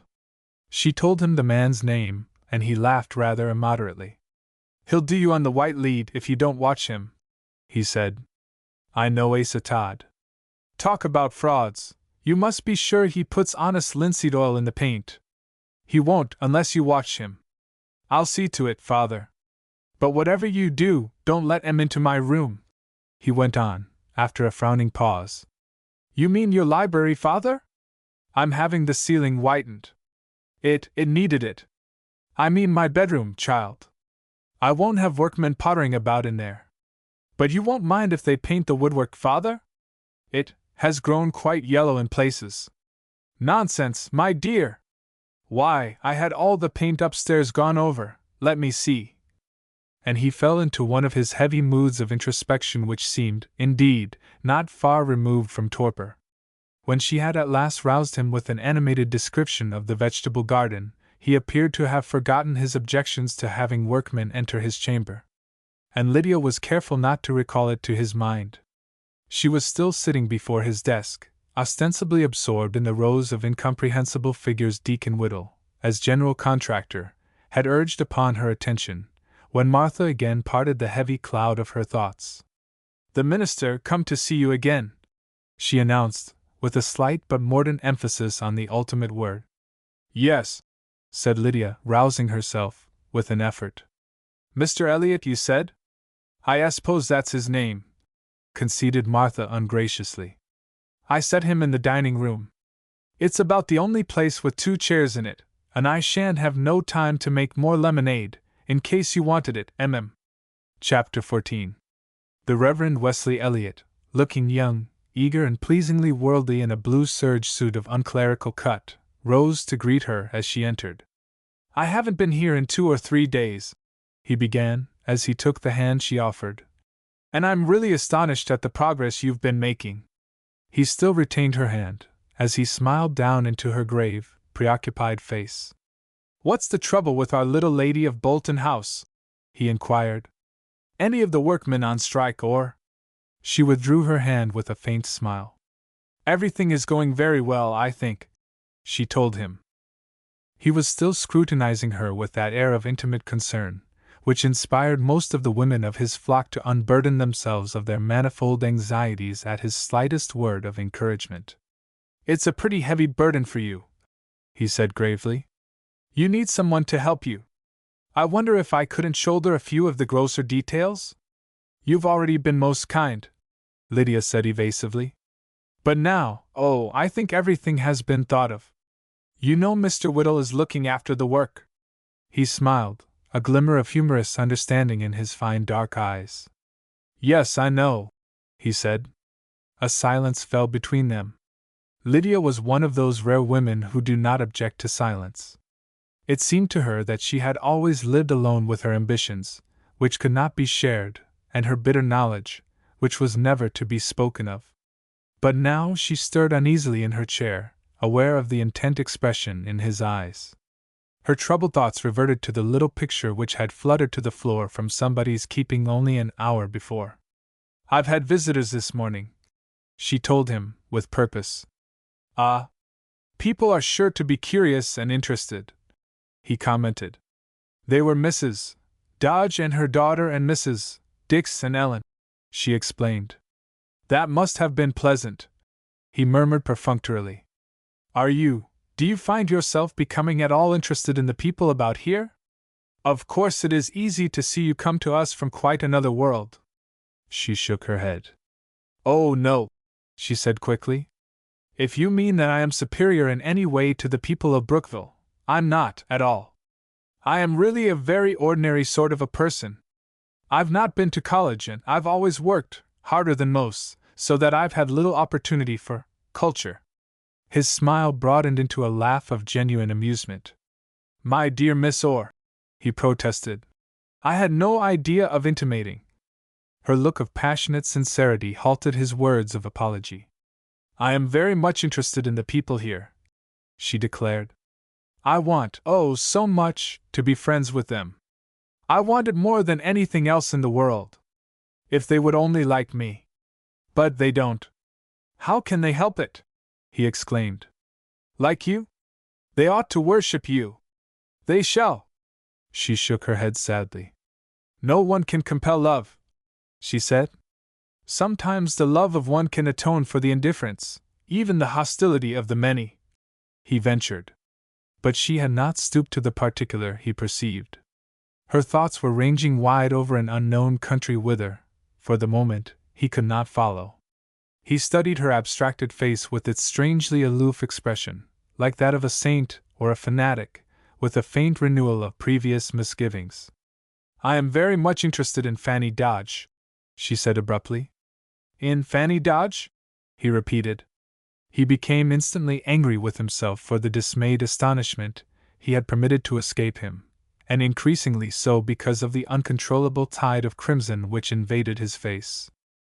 She was looking at him, with the calm, direct gaze which had more than once puzzled him. You know her very well, don't you? Why, of course, Miss Dodge is one of our leading young people, and naturally, she plays our little organ in church and Sunday school. Of course you've noticed. She is most useful and helpful. Lydia appeared to be considering his words with undue gravity. But I didn't come here this morning to talk to you about another woman, he said, with undeniable hardihood. I want to talk to you, and what I have to say. Lydia got up from her chair rather suddenly. Please excuse me a moment, she said, quite as if he had not spoken. He heard her cross the hall swiftly. In a moment she had returned. I found this picture on the floor, after they had gone, she said, and handed him the photograph. He stared at it with unfeigned astonishment. Oh, yes, he murmured. Well? Turn it over, she urged, somewhat breathlessly. He obeyed, and bit his lip angrily. What of it? He demanded. A quotation from Kipling's Recessional, a mere commonplace. Yes, I wrote it. Then his anger suddenly left him.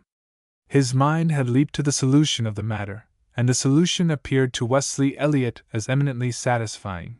It was even amusing.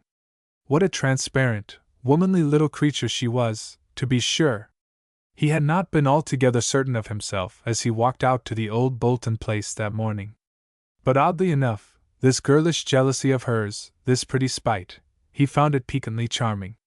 I wrote it, he repeated, his indulgent understanding of her mood lurking in smiling lips and eyes, on the occasion of a particularly grubby Sunday school picnic. I assure you I shall not soon forget the spiders which came to an untimely end in my lemonade, nor the inquisitive ants which explored my sandwiches. She surveyed him unsmilingly. But you did not mean that, she said. You were thinking of something quite different. He frowned thoughtfully. Decidedly, this matter should be settled between them at once and forever. A clergyman, he reflected, must always be on friendly, even confidential terms with a wide variety of women. His brief experience had already taught him this much. And a jealous or unduly suspicious wife might prove a serious handicap to future success. Won't you sit down? He urged. You must allow me to explain. We must talk this over. She obeyed him mechanically. All at once she was excessively frightened at what she had attempted. She knew nothing of the ways of men, but she felt suddenly sure that he would resent her interference as an unwarrantable impertinence. I thought, if you were going there today, you might take it to her. She hesitated. Or I could send it. It is a small matter, of course. I think, he said gravely, that it is a very serious matter. She interpreted uncertainly the intent gaze of his beautiful, somber eyes. I came here, she faltered, to find a home. I had no wish. I understand, he said, his voice deep and sympathetic. People have been talking to you about me. Am I right? She was silent, a pink flush slowly staining her cheeks. You have not yet learned upon what slight premises country women, of the type we find in Brookville, arrive at the most unwarrantable conclusions, He went on carefully. I did not myself sufficiently realize this at first. I may have been unwise. No, you were not! She contradicted him unexpectedly. His lifted eyebrows expressed surprise. I wish you would explain to me, he began, then stopped short. How indeed could she explain, when as yet he had not made clear to her his own purpose, which had grown steadily with the passing weeks? You will let me speak first, he concluded inadequately. He hastily reviewed the various phrases which arose to his lips and rejected them one by one. There was some peculiar quality of coldness, of reserve. He could not altogether make it clear to himself. It might well be the knowledge of her power, her wealth, which lent that almost austere expression to her face. It was evident that her wonted composure had been seriously disturbed by the unlucky circumstance of the photograph. He had permitted the time and occasion which had prompted him to write those 3 fatefully familiar words on the back of the picture altogether to escape him. If he chose to forget, why should Fanny Dodge, or any one else, persist in remembering? And above all, why should the girl have chosen to drop this absurd memento of the most harmless of flirtations at the feet of Lydia? There could be but one reasonable explanation. Confound women, anyway! I had not meant to speak yet, he went on, out of the clamoring multitude of his thoughts. I felt that we ought. He became suddenly aware of Lydia's eyes. There was no soft answering fire, no maidenly uncertainty of hope and fear in those clear depths. It is very difficult for me to talk of this to you, she said slowly. You will think me overbold, unmannerly, perhaps. But I can't help that. I should never have thought of your caring for me. You will at least do me the justice to believe that. Lydia! He interrupted, poignantly distressed by her evident timidity, her exquisite hesitation. Let me speak! I understand, I know. She forbade him with a gesture, at once pleading and peremptory. No, she said. No! I began this, I must go on to the end. What you ought to understand is this: I am not like other women. I want only friendship from everyone. I shall never ask more. I can never accept more, from anyone. I want you to know this, now. But do you realize? I want your friendship, she went on, facing him with a sort of desperate courage. But more than any kindness you can offer me, Mr. Elliot, I want the friendship of Fanny Dodge, of Ellen Dix, of all good women. I need it. Now you know why I showed you the picture. If you will not give it to her, I shall. I want her, I want everyone, to understand that I shall never come between her and the slightest hope she may have cherished before my coming to Brookville. All I ask is, leave to live here quietly, and be friendly, as opportunity offers. Her words, her tone were not to be mistaken. But even the sanest and wisest of men has never thus easily surrendered the jealously guarded stronghold of sex. Wesley Elliot's youthful ideas of women were totally at variance with the disconcerting conviction which strove to invade his mind. He had experienced not the slightest difficulty, up to the present moment, in classifying them, neatly and logically, but there was no space in his mental files for a woman such as Lydia or was representing herself to be. It was inconceivable, on the face of it. All women demanded admiration, courtship, love. They always had, they always would. The literature of the ages attested it. He had been too precipitate, too hasty. He must give her time to recover from the shock she must have experienced from hearing the spiteful gossip about himself and Fanny Dodge. On the whole, he admired her courage. What she had said could not be attributed to the mere promptings of vulgar sex jealousy. Very likely Fanny had been disagreeable and haughty in her manner. He believed her capable of it. He sympathized with Fanny. With the curious mental aptitude of a sensitive nature, he still loved Fanny. It had cost him real effort to close the doors of his heart against her. I admire you more than I can express for what you have had the courage to tell me, he assured her. And you will let me see that I understand, more than you think. It is impossible that you should understand, she said tranquilly. But you will, at least, remember what I have said? I will, he promised easily. I shall never forget it. A slight humorous smile curved the corners of his handsome mouth. Now this, what shall we call it? bone of contention savors too strongly of wrath and discomfiture, so we'll say, simply and specifically, this photograph, which chances to have a harmless quotation inscribed upon its reverse, suppose I drop it in the waste basket? I can conceive that it possesses no particular significance or value for anyone. I assure you most earnestly that it does not, for me. He made as though he would have carelessly torn the picture across, preparatory to making good his proposal. She stopped him with a swift gesture. Give it to me, she said. It is lost property, and I am responsible for its safekeeping. She perceived that she had completely failed in her intention.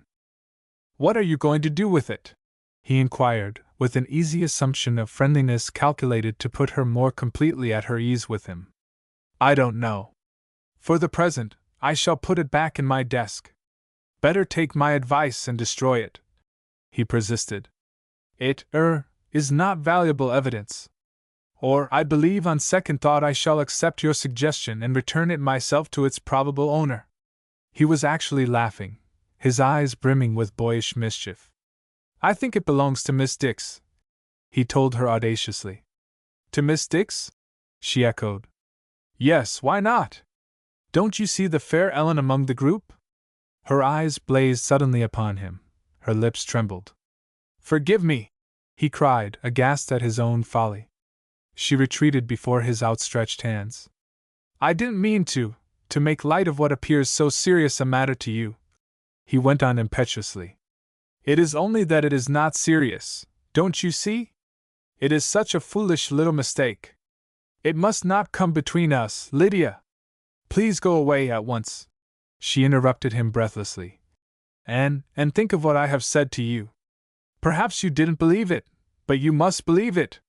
Then, because he did not stir, but instead stood gazing at her, his puzzled eyes full of questions, entreaties, denials, she quietly closed the door between them. A moment later he heard her hurrying feet upon the stair. Chapter 15.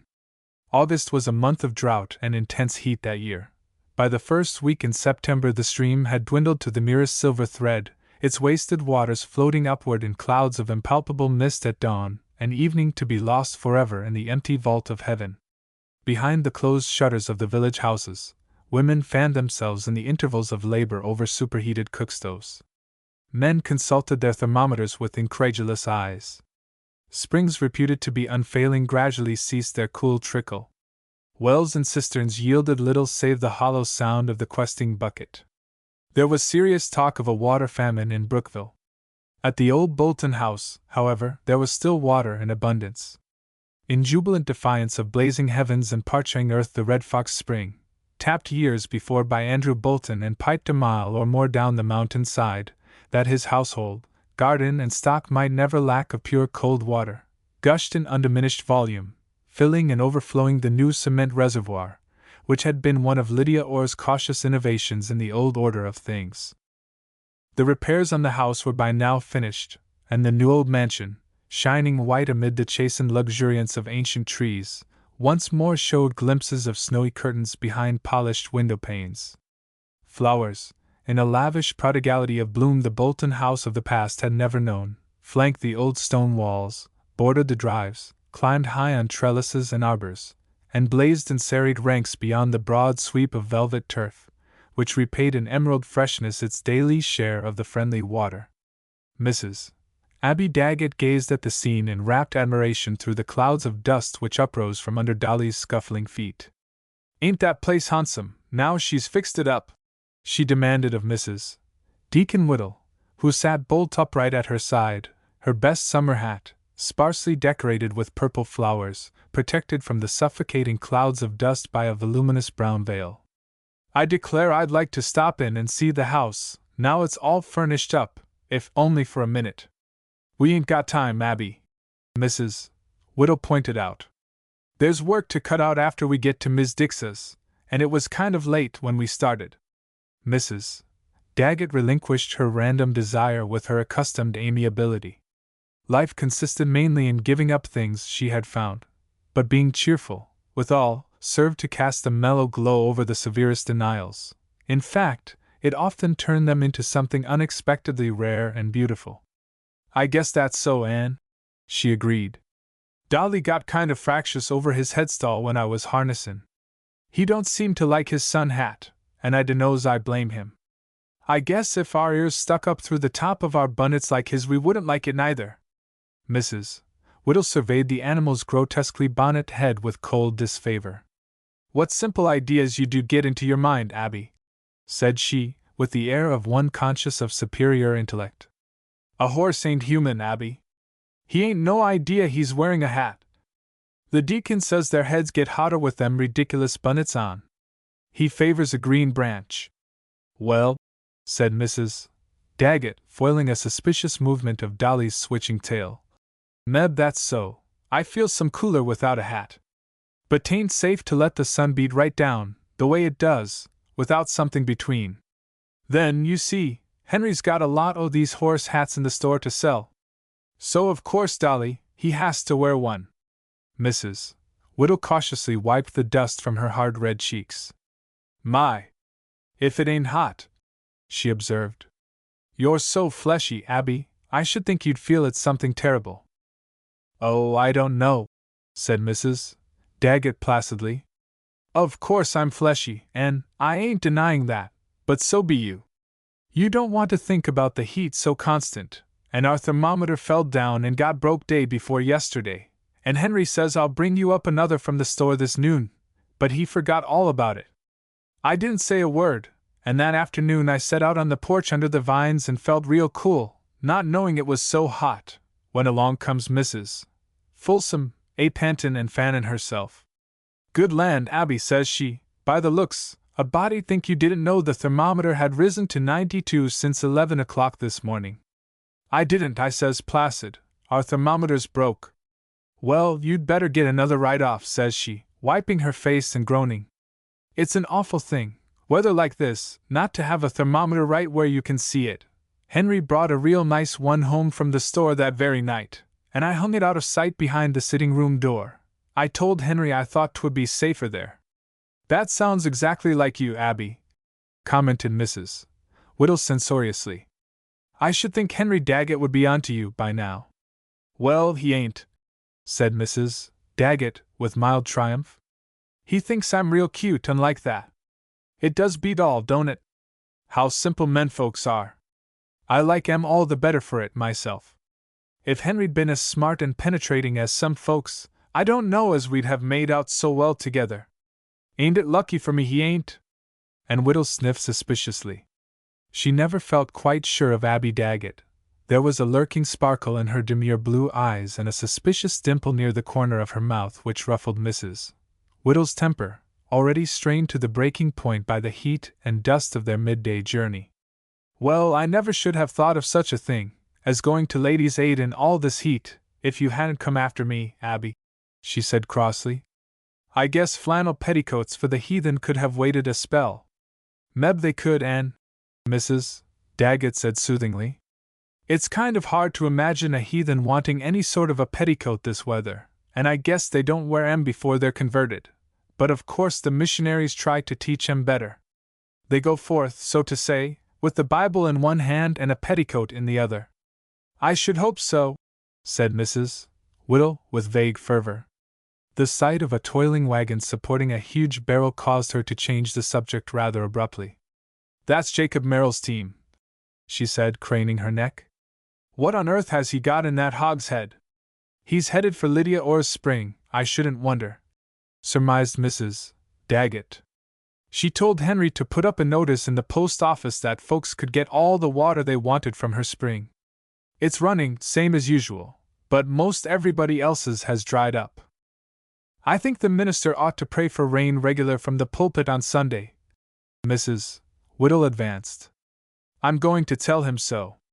She's going to do a lot better than that, said Mrs. Daggett. For the land's sake, Dolly! I ain't urged you beyond your strength, and you know it, but if you don't gelong. A vigorous slap of the reins conveyed Mrs. Daggett's unuttered threat to the reluctant animal, with the result that both ladies were suddenly jerked backward by an unlooked-for burst of speed. I think that horse is dangerous, Abby, remonstrated Mrs.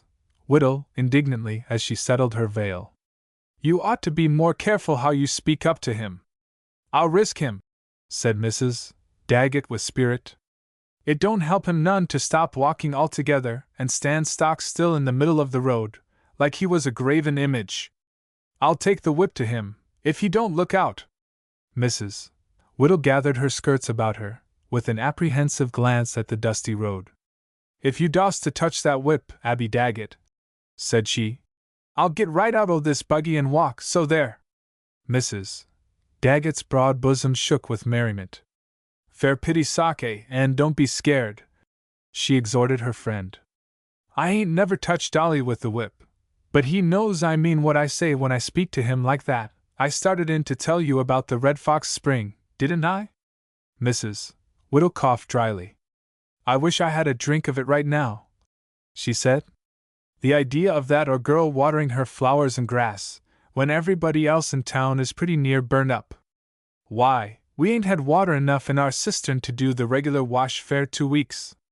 I said to Joe and the deacon today, you can wear them shirts another day, for I don't know where on earth you'll get clean ones. There ain't nothing selfish about Lydia proclaimed Mrs. Daggett joyfully. What do you think she's going to do now? How should I know? Mrs. Whittle's tone implied a jaded indifference to the doings of any one outside of her own immediate family circle. She's going to have the Red Fox pipe down to the village, said Mrs. Daggett. She's had a man from Boston to look at it, and he says there's water enough up there in the mountains to supply 2 or 3 towns the size of Brookville. She's going to have a reservoir, and anybody that's a mind to can pipe it right into their kitchens. Mrs. Whittle turned her veiled head to stare incredulously at her companion. Well, I declare, she said. That girl certainly does like to make a show of her money, don't she? If 'tain't one thing it's another. How did a girl like her come by all that money, I'd like to know? I don't see as that's any of our particular affairs, objected Mrs. Daggett warmly. Think of having nice cool spring water, just by turning a faucet. We're going to have it in our house. And Henry says Meb he'll put in a tap and a drain pipe upstairs. It'd save a lot o' steps. Huh! Like enough you'll be talking about a regular nickel-plated bathroom like hers next, suspicioned Mrs. Whittle. The deacon says he did his best to talk her out of it, but she stuck right to it. And one whined enough at that. She's got 3 of 'em in that house. That's worse'n Andrew Bolton. Do you mean worse, and Whittle, or do you mean better? A nice white bathtub is a means o' grace, I think. I mean what I said, Abby, and you hadn't ought to talk like that. It's downright sinful. Means o' grace. A bathtub. Well, I never. The ladies of the Aid Society were already convened in Mrs. Dix's front parlor, a large square room, filled with the cool green light from a yard full of trees, whose deep-thrust roots defied the drought. Ellen Dix had just brought in a glass pitcher, its frosted sides proclaiming its cool contents, when the late-comers arrived. Yes, Mrs. Dix was saying. Miss or sent over a big piece of ice this morning, and she squeezed out juice of I don't know how many lemons. Jim Dodge brought 'em here in the auto, and she told him to go around and gather up all the ladies that didn't have conveyances of their own. And that's how I came to be here, said Mrs. Mixter. Our horse has gone lame. Well now, wa'n't that lovely? Crowed Mrs.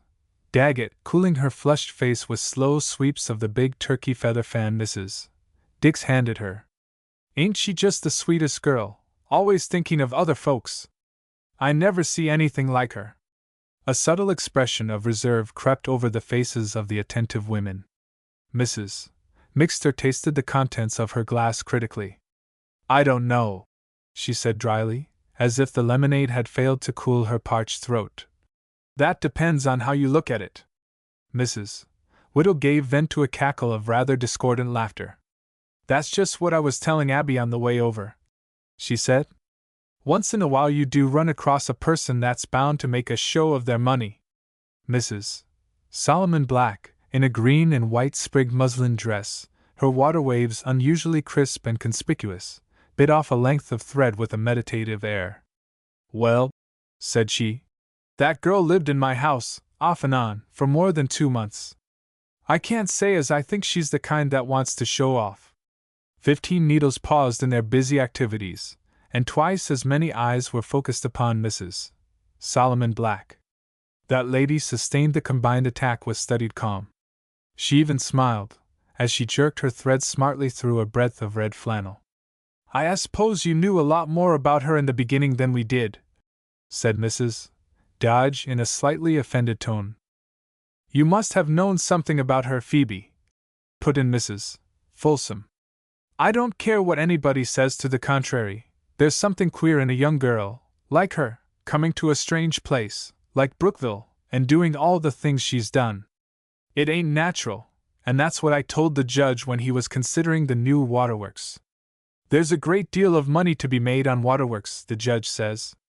The eyes were now focused upon Mrs. Folsom.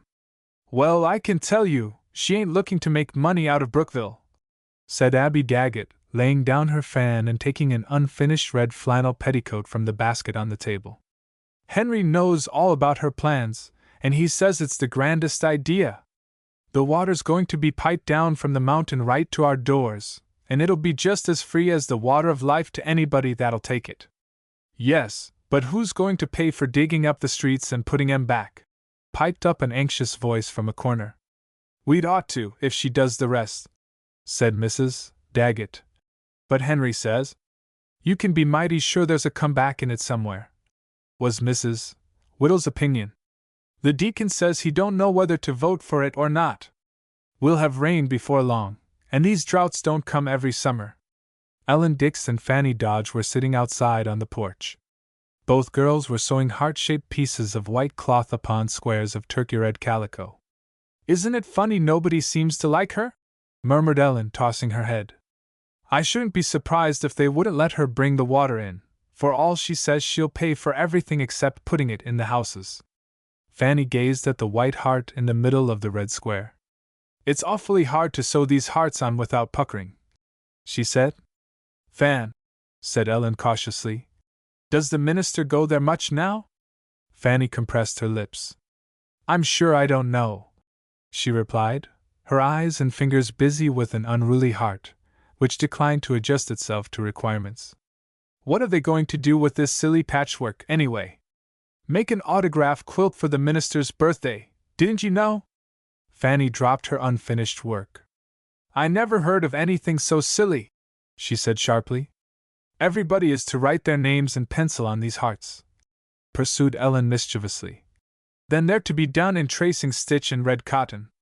In the middle of the quilt is to be a big white square, with a large red heart in it, that's supposed to be Wesley Elliott's. It's to have his monogram and stuffed letters in the middle of it. Lois Daggett's doing that now. I think it's a lovely idea, so romantic, you know. Fanny did not appear to be listening. Her pretty white forehead wore a frowning look. Ellen, she said abruptly, do you ever see anything of Jim nowadays? Oh, so you thought you'd pay me back, did you? Cried Ellen angrily. I never said I cared a rap for Jim Dodge, but you told me a whole lot about Wesley Elliott. Don't you remember that night we walked home from the fair, and you? Fanny suddenly put her hand over her friend's. Please don't talk so loud, Ellen. Somebody will be sure to hear. I'd forgotten what you said, truly I had. But Jim. Well?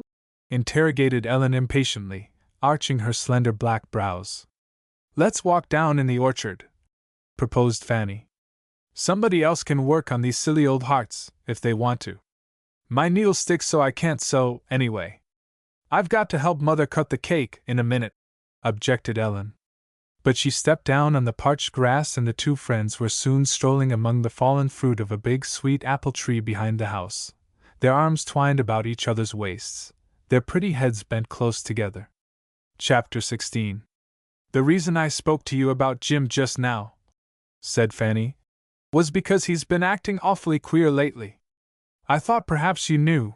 I know he likes you better than any of the other girls. He says you have some sense, and the others haven't.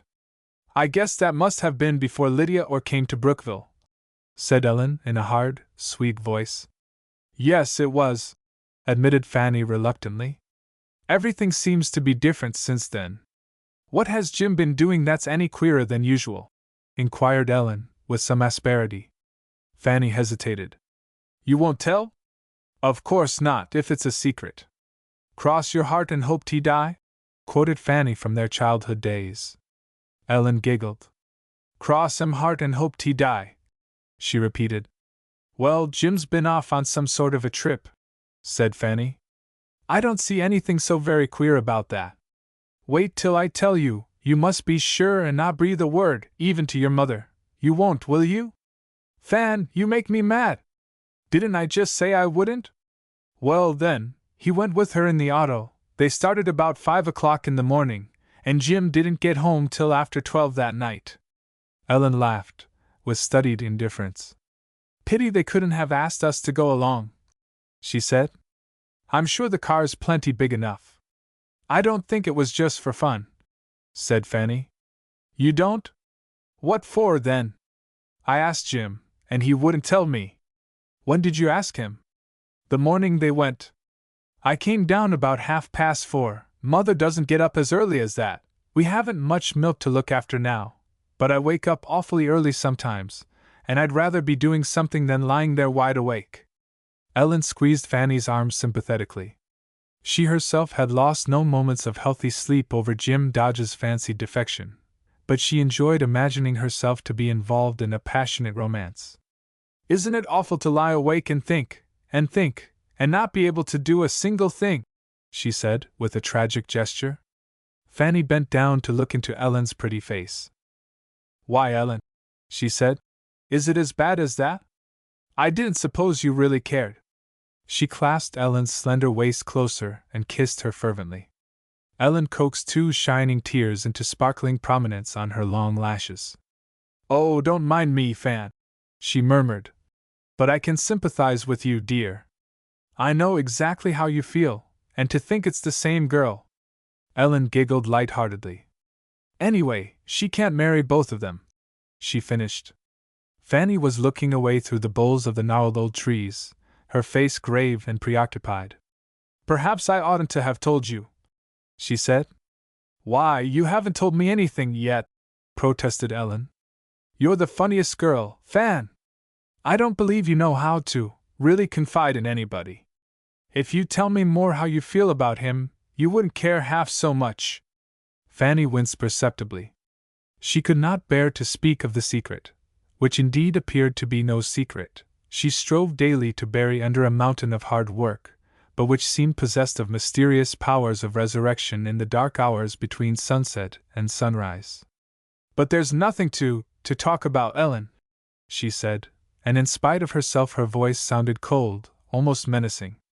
Oh, very well, if you feel that way, retorted Ellen. But I can tell you one thing, or I might tell you something, but I guess I won't. Please, Ellen, if it's about. Well, it is. Fanny's eyes pleaded hungrily with the naughty Ellen. You haven't finished your account of that interesting pleasure excursion of Jim's and Miss Orr's, said Ellen. Isn't it lovely Jim can drive her car? Is he going to be her regular chauffeur? And do you get an occasional joy ride? Of course not, Fanny said indignantly. Oh, Ellen, how can you go on like that? I'm sure you don't care a bit about Jim or me, either. I do, declared Ellen. I love you with all my heart, Fan, but I don't know about Jim. I might have, you know, but if he's crazy over that or girl, what's the use? There are other men, just as good-looking as Jim Dodge and not half so sarcastic and disagreeable. Jim can be disagreeable, if he wants to, conceded Jim's sister. When I asked him where he was going with the car so early in the morning, you know he's been bringing the car home nights so as to clean it and fix the engine, till she can get somebody. I was surprised to find him putting in oil and tightening up screws and things, when it was scarcely daylight, and I said so. He wouldn't tell me a thing. You just tend to your own knitting, Fan, was all he said. Perhaps you'll know some day, and then again, perhaps you won't. And didn't you find out? Cried Ellen, her dark eyes alight with curiosity. If that doesn't sound exactly like Jim Dodge! But you said you heard him when he came in that night. Didn't he tell you anything then? You don't think they ran off to get married? Oh, Fan! Of course not, you goose, Do you suppose he'd have come back home alone, if it had been anything like that? Ellen heaved a sigh of exaggerated relief. Be still, my heart, she murmured. No, they went to get somebody from somewhere, pursued Fanny. To get somebody from somewhere, repeated Ellen impatiently. How thrilling! Who do you suppose it was? Fanny shook her head. I haven't the slightest idea. How perfectly funny! Is the somebody there, now? I don't know. Jim won't tell me a thing that goes on there. He says if there's anything on top of the earth he absolutely despises, it's a gossiping man. He says a gossiping woman is a creation of God, must be, there's so many of them. But a gossiping man, he can't find any word in the dictionary mean enough for that sort of a low-down skunk. Ellen burst into hysterical laughter. What an idea! She gasped. Oh, but he's almost too sweet to live, Fan. Somebody ought to take him down a peg or two. Fan, if he proposes to that girl, I hope she won't have him. 'Twould serve him right. Perhaps she won't marry anybody around here, mused Fanny. Did you ever notice she wears a thin gold chain around her neck, Ellen? Ellen nodded. Perhaps there's a picture of somebody on it. I shouldn't wonder. Ellen impatiently kicked a big apple out of her way, to the manifest discomfiture of 2 or 3 drunken wasps who were battening on the sweet juices. I've got to go back to the house, she said. Mother'll be looking for me. But, Ellen. Well? You said you knew something. Ellen yawned. Did I? You know you did, Ellen. Please. 'Twasn't much. What was it? Oh, nothing, only I met the minister coming out of Lydia Orr's house one day a while ago, and he was walking along as if he'd been sent for, never even saw me. I had a good mind to speak to him, anyway, but before I could think of anything cute to say he'd gone by, 240 on a plank road. Fanny was silent. She was wishing she had not asked Ellen to tell. Then instantly her mind began to examine this new aspect of her problem. He didn't look so awfully pleased and happy, Ellen went on. His head was down, so, and he was just scorching up the road. Perhaps they'd been having a scrap. Oh, no! Burst from Fanny's lips. It wasn't that. Why, what do you know about Wesley Elliot and Lydia Orr? Inquired Ellen vindicatively. You're a whole lot like Jim, as close-mouthed as a molasses jug, when you don't happen to feel like talking. It isn't fair, she went on crossly. I tell you everything, every single thing, and you just take it all in without winking an eyelash. It isn't fair. Oh, Ellen, please don't. I can't bear it from you. Fanny's proud head drooped to her friend's shoulder. A stifled sob escaped her. There now, Fan, I didn't mean a word of it. I'm sorry I told you about him. Only I thought he looked so kind of cut up over something that maybe, honest, Fan, I don't believe he likes her.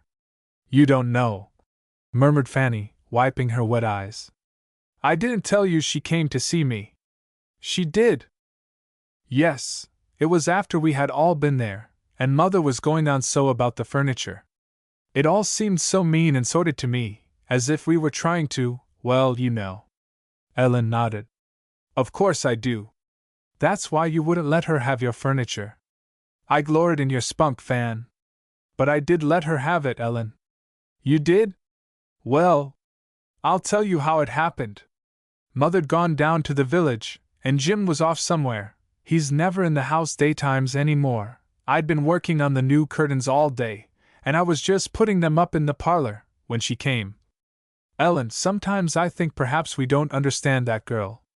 She was just as sweet, if it wasn't for, if I hadn't hardened my heart against her almost the first thing, you know, I don't believe I could help loving her. Fanny! Cried Ellen protestingly.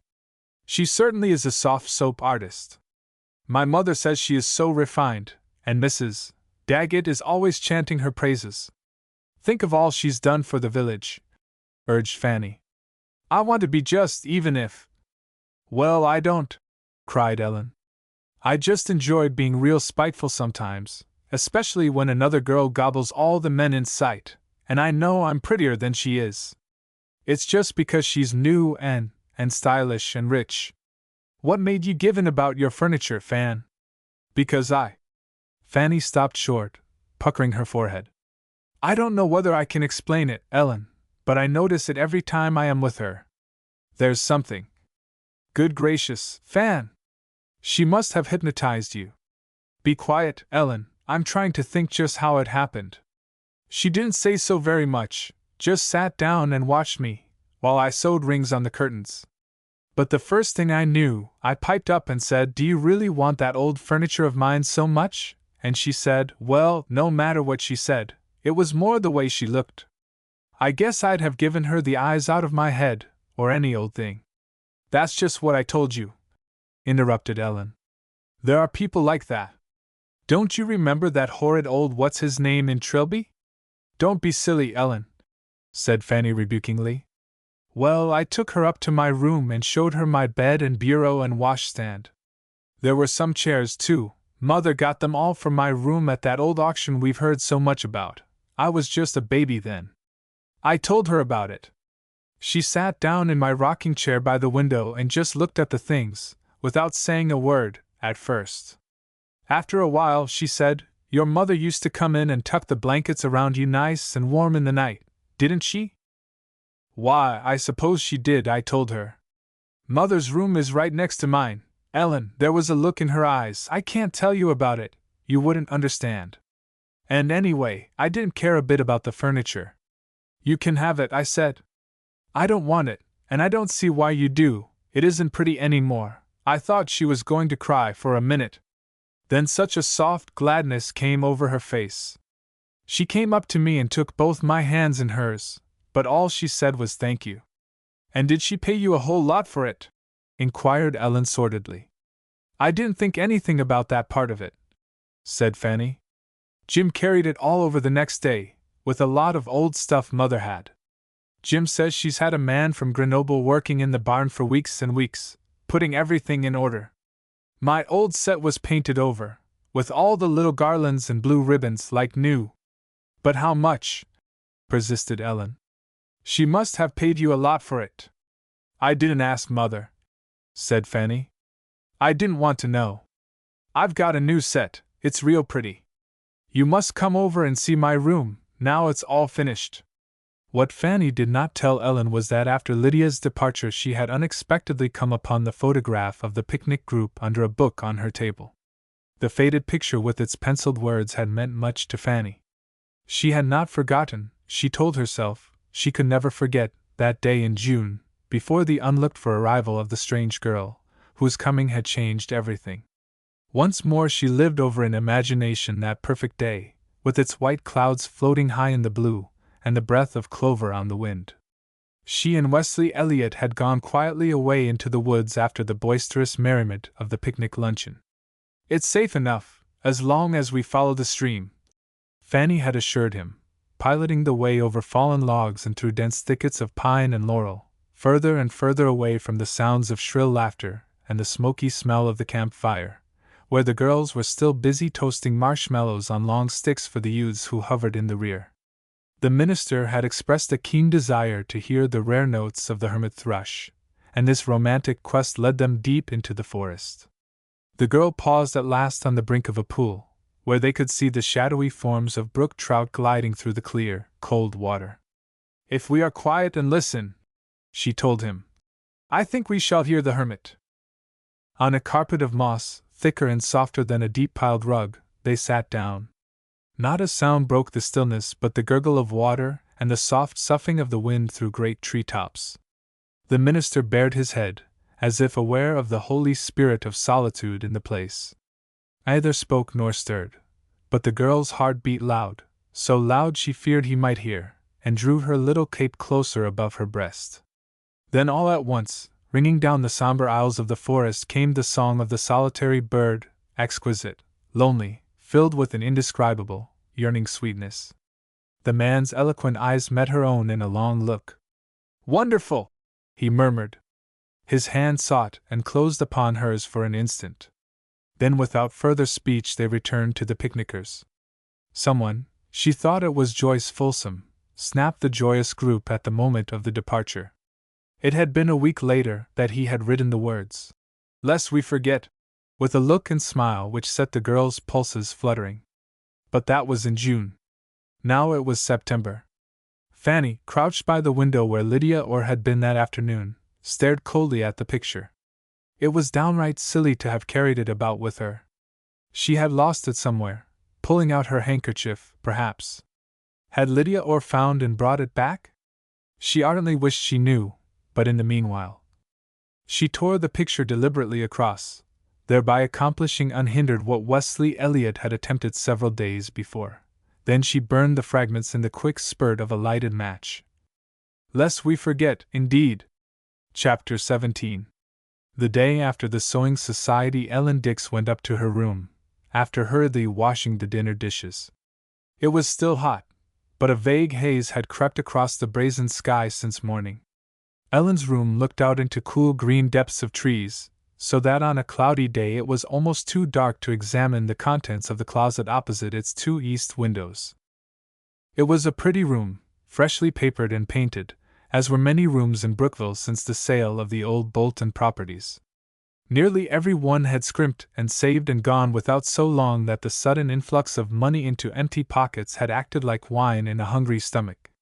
Henry Daggett had thrice replenished his stock of wallpapers. Window shades and curtaining by the yard had been in constant demand for weeks. Bright-colored chintzes and gay-flowered cretonnes were apparently a prime necessity in many households. As for paper hangers and painters, few awaited their unhurried movements. It was easy for anybody with energy and common sense to wield a paintbrush. An old paper could be scraped off and fresh strips applied by a simple application of flour paste and the fundamental laws of physics. One improvement clamors loudly for another, and money was still coming in from the most unexpected sources, so new furniture was bought to take the place of unprized chairs and tables long ago salvaged from the Bolton wreck. And since Mrs. Deacon Whittle's dream parlor, with its marble tops and plush-upholstered furniture, had become a solid reality, other parlors burgeoned forth in multicolored magnificence. Scraggy old shrubs were trimmed, grass was cut in unkempt dooryards, flowers were planted, and all because of the lavish display of such improvements at Bolton House, as that queer Orr girl persisted in calling it, thereby flying in the face of public opinion and local prejudice in a way which soured the milk of human kindness before the cream of gratitude could rise. Everybody agreed that there was something mysterious, if not entirely unnatural, in the conduct of the young woman. Nobody likes unsolved riddles for long. The moment or century of suspense may prove interesting, even exciting, but human intelligence resents the SBHYNX. Ellen Dix was intensely human. She was, moreover, jealous, or suppose she was, which often amounts to the same thing. And because of this she was looking over the dresses, hanging on pegs along her closet wall, with a demurely puckered brow. The pink muslin was becoming, but old-fashioned. The pale yellow trimmed with black velvet might get soiled with the dust, and she wasn't sure it would wash. She finally selected a white dress of a new and becoming style, attired in which she presently stood before her mirror adjusting a plain Panama hat, trimmed simply with a black ribbon. Not for nothing had Ellen used her handsome dark eyes. She set the hat over her black hair at exactly the right angle, skewering it securely in place with two silver pins, also severely simple in their style and quite unlike the glittering rhinestone variety offered for sale in Henry Daggett's general store. "I'm going out for a while, Mother," she said, as she passed the room where Mrs. Dix was placidly sewing carpet rags out of materials prodigiously increased of late, since both women had been able to afford several new dresses. "Going to Fanny's?" inquired Mrs. Dix. "Seems to me you're starting out pretty early, dear, in all this heat. If you'll wait till sundown, I'll go with you. I haven't seen their parlor since they got the new curtains up." "I'm not going to Fanny's right off," said Ellen evasively. "Maybe I'll stop on the way back, though. 'Tisn't very hot, it's clouded up some. Better take in an umbrella," her mother sent after her. "We might get a thunderstorm along towards 4 o'clock. My shoulder's been paining me all the morning." But Ellen had already passed out of hearing, her fresh skirts held well away from the dusty wayside weeds. She was going, with intentions undefined, to see Lydia Orr. Perhaps, she was thinking, she might see Jim Dodge. Anyway, she wanted to go to Bolton House. She would find out for herself wherein lay the curious fascination of which Fanny had spoken. She was surprised at Fanny for so easily giving in about the furniture. Secretly, she considered herself to be possibly a bit shrewder than Fanny. In reality, she was not as easily influenced, and slower at forming conclusions. She possessed a mind of more scope.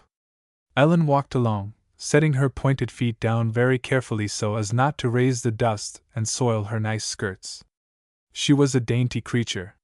When she reached the hedge which marked the beginning of the Bolton estate, she started, not violently, that was not her way, but anybody is more startled at the sudden glimpse of a figure at complete rest, almost rigidity, than of a figure in motion.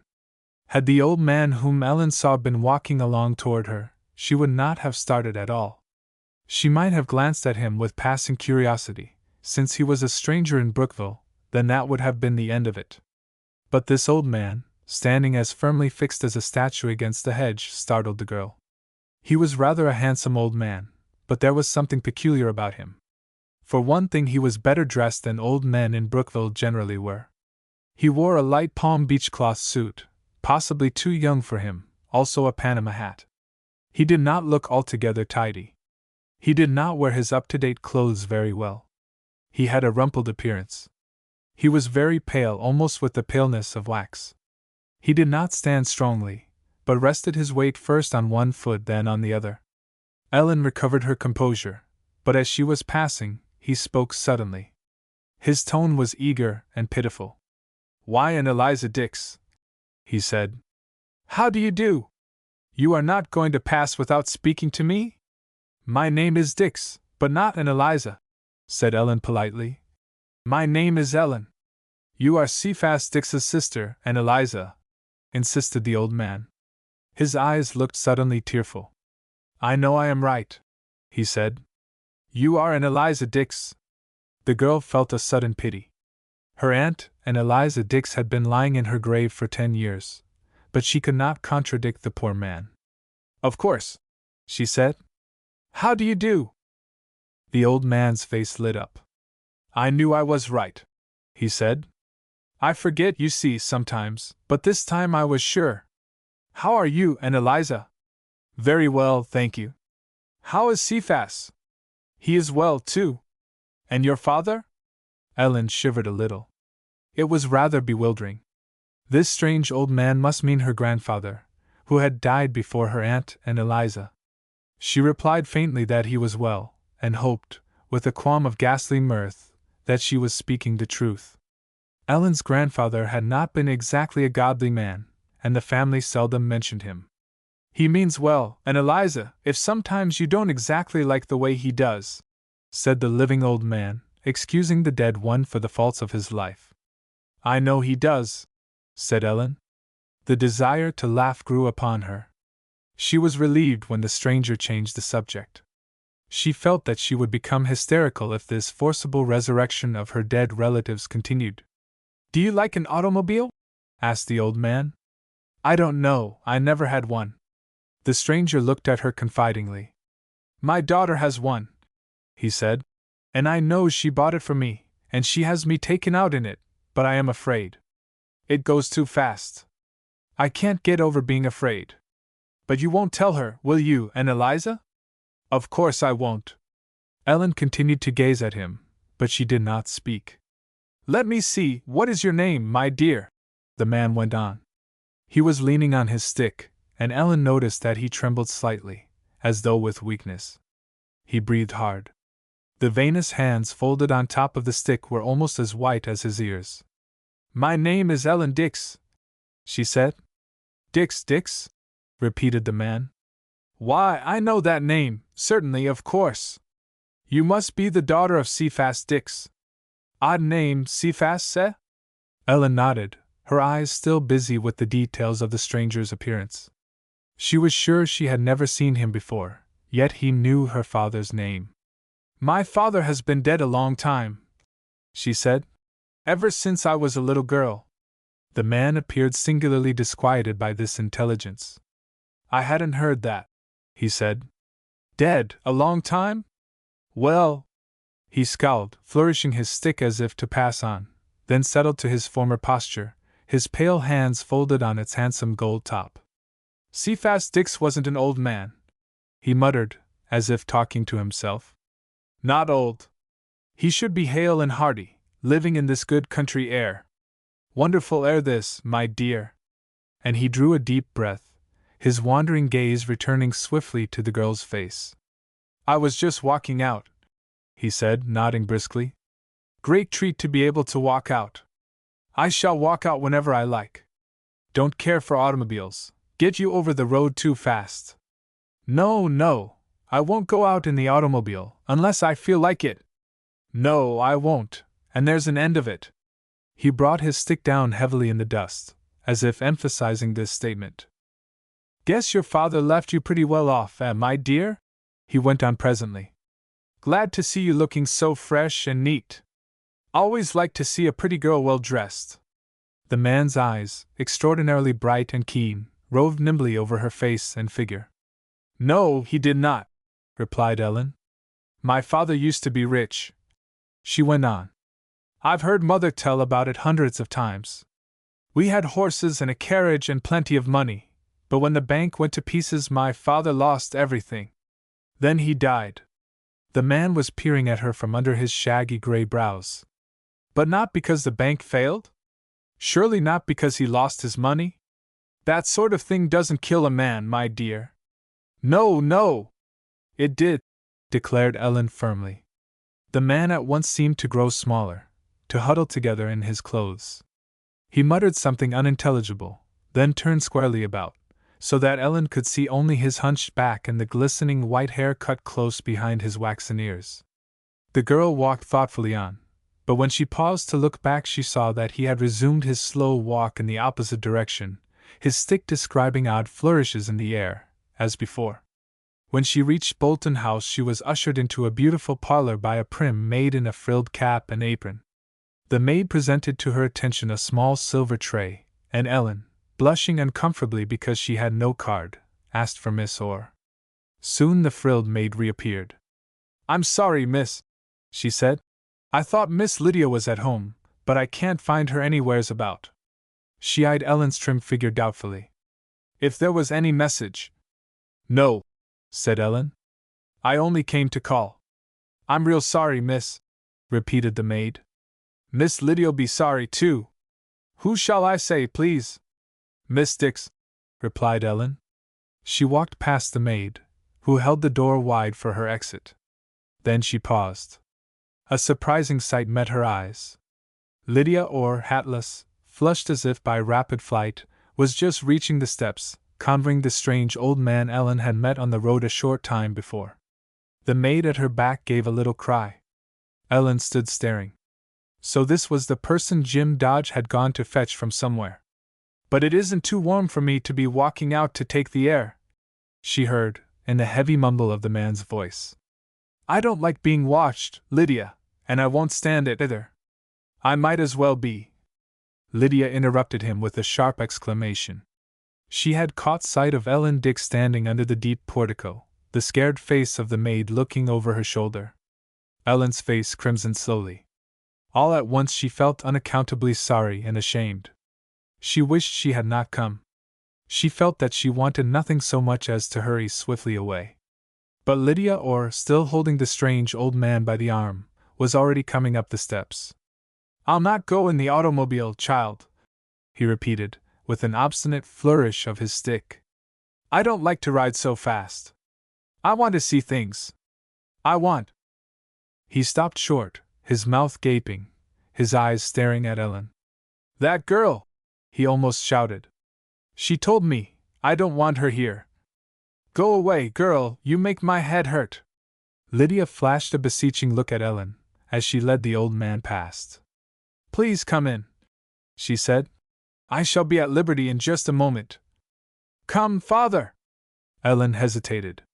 Perhaps I'd better not today, she murmured, and slowly descended the steps. The discreet maid closed the door behind her. Chapter 18. Ellen did not at once return home. She walked on reflecting. So the old man was Lydia Orr's father. And she was the first to know it. The girl had never spoken of her father, Ellen was sure. Had she done so, Mrs. Solomon Black would certainly have told Mrs. Whittle, and Mrs. Whittle would have informed Mrs. Daggett, and thence, by way of Mrs. Dodge and Fanny, the news would long ago have reached Ellen and her mother. Before she had covered a quarter of a mile of the dusty road, Ellen heard the muffled roar of an overtaking motor car. She glanced up, startled and half choked with the enveloping cloud of dust. Jim Dodge was driving the car. He slowed down and stopped. "Hello, Ellen. Going down to the village? Get in and I'll take you along," he called out. "All right," said Ellen, jumping in. "I haven't seen you for an age, Jim," said Ellen after a while. The young man laughed. "Does it seem that long to you, Ellen?" "No, why should it?" she returned. "I say, Ellen," said Jim, "I saw you when you came out of Bolton House just now. Did you?" "Yes." He looked sharply at Ellen, who smiled evasively. "I was going to call," she said with an innocent air. "But Miss Orr had a visitor. Look here, Ellen, don't let's beat about the bush. Nobody knows he's there yet except myself and you. You met him on the road, didn't you?" "Yes," said Ellen. "I met him on the road. Did he talk to you? He asked me what my name was. He's crazy, isn't he, Jim?" The young man frowned thoughtfully at his steering wheel. "Not exactly," he said after a pause. "He's been sick a long time and his mind is, well, I think it has been somewhat affected." "Did he? He didn't talk to you about himself, did he? What do you want to know for?" "Oh, he appeared rather excited and—" "Yes, I noticed that." She laughed mischievously. Jim frowned. "Come, Ellen, quit this nonsense. What did he say to you? If you mean Mr. Orr." He turned his eyes from the road to stare at her for an instant. "Did he tell you his name was Orr?" he asked sharply. It was Ellen's turn to stare. "Why, if he is Miss Orr's father—" she began. "Oh, of course," said Jim hurriedly. "I was just wondering if he had introduced himself." Ellen was silent. She was convinced that there was some mystery about the pale old man. "He said a lot of awfully queer things to me," she admitted, after a pause during which Jim turned the car into a side road. "I thought you were going to the village." "This will take us to the village, give you a longer ride, Ellen. I'll take you home afterwards." "After what?" "Why, after we've got the mail, or whatever you want. Don't you think Miss Orr and that queer old Mr., if his name isn't Orr, Jim, what is it?" She shot a quick glance at him. "Good Lord!" muttered Jim profanely. He drew the car up at the side of the road and stopped it. "What are you going to do?" inquired Ellen in some alarm. "Won't it go?" "When I get ready," said Jim. He turned and faced her squarely. "We'll have this out, before we go a foot further. I won't have the whole town talking," he said savagely. Ellen said nothing. She was rather angry. "The devil!" cried Jim Dodge. "What's the matter with you, Ellen?" "With me?"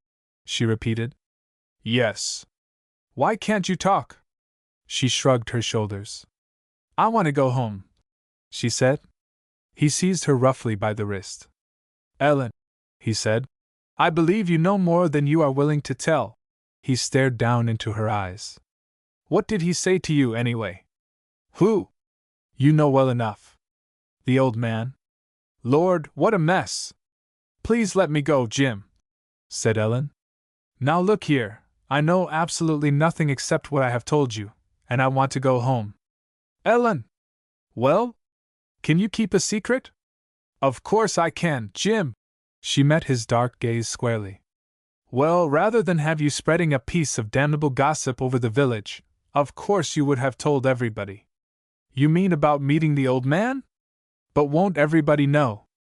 If he goes out and talks to people as he did to me?" "You haven't told me what he said." Ellen raised her brows with a mischievous air. "I didn't care to spread any. What sort of gossip did you say, Jim?" "Confound it! I didn't mean that. Of course I could see he was someone who used to live here," she went on. "He knew father." Jim had thrust his hands deep into his trousers pockets. He uttered an impatient ejaculation. And he said he should go out whenever he felt like it. He doesn't like the automobile. Oh, it's an impossible proposition. I see that plainly enough, Jim said, as if to himself. But it seems a pity. He appeared to plunge into profound meditation. I say, Ellen, you like her, don't you? Don't see how you can help it. She's a wonder. Who? Miss Orr? Of course. Say, Ellen, if you knew what that girl has gone through, without a murmur, and now I'm afraid, by George. We ought to spare her. We? Yes, you and I. You can do a lot to help, Ellen, if you will. That old man you saw is sick, hardly sane. And no wonder. He stopped short and stared fixedly at his companion. Did you guess who he was? He asked abruptly. Ellen reflected. I can guess, if you'll give me time. Jim made an impatient gesture. That's just what I thought, he growled. There'll be the devil to pay generally. Jim, said Ellen earnestly, if we are to help her, you must tell me all about that old man. She wanted to tell everybody. He recollected gloomily. And why not you? Imagine an innocent child set apart from the world by another's crime, Ellen. See if you can, that child growing up, with but one thought, one ideal, the welfare of that other person. Picture to yourself what it would be like to live solely to make a great wrong right, and to save the wrongdoer. Literally, Ellen, she has borne that man's grief and carried his sorrow, as truly as any vaunted savior of the world. Can you see it? Do you mean? Is that why she calls it Bolton House? Of course. And that dreadful old man is, but Jim, everybody will find it out. You're right, he acknowledged. But they mustn't find it out just yet. We must put it off till the man can shake that hangdog air of his. Why, he can't even walk decently. Prison is written all over him. Thank God, she doesn't seem to see it. I'm so glad you told me, Jim, said Ellen gently. You won't say a word about this, will you, Ellen? He asked anxiously. I can depend on you. Give me a little credit for decency and common sense, replied Ellen. Jim bent over the wheel and kissed her. Chapter 19. Rain was falling in torrents, slanting past the windows of the old parsonage in long gray lines, gurgling up between loosened panes, and drip-dropping resoundingly in the rusty pen the minister had set under a broken spot in the ceiling. Upstairs a loosened shutter banged intermittently under the impact of the wind, which howled past, to lose itself with great commotion in the tops of the tall evergreens in the churchyard. It was the sort of day when untoward events, near and far, stand out with unpleasant prominence against the background of one's everyday life. A day in which a man is led, whether he will or not, to take stock of himself and to balance with some care the credit and debit sides of his ledger. Wesley Elliott had been working diligently on his sermon since 9 o'clock that morning, at which hour he had deserted Mrs. Solomon Black's comfortable tight roof, to walk under the inadequate shelter of a leaking umbrella to the parsonage. 3 closely written pages in the minister's neat, firm handwriting attested his uninterrupted diligence. At the top of the 4th page he set a careful numeral. Under it wrote, "Thirdly," then paused, laid down his pen, yawned wearily, and gazed out at the dripping shrubbery. The rain had come too late to help the farmers, he was thinking. It was always that way, too much sunshine and dry weather, then too much rain, floods of it, deluges of it. He got up from his chair, stretched his cramped limbs, and began marching up and down the floor. He had fully intended to get away from Brookville before another winter set in. But there were reasons why he felt in no hurry to leave the place. He compelled himself to consider them. Was he in love with Lydia, or?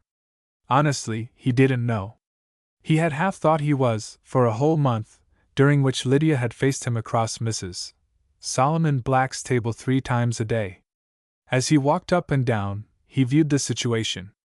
Lydia had declared, not once but often, that she wanted friends. Women always talked that way, and meant otherwise. But did she? The minister shook his head dubiously. He thought of Lydia, or of her beauty, of her elusive sweetness. He was ashamed to think of her money, but he owned to himself that he did. Then he left his study and rambled about the chill rooms of the lower floor. From the windows of the parlor, where he paused to stare out, he could look for some distance up the street. He noticed dully the double row of maples from which yellowed leaves were already beginning to fall and the ugly fronts of houses, behind their shabby picket fences. A wagon was creaking slowly through a shallow sea of mud which had been dust the day before. Beyond the hunched figure of the teamster, not a human being was in sight. Somewhere, a dog barked fitfully and was answered by other dogs far away, and always the shutter banged at uncertain intervals upstairs. This nuisance, at least, could be abetted. He presently located the shutter and closed it, then, because its fastening had rusted quite away, sought for a bit of twine in his pocket and was about to tie it fast when the wind wrenched it again from his hold. As he thrust a black-coated arm from the window to secure the unruly disturber of the peace, he saw a man fumbling with the fastening of the parsonage gate. Before he could reach the foot of the stairs, the long-unused doorbell jangled noisily. He did not recognize the figure which confronted him on the stoop, when at last he succeeded in undoing the door.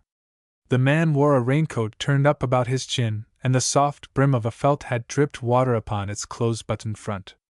Good morning, sir," said the stranger, as if his words had awaited the opening of the door with scant patience. "You are the local clergyman, I suppose?" At uncertain periods Wesley Elliot had been visited by a migratory colporteur, and less frequently by impecunious persons representing themselves to be fellow warriors on the walls of Zion, temporarily out of ammunition. In the brief interval during which he convoyed the stranger from the chilly obscurity of the hall to the dubious comfort of his study, he endeavored to place his visitor in one of these two classes, but without success. "Didn't stop for an umbrella," explained the man, rubbing his hands before the stove, in which the minister was striving to kindle a livelier blaze. Divested of his dripping coat and hat, he appeared somewhat stooped and feeble. He coughed slightly, as he gazed about the room. "What's the matter here?" he inquired abruptly. "Don't they pay you your salary?" The minister explained in brief his slight occupancy of the parsonage, whereat the stranger shook his head. "That's wrong, all wrong," he pronounced. "A parson should be married and have children, plenty of them. Last time I was here, couldn't hear myself speak, there was such a racket of children in the hall. Mother's sick upstairs, and the kids sliding down the banisters like mad. I left the parson a check, poor devil." He appeared to fall into a fit of musing, his eyes on the floor. "I see you're wondering who I am, young man," he said presently. "Well, we're coming to that, presently. I want some advice, so I shall merely put the case baldly. I wanted advice before, but the parson of that day couldn't give me the right sort. Good Lord! I can see him yet, short man, rather stout and baldish. Meant well, but his religion wasn't worth a bean to me that day. Religion is all very well to talk about on a Sunday, broadcloth coat, white tie and that sort of thing, good for funerals, too, when a man's dead and can't answer back. Sometimes I've amused myself wondering what a dead man would say to a parson, if he could sit up in his coffin and talk 5 minutes of what's happened to him since they called him dead. Interesting to think of, had lots of time to think. Thought of most everything that ever happened, and more that didn't." "You are a stranger in Brookville, sir?" observed Wesley Elliot, politely. He had already decided that the man was neither a colporteur nor a clerical mendicant. His clothes were too good, for one thing. The man laughed, a short, unpleasant sound which ended in a fit of coughing. "A stranger in Brookville?" he echoed. "Well, not precisely. But never mind that, young man. Now you're a clergyman, and on that account supposed to have more than ordinary good judgment. What would you advise a man to do who had, been out of active life for a number of years? In a hospital, we'll say, incapacitated, very much so. When he comes out, he finds himself quite pleasantly situated, in a way, good home, and all that sort of thing, but not allowed to use his judgment in any way. Watched, yes, watched, by a person who ought to know better. It's intolerable, intolerable. Why, you'll not believe me when I tell you I'm obliged to sneak out of my own house on the sly, you understand, for the purpose of taking needful exercise." He stopped short and wiped his forehead with a handkerchief, the fineness of which the minister noted mechanically, with other details which had before escaped him, such as the extreme, yellowish pallor of the man's face and hands and the extraordinary swiftness and brightness of his eyes. He was conscious of growing uneasiness as he said, "That sounds very unpleasant, sir, but as I am not in possession of the facts—" "But I just told you," interrupted the stranger. "Didn't I say? You didn't make clear to me what the motives of this person who tries to control your movements are. You didn't tell me." The man moved his hand before his face, like one trying to brush away imaginary flies. "I suppose she has her motives," he said fretfully. "And very likely they're good. I'll not deny that. But I can't make her see that this constant espionage, this everlasting watchfulness is not to be borne. I want freedom, and by God I'll have it!" He sprang from his chair and began pacing the room. Wesley Elliot stared at his visitor without speaking. He perceived that the man dragged his feet, as if from excessive fatigue or weakness. "I had no thought of such a thing," the stranger went on. "I'd planned, as a man who looks forward to release from a hospital, how I'd go about and see my old neighbors. I wanted to have them in for dinners and luncheons, people I haven't seen for years. She knows them. She can't excuse herself on that ground. She knows you." He stopped short and eyed the minister, a slow grin spreading over his face. "The last time you were at my house I had a good mind to walk in and make your acquaintance then and there. I heard you talking to her. You admire my daughter, that's easy to see, and she's not such a bad match, everything considered." "Who are you?" demanded the young man sharply. "I am a man who's been dead and buried these 18 years, replied the other. "But I'm alive still, very much alive, and they'll find it out." An ugly scowl distorted the man's pale face. For an instant he stared past Wesley Elliot, his eyes resting on an irregular splotch of damp on the wall. Then he shook himself. "I'm alive," he repeated slowly. "And I'm free." "Who are you?" asked the minister for the second time. For all his superior height and the sinewy strength of his young shoulders, he began to be afraid of the man who had come to him out of the storm. There was something strangely disconcerting, even sinister, in the ceaseless movements of his pale hands and the sudden lightning dart of his eyes, as they shifted from the defaced wall to his own perturbed face. By way of reply, the man burst into a disagreeable cackle of laughter. "Stopped in at the old bank building on my way," he said. "Got it all fixed up for a reading room and library. Quite a nice idea for the villagers. I'd planned something of the sort myself. Approve of that sort of thing for a rural population. Who was the benefactor in this case, eh? Take it for granted the villagers didn't do it for themselves. The women in charge there referred me to you for information. Don't be in haste, young man. I'll answer your question in good time. Who gave the library, fixed up the building and all that? Must have cost something." The minister sat down with an assumption of ease he did not feel, facing the stranger who had already possessed himself of the one comfortable chair in the room. "The library," he said, "was given to the village by a Miss Orr, a young woman who has recently settled in Brookville. She has done a good deal for the place, in various ways." "What ways?" asked the stranger, with an air of interest. Wesley Elliot enumerated briefly the number of benefits: the purchase and rebuilding of the old Bolton house, the construction of the waterworks, at present under way, the library and reading room, with the town hall above. "There are," he stated, "other things which might be mentioned, such as the improvement of the village green, repairs on the church, the beginning of a fund for lighting the streets, as well as innumerable smaller benefactions, involving individuals in and around Brookville." The man listened alertly. When the minister paused, he said, "The young woman you speak of appears to have a deep pocket." The minister did not deny this.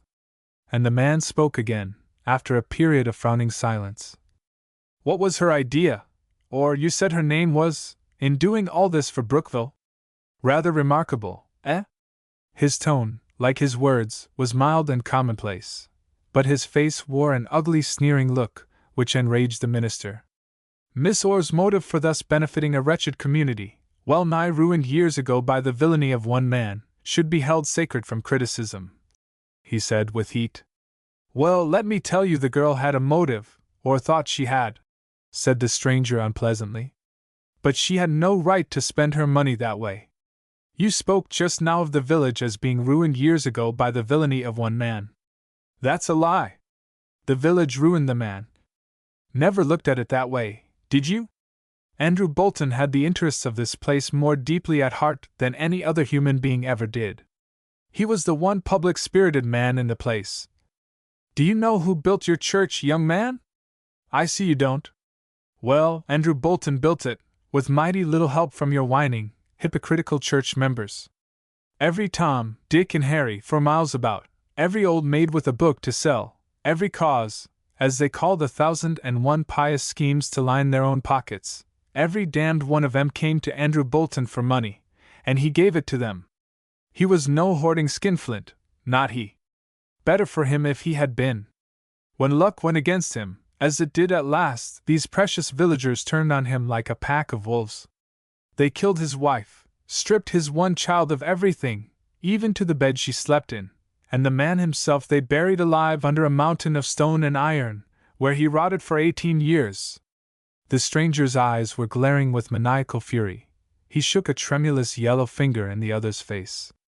Talk about ruin! He shouted. Talk about one man's villainy! This damnable village deserves to be razed off the face of the earth, but I meant to forgive them. I was willing to call the score even. A nameless fear had gripped the younger man by the throat. Are you? He began, but could not speak the words. My name, said the stranger, with astonishing composure, in view of his late fury, is Andrew Bolton, and the girl you have been praising and courting is my daughter. Now you see what a sentimental fool a woman can be. Well, I'll have it out with her. I'll live here in Brookville on equal terms with my neighbors. If there was ever a debt between us, it's been paid to the uttermost farthing. I've paid it in flesh and blood and manhood. Is there any money, any property you can name worth 18 years of a man's life? And such years, God! Such years! Wesley Elliott stared. At last he understood the girl, and as he thought of her shrinking aloofness standing guard over her eager longing for friends, for affection, something hot and wet blurred his eyes. He was scarcely conscious that the man, who had taken to himself the name with which he had become hatefully familiar during his years in Brookville, was still speaking, till a startling sentence or two aroused him. There's no reason under heaven why you should not marry her, if you like. Convict's daughter? Bah! I snap my fingers in their faces. My girl shall be happy yet. I swear it! But we'll stop all this sickly sentimentality about the money. We'll. The minister held up a warning hand. An immense yearning pity for Lydia had taken possession of him, but for the man who had thus risen from a dishonorable grave to blight her girlhood he felt not a whit. You'd better keep quiet, he said sternly. You'd far better go away and leave her to live her life alone. You'd like that, wouldn't you? Said Bolton dryly. He leaned forward and stared the young man in the eyes. But she wouldn't have it that way. Do you know that girl of mine wouldn't hear of it? She expects to make it up to me. Imagine making up 18 years of hell with a few pet names, a soft bed and... Stop! Cried Wesley Elliott, with a gesture of loathing. I can't listen to you. But you'll marry her, eh? Bolton's voice again dropped into a whining monotone. He even smiled deprecatingly. You'll excuse my ranting a bit, sir. It's natural after what I've gone through. You've never been in a prison, maybe. And you don't know what it's like to shake the bars of a cell at midnight and howl out of sheer madness to be off and away, somewhere, anywhere. He leaned forward and touched the minister on the knee. And that brings me back to my idea in coming to see you. I'm a level-headed man, still, quite cool and collected, as you see, and I've been thinking the situation over. He drew his brows together and stared hard at the minister. I've a proposition to make to you, as man to man. Can't talk reason to a woman, there's no reason in a woman's make-up, just sentiment and affection and imagination, an impossible combination, when there are hard realities to face. I see you don't agree with me, but never mind that, just hear what I have to say. But he appeared in no haste to go on, for all the eagerness of his eyes and those pallid, restless hands. The minister got quickly to his feet. The situation was momentarily becoming intolerable. He must have time to think it over, he told himself, and determine his own relations to this new and unwelcome parishioner. "I'm very sorry, sir," he began. "But—" "None of that," growled Bolton. "Sit down, young man, and listen to what I have to say to you. We may not have another chance like this." His assumption of a common interest between them was most distasteful, but for all that the minister resumed his chair. "Now, as I've told you, my daughter appears unwilling to allow me out of her sight. She tries to cover her watchfulness under a pretense of solicitude for my health. I'm not well, of course, was knocked down and beaten about the head by one of those devils in the prison, can't call them men, no decent man would choose to earn his living that way. But cosseting and coddling in a warm house will never restore me. I want freedom, nothing less. I must be out and away when the mood seizes me night or day. Her affection stifles me at times. You can't understand that, of course. You think I'm ungrateful, no doubt, and that I ought. You appear to me a monster of selfishness." Wesley Elliot broke in. "You ought to stop thinking of yourself and think of her." Bolton's face drew itself into the mirthless wrinkles which passed for a smile. "I'm coming to that," he said with some eagerness. "I do think of her, and that's why, can't you see, man, that 18 years of prison don't grow the domestic virtues? A monster of selfishness? You're dead right. I'm all of that, and I'm too old to change. I can't play the part of a doting father. I thought I could before I got out, but I can't. Twice I've been tempted to knock her down, when she stood between me and the door. Keep cool, I didn't do it. But I'm afraid of myself, I tell you. I've got to have my liberty. She can have hers. Now here's my proposition. Lydia's got money. I don't know how much. My brother-in-law was a close man. Never even knew he was rich. But she's got it, all but what she's spent here trying to square accounts, as she thought.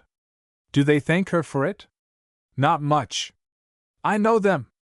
But see here, you marry Lydia, whenever you like, then give me $10,000, and I'll clear out.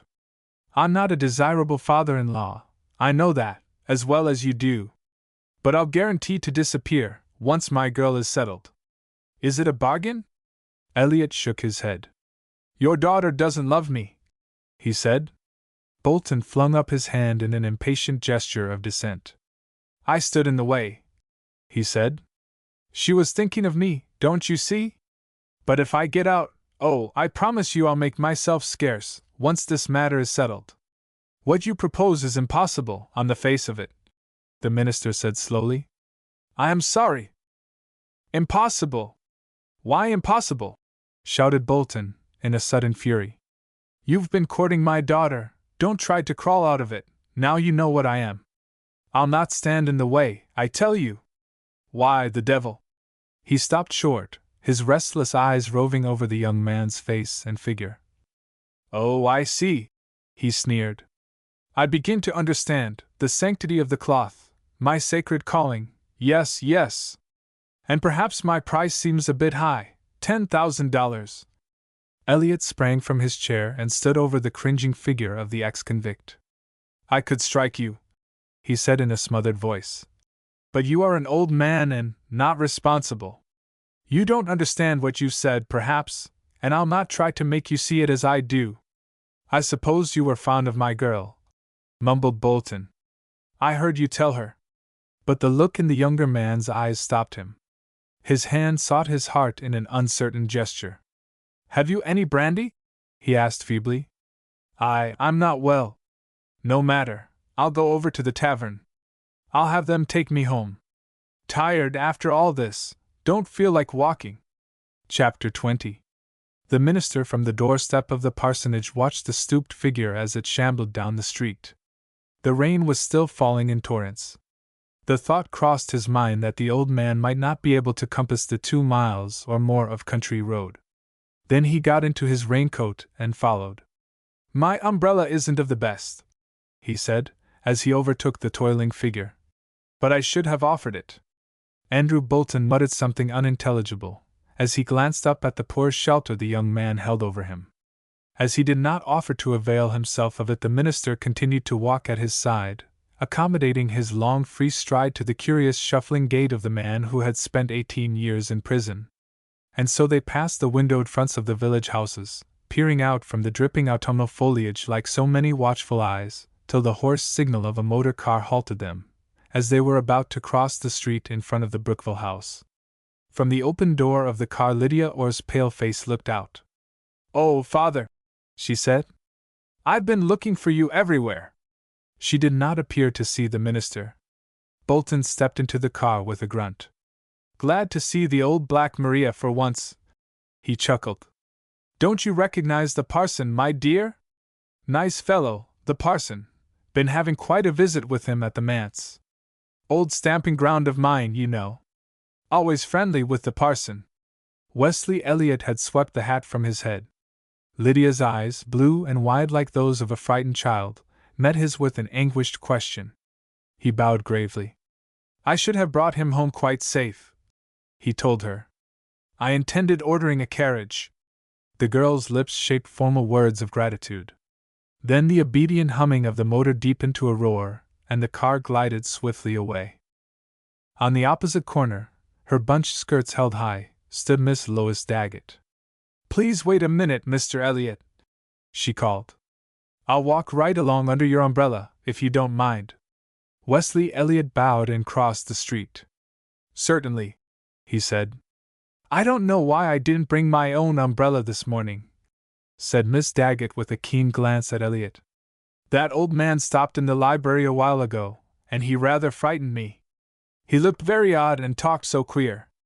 Did he come to the parsonage?" "Yes," said Wesley Elliott. "He came to the parsonage? Did he tell you who he was?" He had expected this question. But how should he answer it?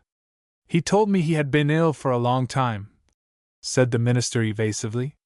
"Ill," repeated Miss Daggett shrilly. Then she said one word. "Insane. People who are insane are not likely to mention it," said Elliott. "Then he is insane," said Miss Daggett with conviction. Wesley looked at her meditatively. Would the truth, the whole truth, openly proclaimed, be advisable at this juncture, he wondered. Lydia could not hope to keep her secret long. And there was danger in her attempt. He shuddered as he remembered the man's terrible words. "Twice I have been tempted to knock her down when she stood between me and the door. Would it not be better to abandon this pretense sooner, rather than later? If the village knew the truth, would not the people show at least a semblance of kindness to the man who had expiated so bitterly the wrong he had done them? If the man is insane," Miss Daggett said, "it doesn't seem right to me to have him at large." "I wish I knew what to do," said Elliott. "I think you ought to tell what you know if the man is insane." "Well, I will tell," said Elliott, almost fiercely. "That man is Andrew Bolton. He has come home after 18 years of imprisonment, which have left him terribly weak in mind and body. Don't you think people will forgive him now?" A swift vindictiveness flashed into the woman's face. "I don't know," said she. "Why in the world don't you know, Miss Daggett?" Then the true reason for the woman's rancor was disclosed. It was a reason as old as the human race, a suspicion as old as the human race, which she voiced. "I have said from the first," she declared, "that nobody would come here, as that girl did, and do so much unless she had a motive."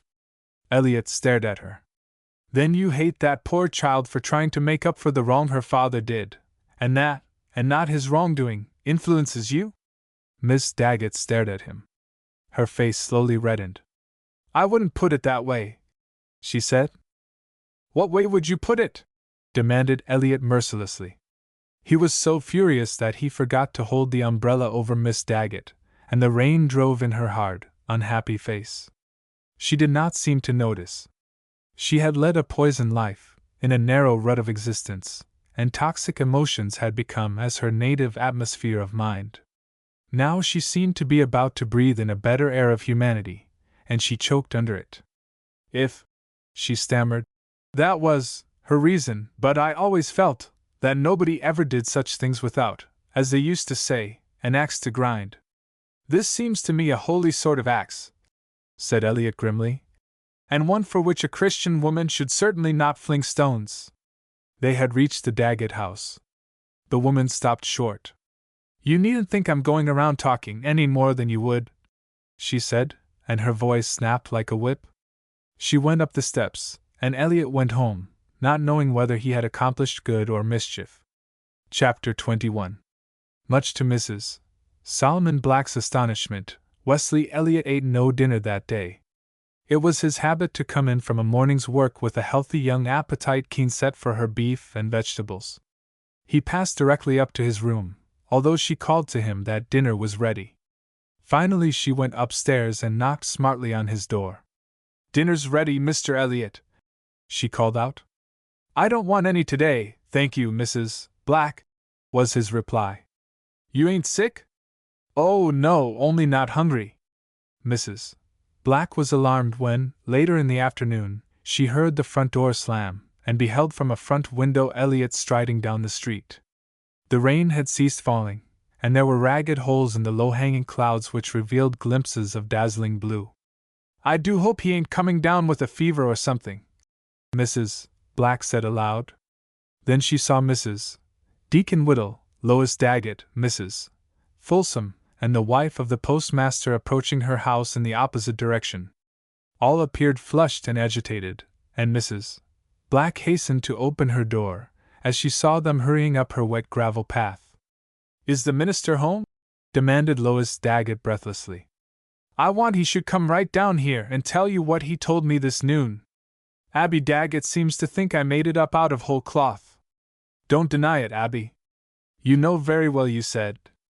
"I suppose of course he's told you, Mrs. Black?" "Mr. Elliot has gone out," said Mrs. Black rather coldly. "Where's he gone?" demanded Lois. Mrs. Black was being devoured with curiosity, still she felt vaguely repelled. "Ladies," she said, her air of reserve deepening, "I don't know what you are talking about, but Mr. Elliot didn't eat any dinner, and he is either sick or troubled in his mind." "There!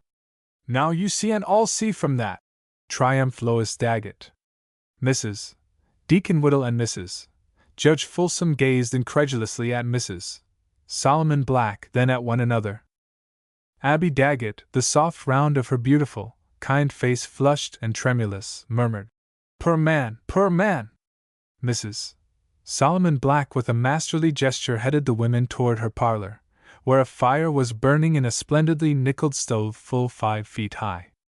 "Now," said she, "we'll talk this over, whatever it is." Chapter 22. A mile from town, where the angry wind could be seen at work tearing the purple rain clouds into rags and tatters, through which the hidden sun shot long rays of pale splendor, Wesley Elliot was walking rapidly, his head bent, his eyes fixed and absent. He had just emerged from one of those crucial experiences of life, which, more than the turning of the earth upon its axis, serve to age a human being.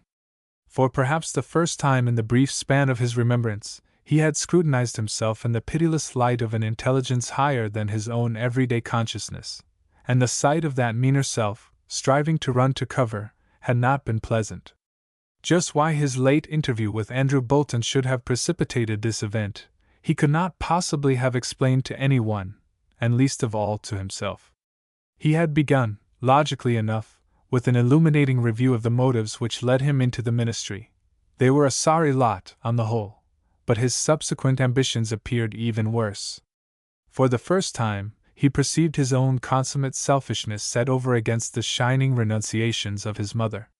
Then, step by step, he followed his career in Brookville, his smug satisfaction in his own good looks, his shallow pride and vanity over the vapid insincerities he had perpetrated Sunday after Sunday in the shabby pulpit of the Brookville church, his pharisaical relations with his people, his utter misunderstanding of their needs. All this proved poignant enough to force the big drops to his forehead. There were other aspects of himself at which he scarcely dared look in his utter abasement of spirit, those dark hieroglyphics of the beast self which appear on the whitest soul. He had supposed himself pure and saintly because, forsooth, he had concealed the arena of these primal passions beneath the surface of this outward life, chaining them there like leashed tigers in the dark. Two faces of women appeared to be looking on, while he strove to unravel the snarl of his self-knowledge.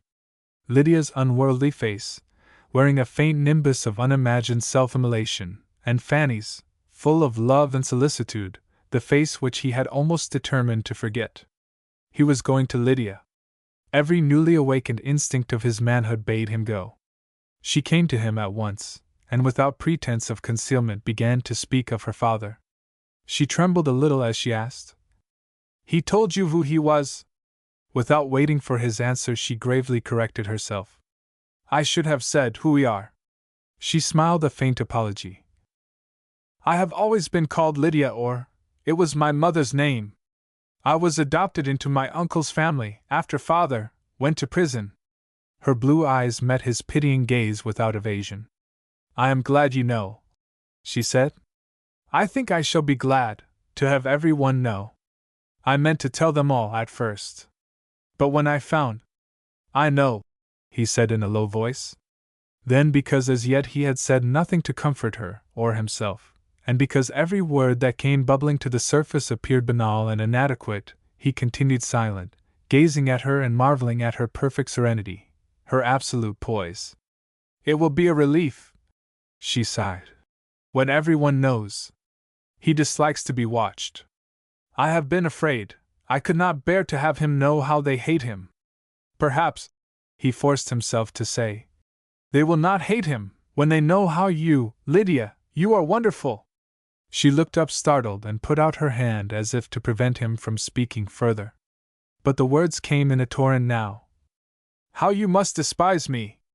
"I despise myself. I am not worthy, Lydia, but if you can care—" "Stop!" she said softly, as if she would lay the compelling finger of silence upon his lips. "I told you I was not like other women. Can't you see? You must marry me," he urged, in a veritable passion of self-giving. "I want to help you. You will let me, Lydia?" She shook her head. "You could not help me. I am better alone." She looked at him, the glimmer of a smile dawning in her eyes. "You do not love me," she said. "Nor I you. You are my friend. You will remain my friend, I hope?" She arose and held out her hand. He took it without a word. And so they stood for a moment, each knowing without need of speech what the other was thinking, the man sorry and ashamed because he could not deny the truth of her words, and she compassionately willing to draw the veil of a soothing silence over his hurts. "I ought to tell you," he began. But she shook her head. "No need to tell me anything." "You mean," he said bitterly, "that you saw through my shallow pretenses all the while. I know now how you must have despised me. Is it nothing that you have asked me, a convict's daughter, to be your wife?" she asked. "Do you think I don't know that some men would have thanked heaven for their escape and never spoken to me again? I can't tell you how it has helped to hearten me for what must come. I shall not soon forget that you offered me yourself, your career. It would have cost you that. I want you to know how much I appreciate what you have done in offering me the shelter of an honest name." He would have uttered some unavailing words of protest, but she checked him. "We shall both be glad of this some day," she predicted gravely. "There is one thing you can do for me," she added. "Tell them. It will be best for both of us now." "It was already done," he said, explaining his motives in short, disjointed sentences. Then, with a feeling of relief which he strove to put down, but which nevertheless persisted in making itself felt in a curious lightening of his spirits, he was again walking rapidly, and without thought of his destination. Somber bars of crimson and purple crossed the west, and behind them, flaming up toward the zenith in a passionate splendor of light, streamed long, golden rays from out the heart of that glory upon which no human eye may look. The angry wind had fallen to quiet, and higher up, floating in a sea of purest violet, those despised and flouted rags of clouds were seen, magically changed to rose and silver. Chapter 23. Fanny Dodge sat by the pleasant west window of the kitchen, engaged in reading those aimless shreds of local information which usually make up the outside pages of the weekly newspaper. She could not possibly feel the slightest interest in the fact that Mr. and Mrs. James M. Snyder of West Schofield were entertaining a daughter, whose net weight was reported to be 9¾ pounds, or that Miss Elizabeth Wardwell of Eltingville had just issued beautifully engraved invitations to her wedding, which was to take place on the 17th day of October, yet she went on reading. Everybody read the paper. Sometimes they talked about what they read. Anyway, her work was over for the day, all except tea, which was negligible, so she went on, somewhat drearily suppressing a yawn, to a description of the new waterworks, which were being speedily brought to completion in our neighboring enterprising town of Brookville.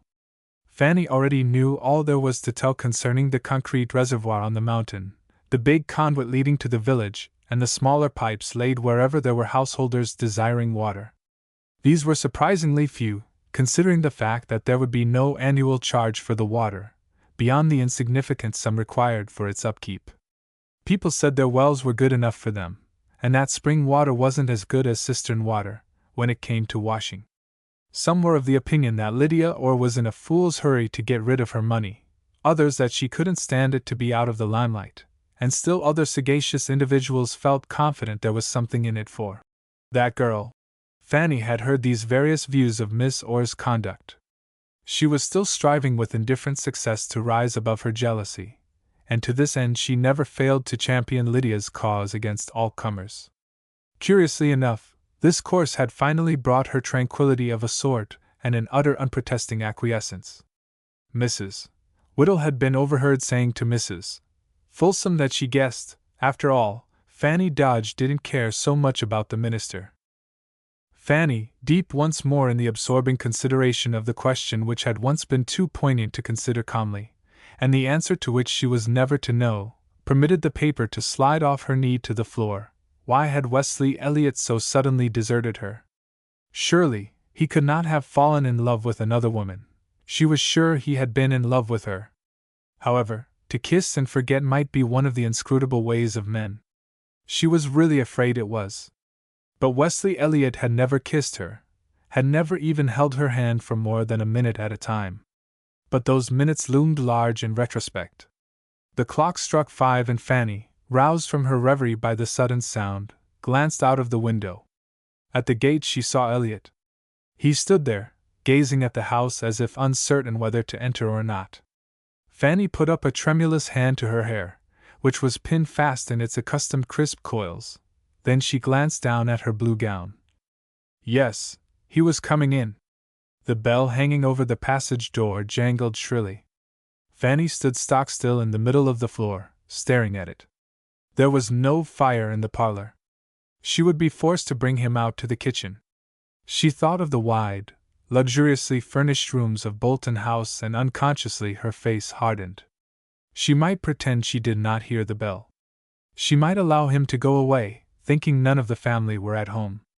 She pictured him, standing there on the doorstep facing the closed door, and a perverse spirit held her silent, while the clock ticked resoundingly. Then all at once with a smothered cry she hurried through the hall, letting the door fall to behind her with a loud slam. He was waiting patiently on the doorstep, as she had pictured him, and before a single word had passed between them she knew that the stone had been rolled away. His eyes met hers, not indeed with the old look, but with another, incomprehensible, yet wonderfully soul-satisfying. "I wanted to tell you about it, before it came to you from the outside," he said, when they had settled themselves in the warm, silent kitchen. His words startled Fanny. Was he going to tell her of his approaching marriage to Lydia? Her color faded, and a look of almost piteous resignation drooped the corners of her mouth. She strove to collect her scattered wits, to frame words of congratulation with which to meet the dreaded avowal. He appeared in no hurry to begin, but bent forward, his eyes upon her changing face. "Perhaps you know, already," he reflected. "She may have told your brother. Are you speaking of Miss Orr?" Her voice sounded strange in her own ears. "Yes," he said slowly. "But I suppose one should give her her rightful name, from now on."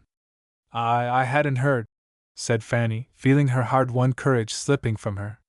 "Jim didn't tell me. But of course I am not surprised." He evidently experienced something of the emotion she had just denied. "No one seemed to have guessed it," he said. "But now everything is plain. Poor girl! He fell into a fit of musing, which he finally broke to say, I thought you would go to see her. She sorely needs friends. She has you, said Fanny in a smothered voice. For the life of her she could not withhold that one lightning flash out of her enveloping cloud. He disclaimed her words with a swift gesture. I'm not worthy to claim her friendship, nor yours, he said humbly. But I hope sometime you may be able to forgive me, Fanny. I don't think I understand what you have come to tell me, she said with difficulty. The village is ringing with the news. She wanted everyone to know. Her father has come home. Her father! Ah, you didn't guess after all. I think we were all blind. Andrew Bolton has come back to Brookville, a miserable, broken man. But you said, her father? Do you mean that Lydia or? It wasn't a deliberate deception on her part, he interrupted quickly. She has always been known as Lydia or. It was her mother's name. Fanny despised herself for the unreasoning tumult of joy which surged up within her. He could not possibly marry Andrew Bolton's daughter. He was watching her closely. I thought perhaps, if she consented, I would marry Lydia or. He forced himself to tell her. I want you to know this from me now. I decided that her money and her position would help me. I admired her. I even thought at one time I loved her. I tried to love her. I am not quite so base as to marry without love. But she knew. She tried to save me. Then her father, that wretched, ruined man, came to me. He told me everything. Fanny, that girl is a saint. His eyes were inscrutable under their somber brows. The girl, sitting stiffly erect, every particle of color drained from her young face, watched him with something like terror. Why was he telling her this? Why? Why? His next words answered her. I can conceive of no worse punishment than having you think ill of me. And after a pause, I deserve everything you may be telling yourself. But coherent thought had become impossible for Fanny. Why don't you marry her? She asked clearly. Oh, I asked her. I knew I had been a cad to both of you. I asked her all right. Fanny's fingers, locked rigidly in her lap, did not quiver. Her blue eyes were wide and strange, but she tried to smile. His voice, harsh and hesitating, went on. She refused me, of course. She had known all along what I was. She said she did not love me, that I did not love her, which was God's truth. I wanted to atone. You see that, don't you? He looked at Fanny and started. My God, Fanny! He cried. I have made you suffer too. Never mind me. Fanny, can you love me and be my wife after all this? I am a woman, said Fanny. Her eyes blazed angrily at him. Then she laughed and put up her mouth to be kissed. Men will make fools of women till the day of judgment, said she, and laughed again. Chapter 24. When the afternoon mail came in that day, Mr. Henry Daggett retired behind his official barrier according to his wont, leaving the store in charge of Joe Whittle, the deacon's son. It had been diligently pointed out to Joe by his thrifty parents that all rich men began life by sweeping out stores and other menial tasks, and for some time Joe had been working for Mr. Daggett with doubtful alacrity. Joe liked the store. There was a large stock of candy, dried fruit, crackers and pickles. Joe was a hungry boy, and Mr. Daggett had told him he could eat what he wished. He was an easygoing man with no children of his own, and he took great delight in pampering the deacon's son. I told him he could eat candy and things, and he looked tickled to death, he told his wife. He'll get his stomach upset, objected Mrs. Daggett. He can't eat the whole stock, said Daggett. And upsetting a boy's stomach is not much of an upset anyway. It don't take long to right it. Once in a while Daggett would suggest to Joe that if he were in his place he wouldn't eat too much of that green candy. He supposed it was pure. He didn't mean to sell any but pure candy if he knew it, but it might be just as well for him to go slow. Generally he took a paternal delight in watching the growing boy eat his stock in trade. That afternoon Joe was working on a species of hard sweet which distended his cheeks, and nearly deprived him temporarily of the power of speech, while the people seeking their mail came in. There was never much custom while mail sorting was going on, and Joe sucked blissfully. Then Jim Dodge entered and spoke to him. "Hello, Joe," he said. Joe nodded, speechless. Jim seated himself on a stool and lit his pipe. Joe eyed him. Jim was a sort of hero to him on account of his hunting fame. As soon as he could control his tongue, he addressed him. "Heard the news?" said he, trying to speak like a man. "What news?" "Old Andrew Bolton's got out of prison and come back. He's crazy, too. How did you get hold of such nonsense?" "Heard the women talking." Jim pondered a moment. Then he said, "Damn," and Joe admired him as never before. When Jim had gone out, directly, Joe shook his fist at a sugar barrel and said, "Damn," in a whisper. Jim in the meantime was hurrying along the road to the Bolton house. He made up his mind that he must see Lydia. He must know if she had authorized the revelation that had evidently been made, and if so, through whom. He suspected the minister, and was hot with jealousy. His own friendship with Lydia seemed to have suffered a blight after that one confidential talk of theirs, in which she had afforded him a glimpse of her sorrowful past. She had not alluded to the subject a second time, and somehow, he had not been able to get behind the defenses of her smiling cheerfulness. Always she was with her father, it seemed, and the old man, garrulous enough when alone, was invariably silent and moody in his daughter's company. One might almost have said he hated her, from the sneering, impatient looks he cast at her from time to time. As for Lydia, she was all love and brooding tenderness for the man who had suffered so long and terribly. "He'll be better after a while," she constantly excused him. "He needs peace and quiet and home to restore him to himself. You want to look out for him," Jim had ventured to warn the girl, when the two were alone together for a moment. "Do you mean father?" Lydia asked. "What else should I do? It is all I live for, just to look out for father." Had she been a martyr bound to the stake, the faggots piled about her slim body, her face might have worn just that expression of high resignation and contempt for danger and suffering. The young man walked slowly on. He wanted time to think. Besides, he glanced down with a quick frown of annoyance at his mud-splashed clothing. He certainly cut a queer figure for a call. Someone was standing on the doorstep talking to Fanny, as he approached his own home. Another instant and he had recognized Wesley Elliott. He stopped behind a clump of low-growing trees and watched. Fanny, framed in the dark doorway, glowed like a rose. Jim saw her bend forward, smiling, saw the minister take both her hands in his and kiss them, saw Fanny glance quickly up and down the empty road, as if apprehensive of a chance passer-by. Then the minister, his handsome head bared to the cold wind, waved her farewell and started at a brisk pace down the road. Jim waited till the door had closed lingeringly on the girl, then he stepped forth from his concealment and waited. Abreast of him Elliot stopped, aware, it would seem, of the menace in the other man's eyes. "You wish to speak with me?" he began. "Speak with you? No! I want to kick you." The minister eyed him indignantly. "What do you mean? You sneaking hypocrite! Do you think I don't know what has happened? You threw Fanny down, when Lydia came to town. You thought my sister wasn't good enough, nor rich enough for a handsome, eloquent clergyman like you. But when you learned her father was a convict—" "Stop!"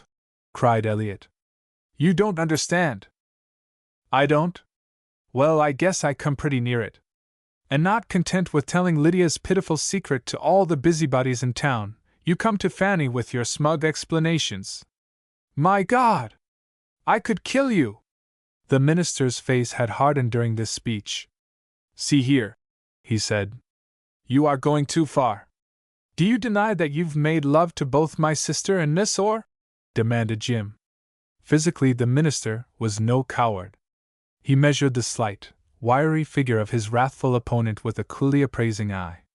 "My relations with Miss Orr are none of your business," he reminded Jim. "As for your sister—" "Damn you!" cried Jim. The minister shrugged his shoulders. "If you'll listen to reason," he suggested pacifically. "I saw you kiss my sister's hand. I tell you I'll not have you hanging around the place, after what's gone. You may as well understand it. Wesley Elliot reflected briefly.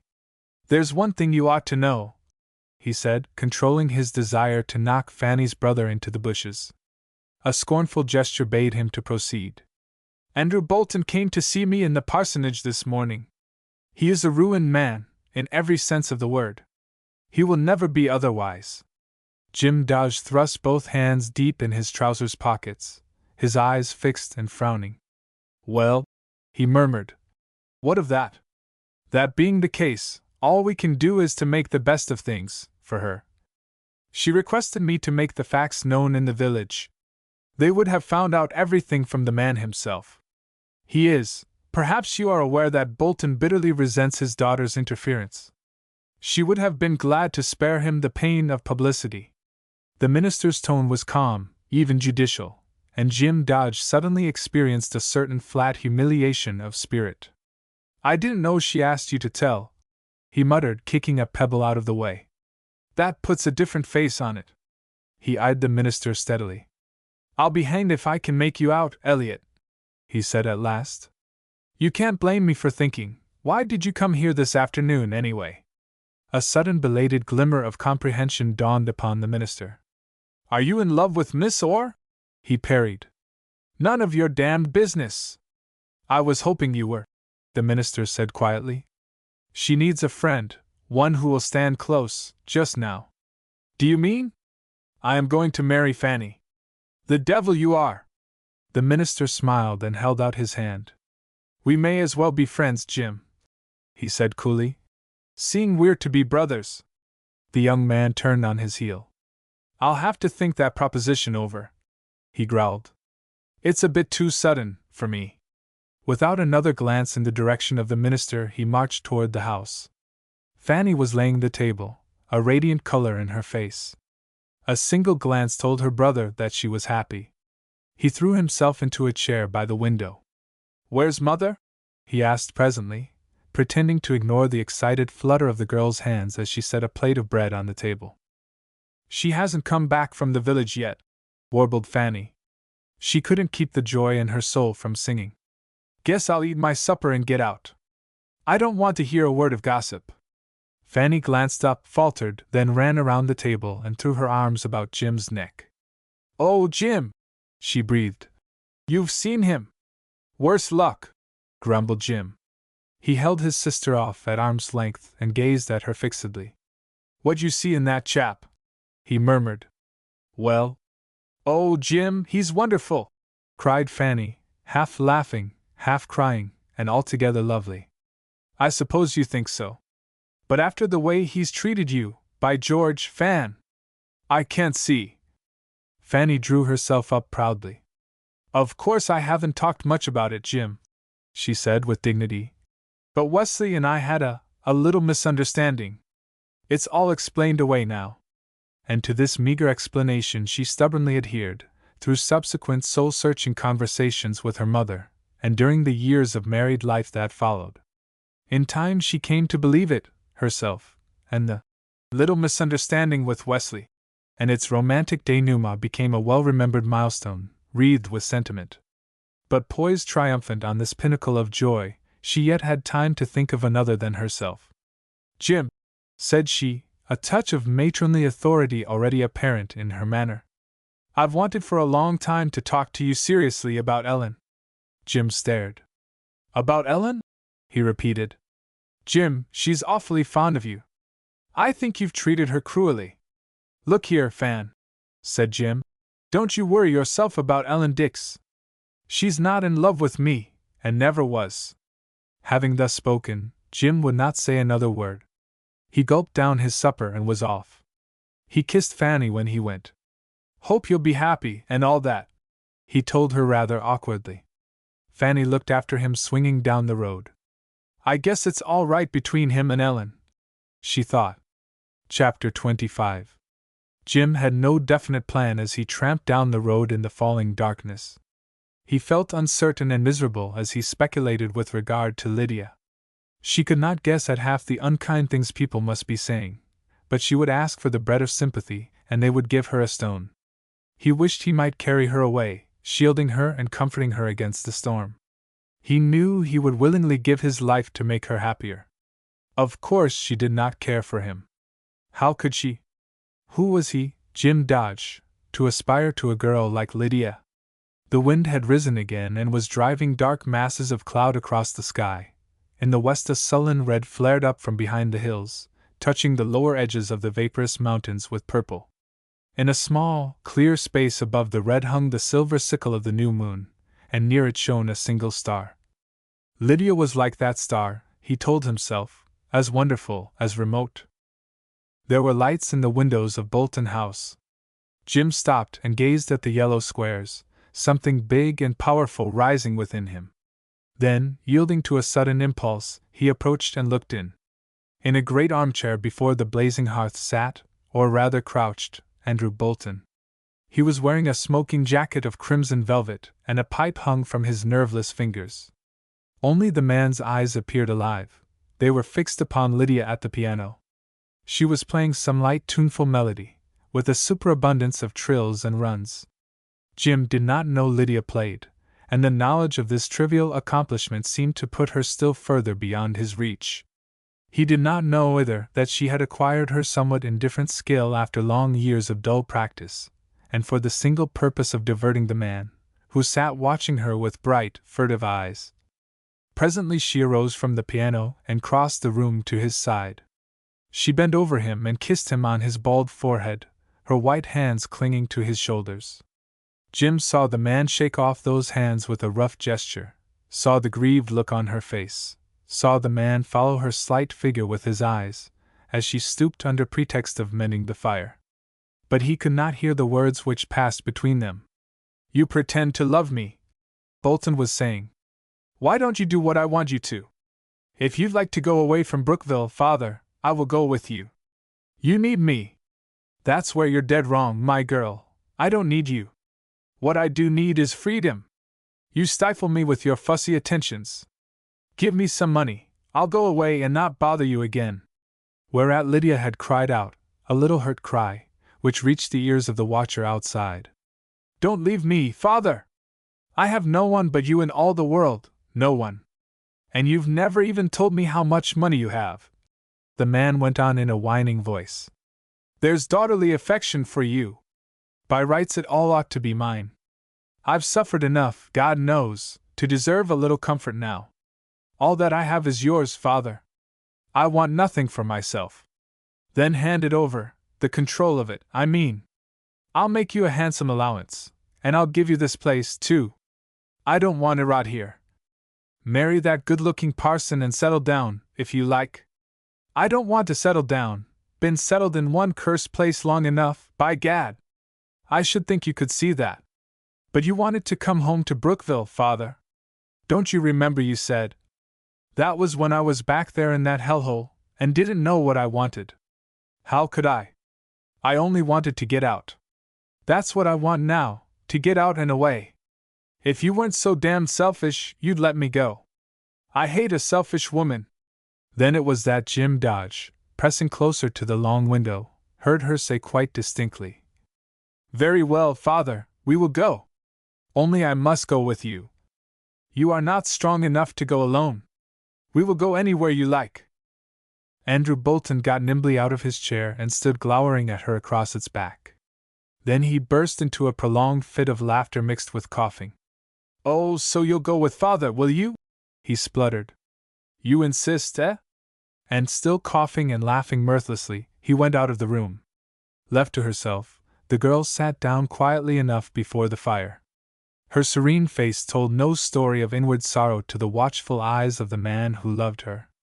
Overlong she had concealed her feelings, even from herself. She seemed lost in reverie, at once sad and profound. Had she foreseen this dire disappointment of all her hopes, he wondered.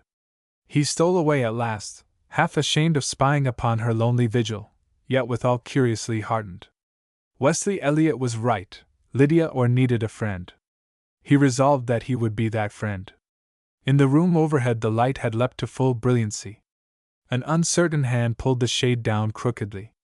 As the young man turned for a last look at the house he perceived a shadow hurriedly passing and repassing the lighted window. Then all at once the shadow, curiously huddled, stooped, and was gone. There was something sinister in the sudden disappearance of that active shadow. Jim Dodge watched the vacant window for a long minute, then with a muttered exclamation walked on toward the village. Chapter 26. In the barroom of the Brookville house, the flaring kerosene lamp lit up a group of men and half-grown boys, who had strayed in out of the chill darkness to warm themselves around the great stove in the middle of the floor. The wooden armchairs, which in summer made a forum of the tavern's side piazza, had been brought in and ranged in a wide semicircle about the stove, marking the formal opening of the winter session. In the central chair sat the large figure of Judge Folsom, puffing clouds of smoke from a calabash pipe. His twinkling eyes looking forth over his fat, creased cheeks roved impartially about the circle of excited faces. "I can understand all right about Andrew Bolton's turning up," one man was saying. "He was bound to turn up sooner or later. I seen him myself, day before yesterday, going down street. Thinks I, who can that be? There was something kind of queer about the way he dragged his feet. What you going to do about it, Judge? Have we got to put up with having a jailbird, as crazy as a loon into the bargain, living right here in our midst? In luxury and idleness, like he was a captain of industry," drawled another man who was eating hot dog and sipping beer. "That's what strikes me kind of hard, Judge, in luxury and idleness, while the rest of us has to work." Judge Folsom gave an inarticulate grunt and smoked on imperturbably. "Set down, boys, set down," ordered a small man in a red sweater under a corduroy coat. "Give the jedge a chance. He ain't going to deliver no opinion whilst you boys are ramaging around. Set down and let the jedge take th floor." A general scraping of chair legs and a shuffling of uneasy feet followed this exhortation. Still no word from the huge, impassive figure in the central chair. The oily-faced young man behind the bar improved the opportunity by washing a dozen or so glasses, setting them down showily on a tin tray in view of the company. "Quit that noise, Charlie!" exhorted the small man in the red sweater. "We want order in the courtroom, Jedge? What I'd like to know is where she got all that money of hers," piped an old man, with a mottled complexion and bleary eyes. "Sure enough, where'd she get it?" chimed in half a dozen voices at once. "She's Andrew Bolton's daughter," said the first speaker. "And she's been setting up for a fine lady, doing stunts for charity. How about our town hall and our Lavallee library, and our beautiful drinking fountain, and the new shingles on our church roof? You don't want to ask too many questions, Lute?" "Don't I?" cried the man, who was eating hot dog. "You all know me. I ain't going to stand for no grab game. If she's got money, it's more than likely the old fox salted it down before they catched him. It's our money, that's whose money 'tis, if you want to know." And he swallowed his mouthful with a slow, menacing glance which swept the entire circle. "Now, Lucius," began Judge Folsom, removing the pipe from his mouth. "Go slow. No use in talk without proof. But what have you got to say, Jedge? Where'd she get all that money she's been flamming about with? And that grand house, better than new, with all the latest improvements? Wa'n't we some jays to be took in like we was by a little, white-faced chit like her? Couldn't see through a grindstone with a hole in it. Bolton House. And an automobile to fetch the old jailbird home in. Wa'n't it lovely?" A low growl ran around the circle. "Durn you, Lute! Don't you see the jedge has something to say?" demanded the man behind the bar. Judge Folsom slowly tapped his pipe on the arm of his chair. "If you all will keep still a second and let me speak," he began. "I want my rights," interrupted a man with a hoarse crow. "Your rights?" shouted the judge. "You've got no right to a damned thing but a good horse-whipping. I've got my rights to the money other folks are keeping, I'll let you know." Then the judge fairly bellowed, as he got slowly to his feet. "I tell you once for all, the whole damned lot of you," he shouted, "that every man, woman, and child in Brookville has been paid, compensated, remunerated, and requited in full for every cent he, she, or it lost in the Andrew Bolton Bank failure." There was a snarl of dissent. "You all better go slow, and hold your tongues, and mind your own business. Remember what I say. That girl does not owe a red cent in this town, either does her father. She's paid in full, And you've spent a lot of it in here, too. The judge wiped his red face. Oh, come on, Jedge, you don't want to be hard on the house, protested the man in the red sweater, waving his arms as frantically as a freight brakeman. Say, you boys! Don't ye get excited! The Jedge didn't mean that. You got him kind of head up with argufying. Down in front, boys! You loot! But it was too late. Half a dozen voices were shouting at once. There was a simultaneous descent upon the bar, with loud demands for liquor of the sort Lute Parsons filled up on. Then the raucous voice of the ringleader pierced the tumult. Come on, boys! Let's go out to the old place and get our rights off that gal of Bolton's. That's th stuff, Lute! Yelled the others, clashing their glasses wildly. Come on! Come on, everybody! In vain Judge Folsom hammered on the bar and called for order in the courtroom. The majesty of the law, as embodied in his great bulk, appeared to have lost its power. Even his faithful henchman in the red sweater had joined the rioters and was yelling wildly for his rights. Somebody flung wide the door, and the barroom emptied itself into the night, leaving the oily young man at his post of duty gazing fearfully at the purple face of Judge Folsom, who stood staring, as if stupefied, at the overturned chairs, the broken glasses, and the empty darkness outside. Say, Jedge, them boys was sure some excited, ventured the bartender timidly. You don't s'pose. The big man put himself slowly into motion. I'll get th constable, he growled. I'll run 'em in, and I'll give Lute Parsons the full extent of the law, if it's the last thing I do on earth. I'll teach them, I'll give them all they're looking for. And he, too, went out, leaving the door swinging in the cold wind. At the corner, still meditating vengeance for this affront to his dignity, Judge Folsom almost collided with the hurrying figure of a man approaching in the opposite direction. Hello? He challenged sharply. Where you going so fast, my friend? Evening, Judge, responded the man, giving the other a wide margin. Oh, it's Jim Dodge, eh? Say, Jim, did you meet any of the boys on the road? What boys? Why, we got into a little discussion over to the Brookville house about this Andrew Bolton business, his coming back unexpected, you know, and some of the boys seemed to think they hadn't got all that was coming to them by rights. Lute Parsons, he gets kind of worked up after about 3 or 4 glasses, and he sicked the boys onto going out there, and… Going out, where? In the name of heaven, what do you mean, Judge? I told them to keep cool and say, don't be in a hurry, Jim. I had an awful good mind to call out Hank Simonson to run a few of 'em in. But I dunno as the boys'll do any real harm. They wouldn't dare. They know me, and they know.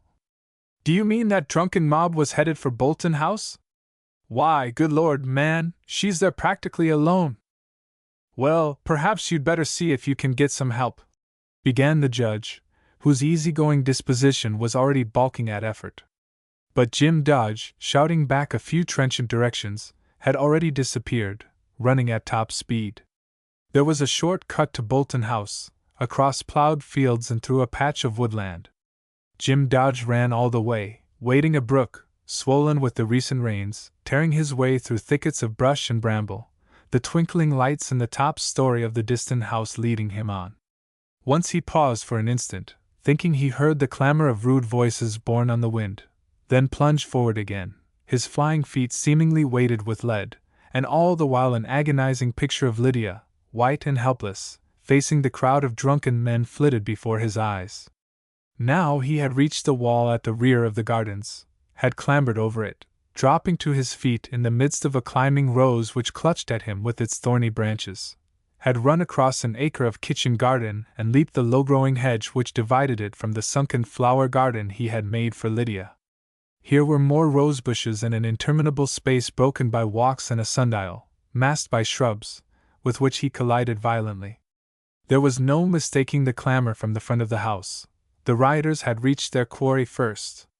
Not stopping to consider what one man, single-handed and unarmed, could do against a score of drunken opponents, the young man rounded the corner of the big house just as the door was flung wide and the slim figure of Lydia stood outlined against the bright interior. "What do you want, men?" she called out, in her clear, fearless voice. "What has happened?" There was a confused murmur of voices in reply. Most of the men were decent enough fellows, when sober. Someone was heard to suggest a retreat. "No need to scare the young lady. 'Tain't her fault." "Ah! Shut up, you coward!" shouted another. "We want our money." "Where did you get your money?" demanded a third. "You tell us that, young woman. That's what we're after. Where's the old thief? We want Andrew Bolton." Then from somewhere in the darkness a pebble flung by a reckless hand shattered a pane of glass. At sound of the crash all pretense of decency and order seemed abandoned. The spirit of the pack broke loose. Just what happened from the moment when he leaped upon the portico, wrenching loose a piece of iron pipe which formed the support of a giant wisteria, Jim Dodge could never afterward recall in precise detail. A sort of wild rage seized him. He struck right and left among the dark figures swarming up the steps. There were cries, shouts, curses, flying stones. Then he had dragged Lydia inside and bolted the heavy door between them and the ugly clamor without. She faced him where he stood, breathing hard, his back against the barred door. "They were saying," she whispered, her face still and white. "My God! What do they think I've done?" "They're drunk," he explained. "It was only a miserable rabble from the barroom in the village. But if you'd been here alone—" She shook her head. "I recognized the man who spoke first. His name is Parsons. There were others, too, who worked on the place here in the summer. They have heard?" He nodded, unable to speak because of something which rose in his throat, choking him. Then he saw a thin trickle of red oozing from under the fair hair above her temple, and the blood hammered in his ears. "You are hurt," he said thickly. "The devil struck you. It's nothing, a stone, perhaps." Something in the sorrowful look she gave him broke down the flimsy barrier between them. "Lydia, Lydia!" he cried, holding out his arms. She clung to him like a child. They stood so for a moment, listening to the sounds from without. There were still occasional shouts and the altercation of loud, angry voices, but this was momently growing fainter. Presently it died away altogether. She stirred in his arms and he stooped to look into her face. Father will be frightened," she murmured, drawing away from him with a quick, decided movement. "You must let me go." "Not until I have told you, Lydia. I am poor, rough, not worthy to touch you, but I love you with my whole heart and soul, Lydia. You must let me take care of you. You need me, dear." Tears overflowed her eyes, quiet, patient tears, but she answered steadily. "Can't you see that I am different from other women? I have only one thing to live for. I must go to him." "You had forgotten him." In vain he protested, arguing his case with all lovers' skill and ingenuity. She shook her head. "Sometime you will forgive me that one moment of weakness," she said sadly. "I was frightened and tired." He followed her upstairs in gloomy silence. The old man, she was telling him hurriedly, would be terrified. She must reassure him, and tomorrow they would go away together for a long journey. She could see now that she had made a cruel mistake in bringing him to Brookville. But there was no answer in response to her repeated tapping at his door, and suddenly the remembrance of that stooping shadow came back to him. "Let me go in," he said, pushing her gently aside. The lights, turned high in the quiet room, revealed only emptiness and disorder. Drawers and wardrobes pulled wide, scattered garments apparently dropped at random on chairs and tables. The carpet, drawn aside in one corner, disclosed a shallow aperture in the floor, from which the boards had been lifted. "Why, what?" stammered the girl, all the high courage gone from her face. "What has happened?" He picked up a box, a common cigar box, from amid the litter of abandoned clothing. It was quite empty save for a solitary slip of greenish paper which had somehow adhered to the bottom. Lydia clutched the box in both trembling hands, staring with piteous eyes at the damning evidence of that bit of paper. "Money!" she whispered. "He must have hidden it before, oh, father, father!" Chapter 27.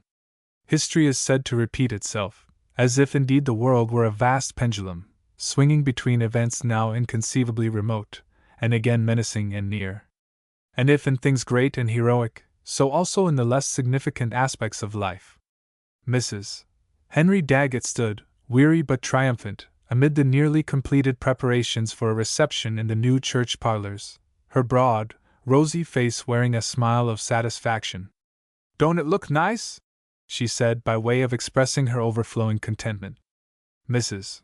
Maria Dodge, evergreen wreaths looped over one arm, nodded. "It certainly does look fine, Abby," said she.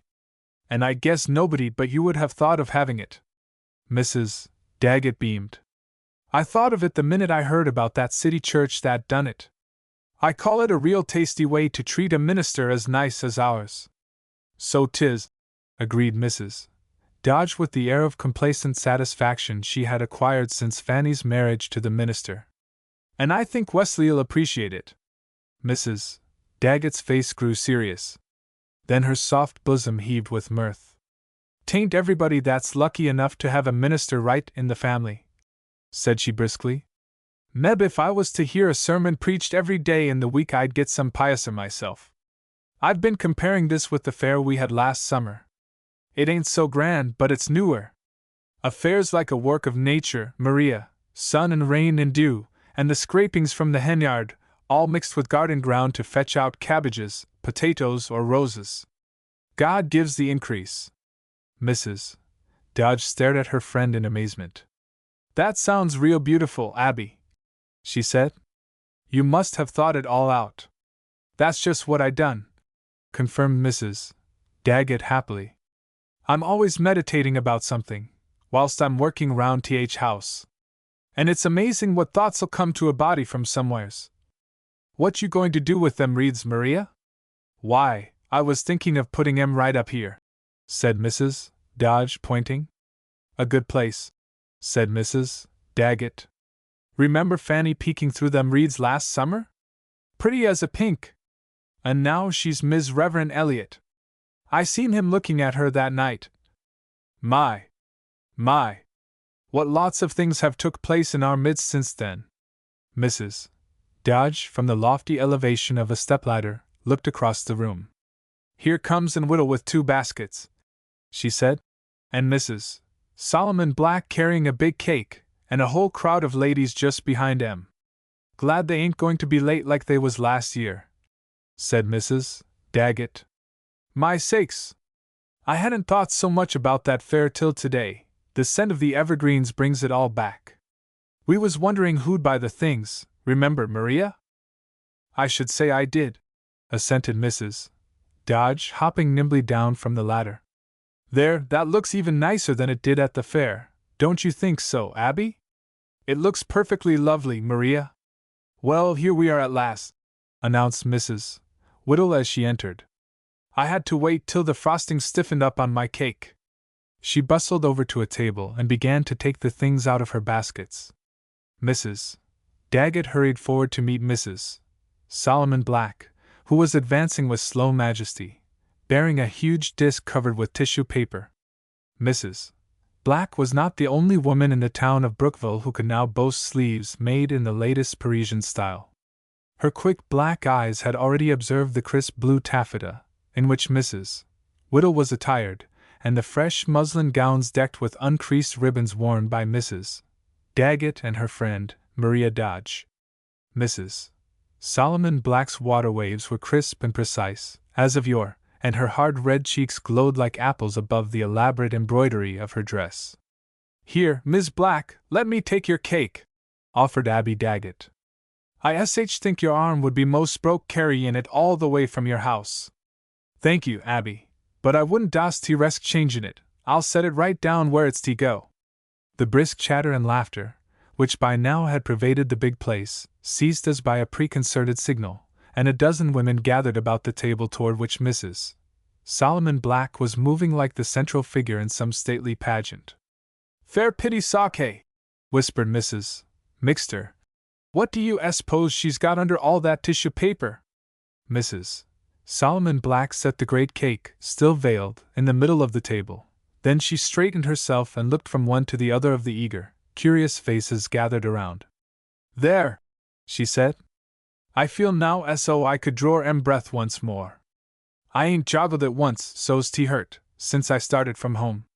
Then slowly she withdrew the shrouding tissue paper from the creation she had thus triumphantly borne to its place of honor, and stood off, a little to one side, her face one broad smile of satisfaction. "Fair goodness sake! Did you why, Miss Black! Ain't that just? You never done that all yourself?" Mrs. Black nodded slowly, almost solemnly. The huge cake, which was built up in successive steps, like a pyramid, was crowned on its topmost disc by a bridal scene, a tiny man holding his tiny veiled bride by the hand in the midst of an expanse of pink frosting. About the side of the great cake, in brightly colored mites, was inscribed, "Greetings to our pastor and his bride. I thought 'twould be kind of nice, seeing our minister was just married, and so, in a way, this is a wedding reception. I don't know what the rest of you ladies think." Abby Daggett stood with clasped hands, her big soft bosom rising and falling in a sort of ecstasy. "Why, Phoebe," she said, "it's a real poem. It couldn't be no handsommer if it had been done right up in heaven." She put her arms about Mrs. Solomon Black and kissed her. "And this ain't all," said Mrs. Black. "Lois Daggett is going to fetch over a chocolate cake and a batch of crullers for me when she comes." Applause greeted this statement. "Time was," went on Mrs. Black, "and not so long ago, either, when I was afraid to spend a cent, for fear of a rainy day that's been long coming. 'Tain't got here yet, but I can tell you ladies I got a lesson from her in generosity I don't mean to forget. Spend and be spent is my motto from now on, so I didn't grudge the new-laid eggs I put in that cake, nor yet the sugar, spice nor raisins. There's 3 cakes in one, in token of the Trinity. I do hope won't nobody think it's wicked to mention our religion in connection with a cake. The bottom cake was baked in a milk pan, and it's a bride's cake, being made with the whites of 14 perfect fresh eggs. The next layer is fruit and spice, as rich as wedding cake ought to be. The top cake is best of all, and can be lifted right off and given to Reverend D. and Mrs. Wesley Elliott. I guess they'll like to keep the wedding couple for a souvenir." A vigorous clapping of hands burst forth. Mrs. Solomon Black waited modestly till this gratifying demonstration had subsided, then she went on. "I guess most of you ladies all remember how one short year ago Miss Lyddy or Bolton came a-walkin' into our midst, lookin' sweet and modest, like she was, and how down into mouth we was all a-feelin', count o' havin' no money to buy things we'd worked as hard to make. Some of us hadn't no more grit and gumption and Ananias and Sapphira, to say nothin' o' Jonah and others I see de name. In she came, and everythin' was changed from that minute. Now I want we cut up that cake, after everybody's had a chance to see it good, all but top layer, same's I said, and all of us have a piece out o' compliment to our pastor and his wife, and in memory o' her, who's gone from us." "But Lyddy or ain't dead, Miss Black," protested Mrs. Daggett warmly. "She might as well be, as fur SRC and her s concerned," replied Mrs. Black. "She's gone to Boston to stay afar good, because she couldn't stand it nohow here in Brookville, after her pa was found dead. There was plenty o' hard talk, before and after, and when it come to breaking her windows with stones and hitting her in head, so she was 'bleeged to have 3 stitches took. All I see and say is I don't wonder she went to Boston. Anyway, that's my wish and desire about that cake." The arrival of Mr. and Mrs. Wesley Elliott offered a welcome interruption to a scene which was becoming uncomfortably tense. Whatever prickings of conscience there might have been under the gay muslin and silks of her little audience, each woman privately resented the superior attitude assumed by Mrs. Solomon Black. "Easy far her to talk," murmured Mrs. Folsom, from between puckered lips. "She didn't lose no money off Andrew Bolton. And she didn't get none either, when it come to dividend up," Mrs. Mixter reminded her. "That's so," assented Mrs. Folsom, as she followed in pretty Mrs. Mixter's wake to greet the newly married pair. "My! Ain't you proud o' her?"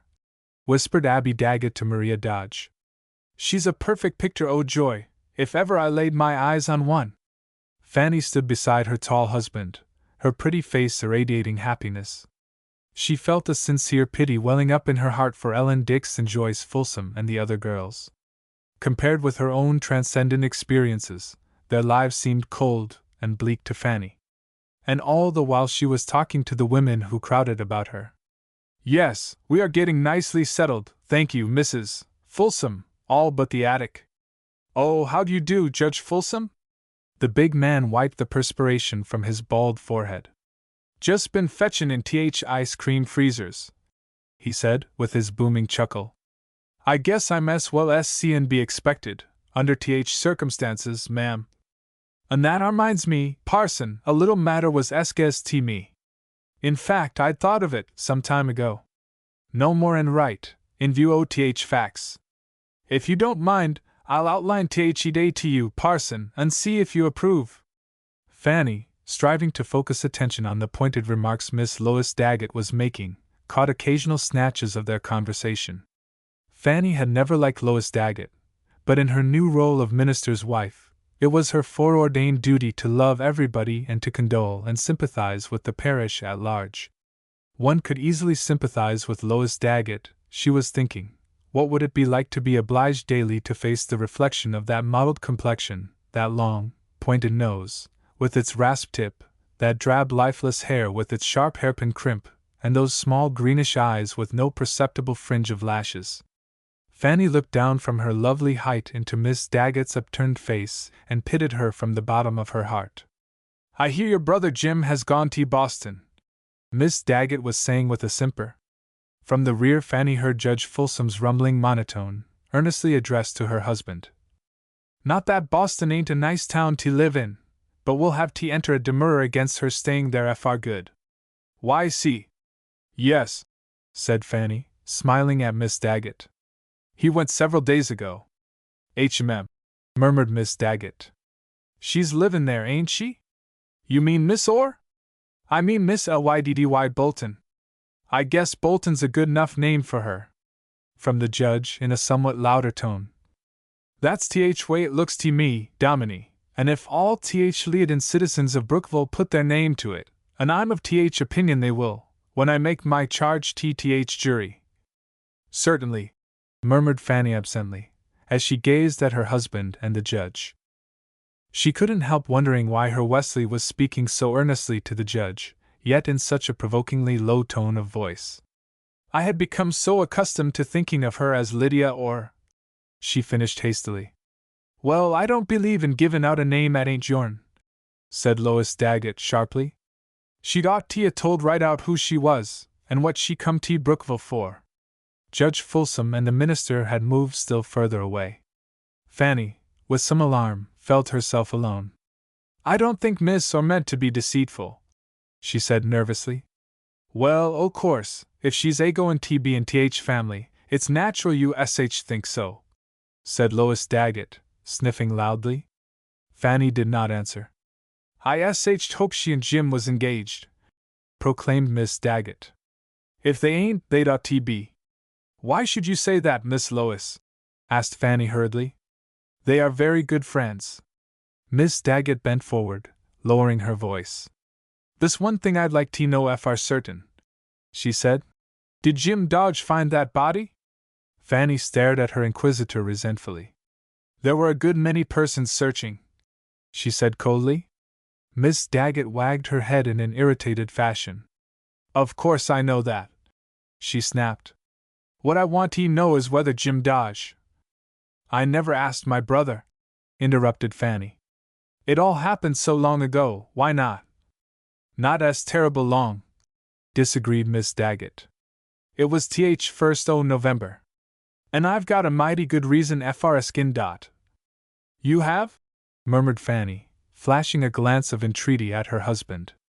"Some of us ladies was talkin' it over," pursued the spinster relentlessly. "And I says to Mis' Deacon Whittle, who counted money 'at was found on Andrew Bolton's body, I says,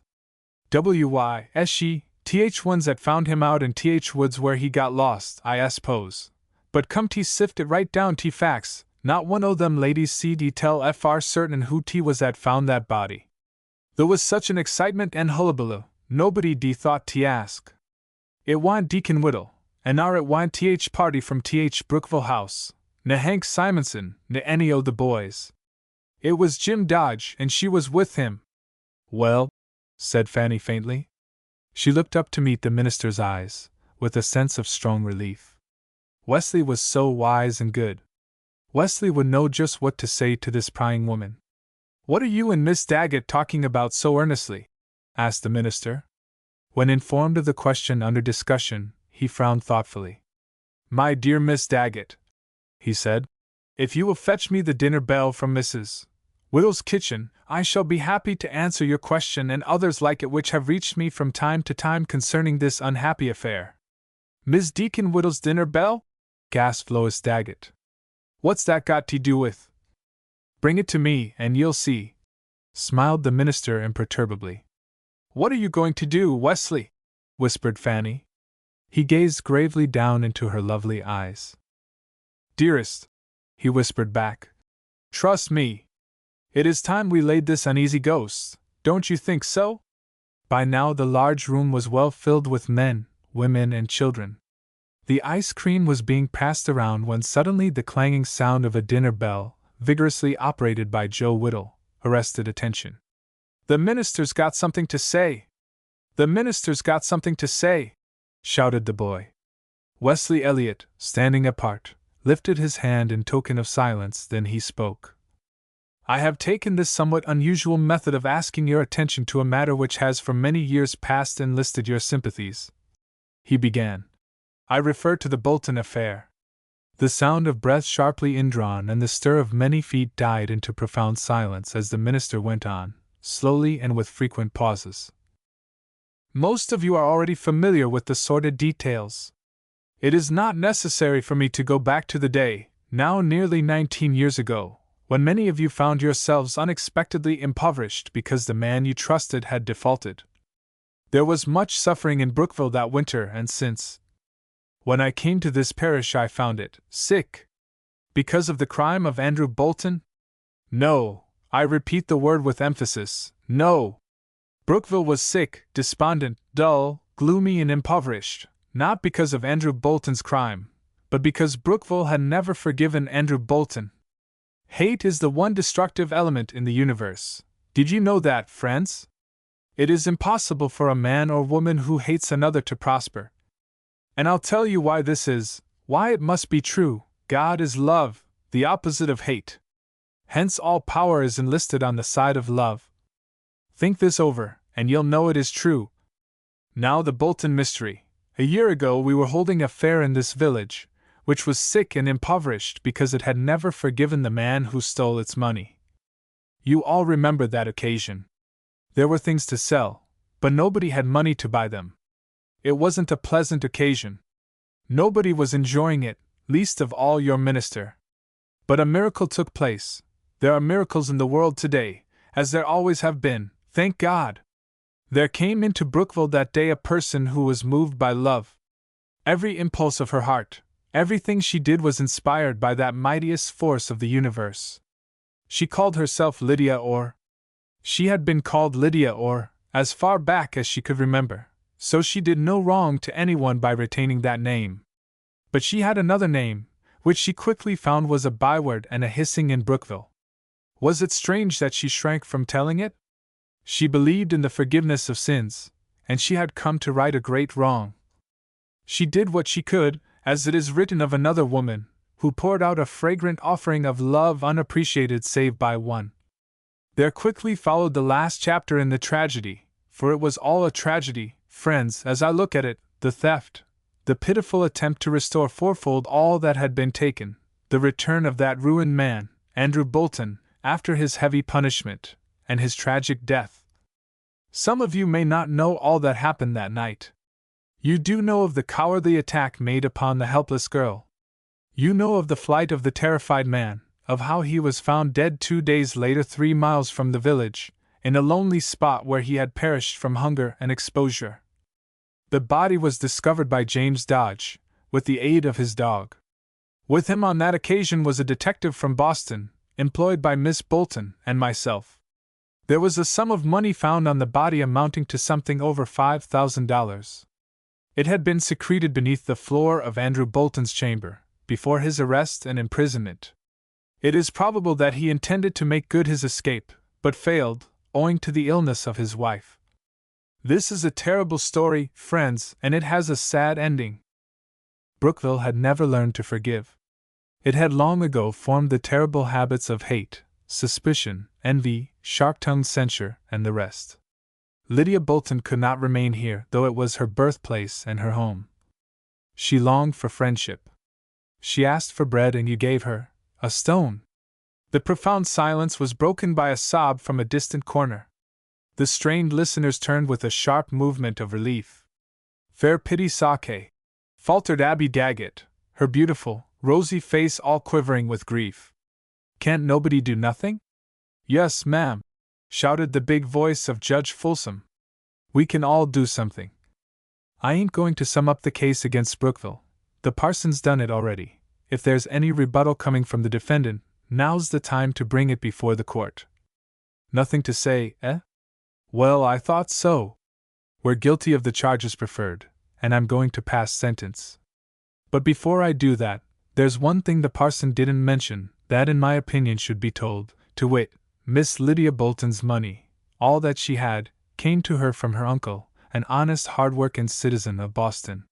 He made every penny of it as a soap boiler. So you see 'twas clean money, and he left it to his niece, Lydia Bolton. What did she do with it?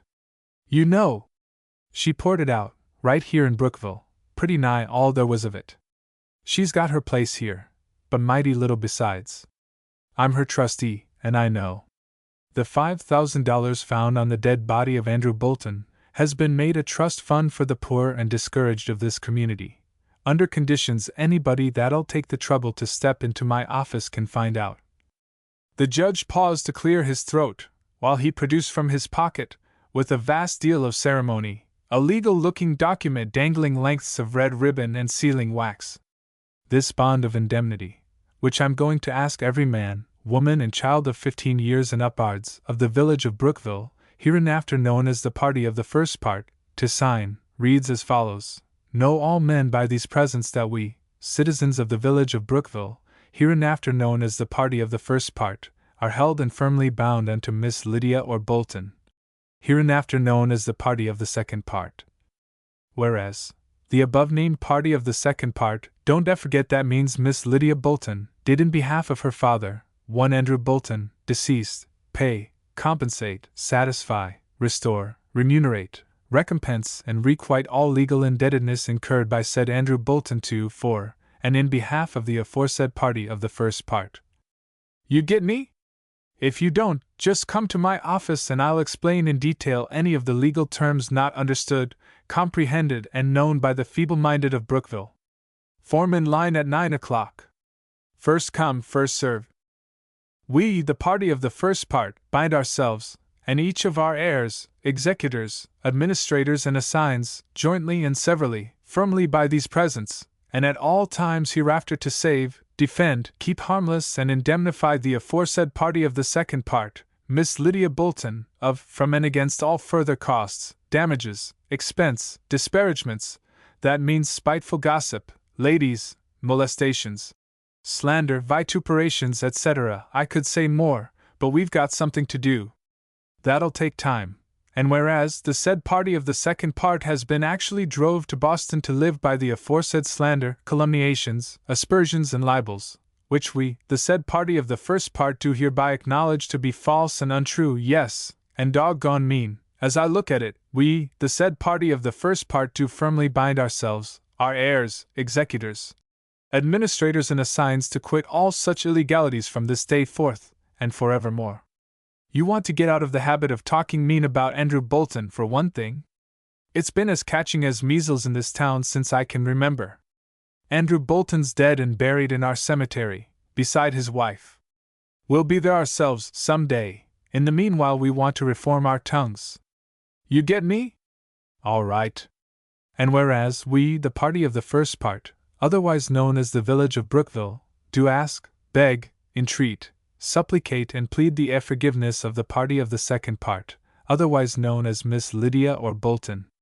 And we also hereby request, petition, implore and importune Miss Lydia or Bolton, otherwise known as the party of the second part, to return to Brookville and make it her permanent place of residence, promising on our part, at all times hereafter, to save, defend, keep harmless and indemnify her against all unfriendliness, of whatever sort.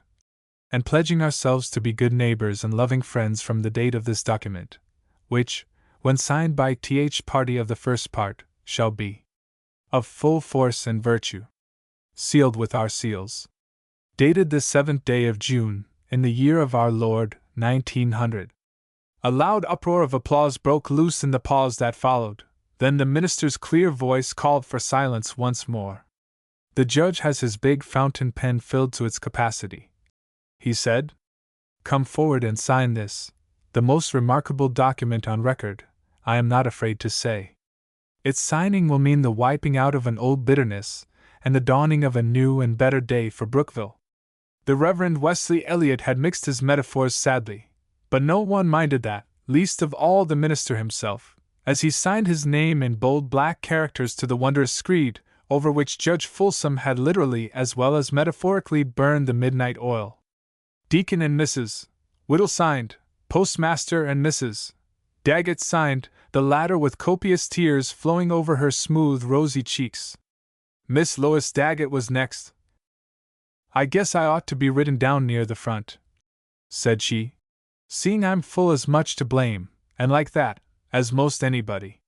Come on, you, Lute Parsons!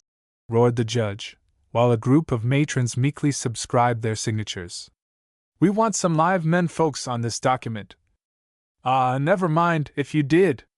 We all know you whined yourself that night, Lucius. That's right, come right forward. We want the signature of every man that went out there that night, full of cussedness and bad whiskey. That's the ticket. Come on, everybody. Get busy. Nobody had attended the door for the last hour, Joe Whittle being a spellbound witness of the proceedings, and so it chanced that nobody saw two persons, a man and a woman, who entered quietly, one might almost have said timidly, as if doubtful of a welcome in the crowded place. It was Abby Daggett who caught sight of the girl's face, shining against the soft dark of the summer night like a pale star. Why, my sakes alive! She cried. If there ain't Liddy Bolton and Jim Dodge, now! Did you ever? As she folded the girl's slight figure to her capacious breast, Mrs. Daggett summed up in a single pithy sentence all the legal phraseology of the document, which by now had been signed by everybody old enough to write their names. Well, we certainly are glad you've come home, Liddy, and we hope you'll never leave us no more. Chapter 28. Fanny, said Ellen suddenly, I want to tell you something. Mrs. Wesley Elliott turned a complacently abstracted gaze upon her friend who sat beside her on the vine-shaded piazza of the parsonage. She felt the sweetest sympathy for Ellen, whenever she thought of her at all. Yes, dear. Do you remember my speaking to you about Jim, a long time ago, and how he? It was perfectly ridiculous, you know. Fanny's blue eyes became suddenly alert. You mean the time Jim kissed you? She murmured. Oh, Ellen, I've always been so sorry for. Well, you needn't be, interrupted Ellen. I never cared a snap for Jim Dodge, so there.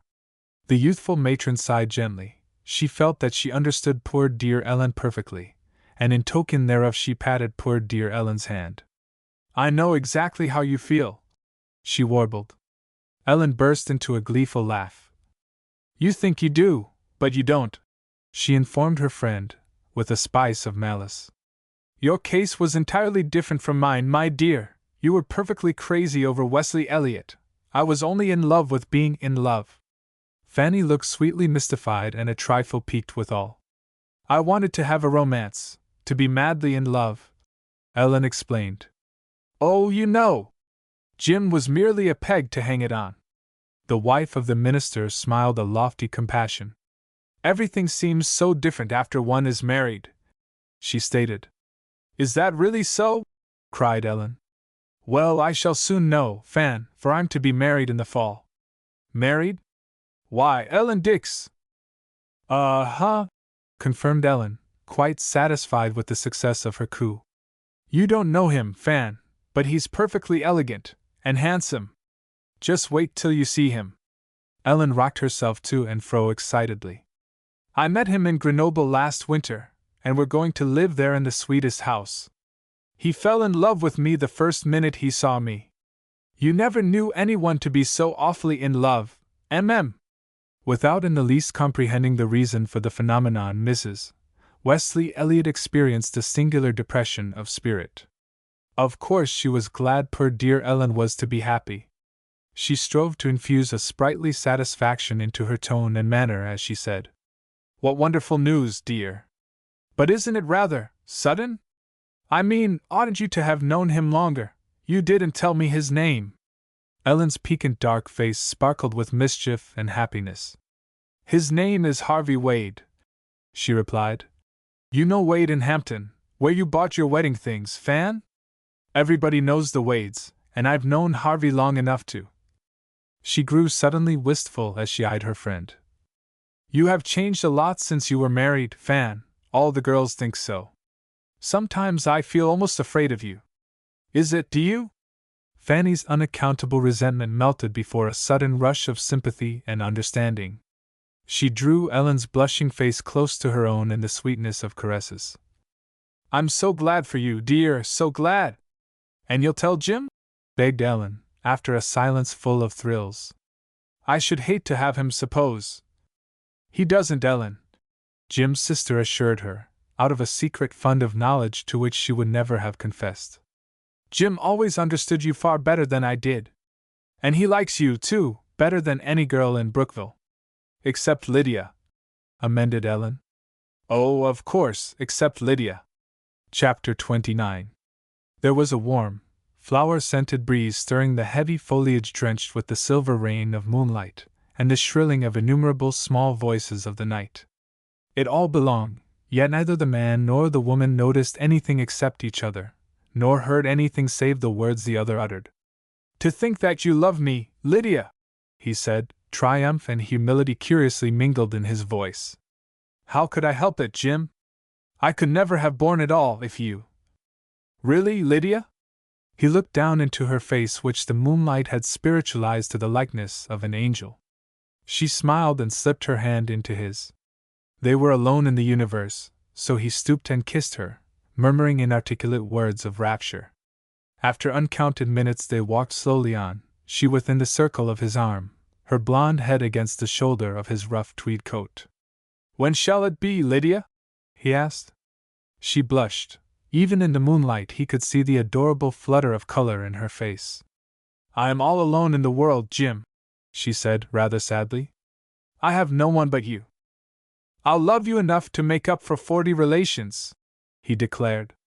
"And anyway, as soon as we're married you'll have Mother and Fan and—" He made a wry face, as it occurred to him for the first time that the Reverend Wesley Elliot was about to become Lydia's brother-in-law. The girl laughed. "Haven't you learned to like him yet?" she inquired teasingly.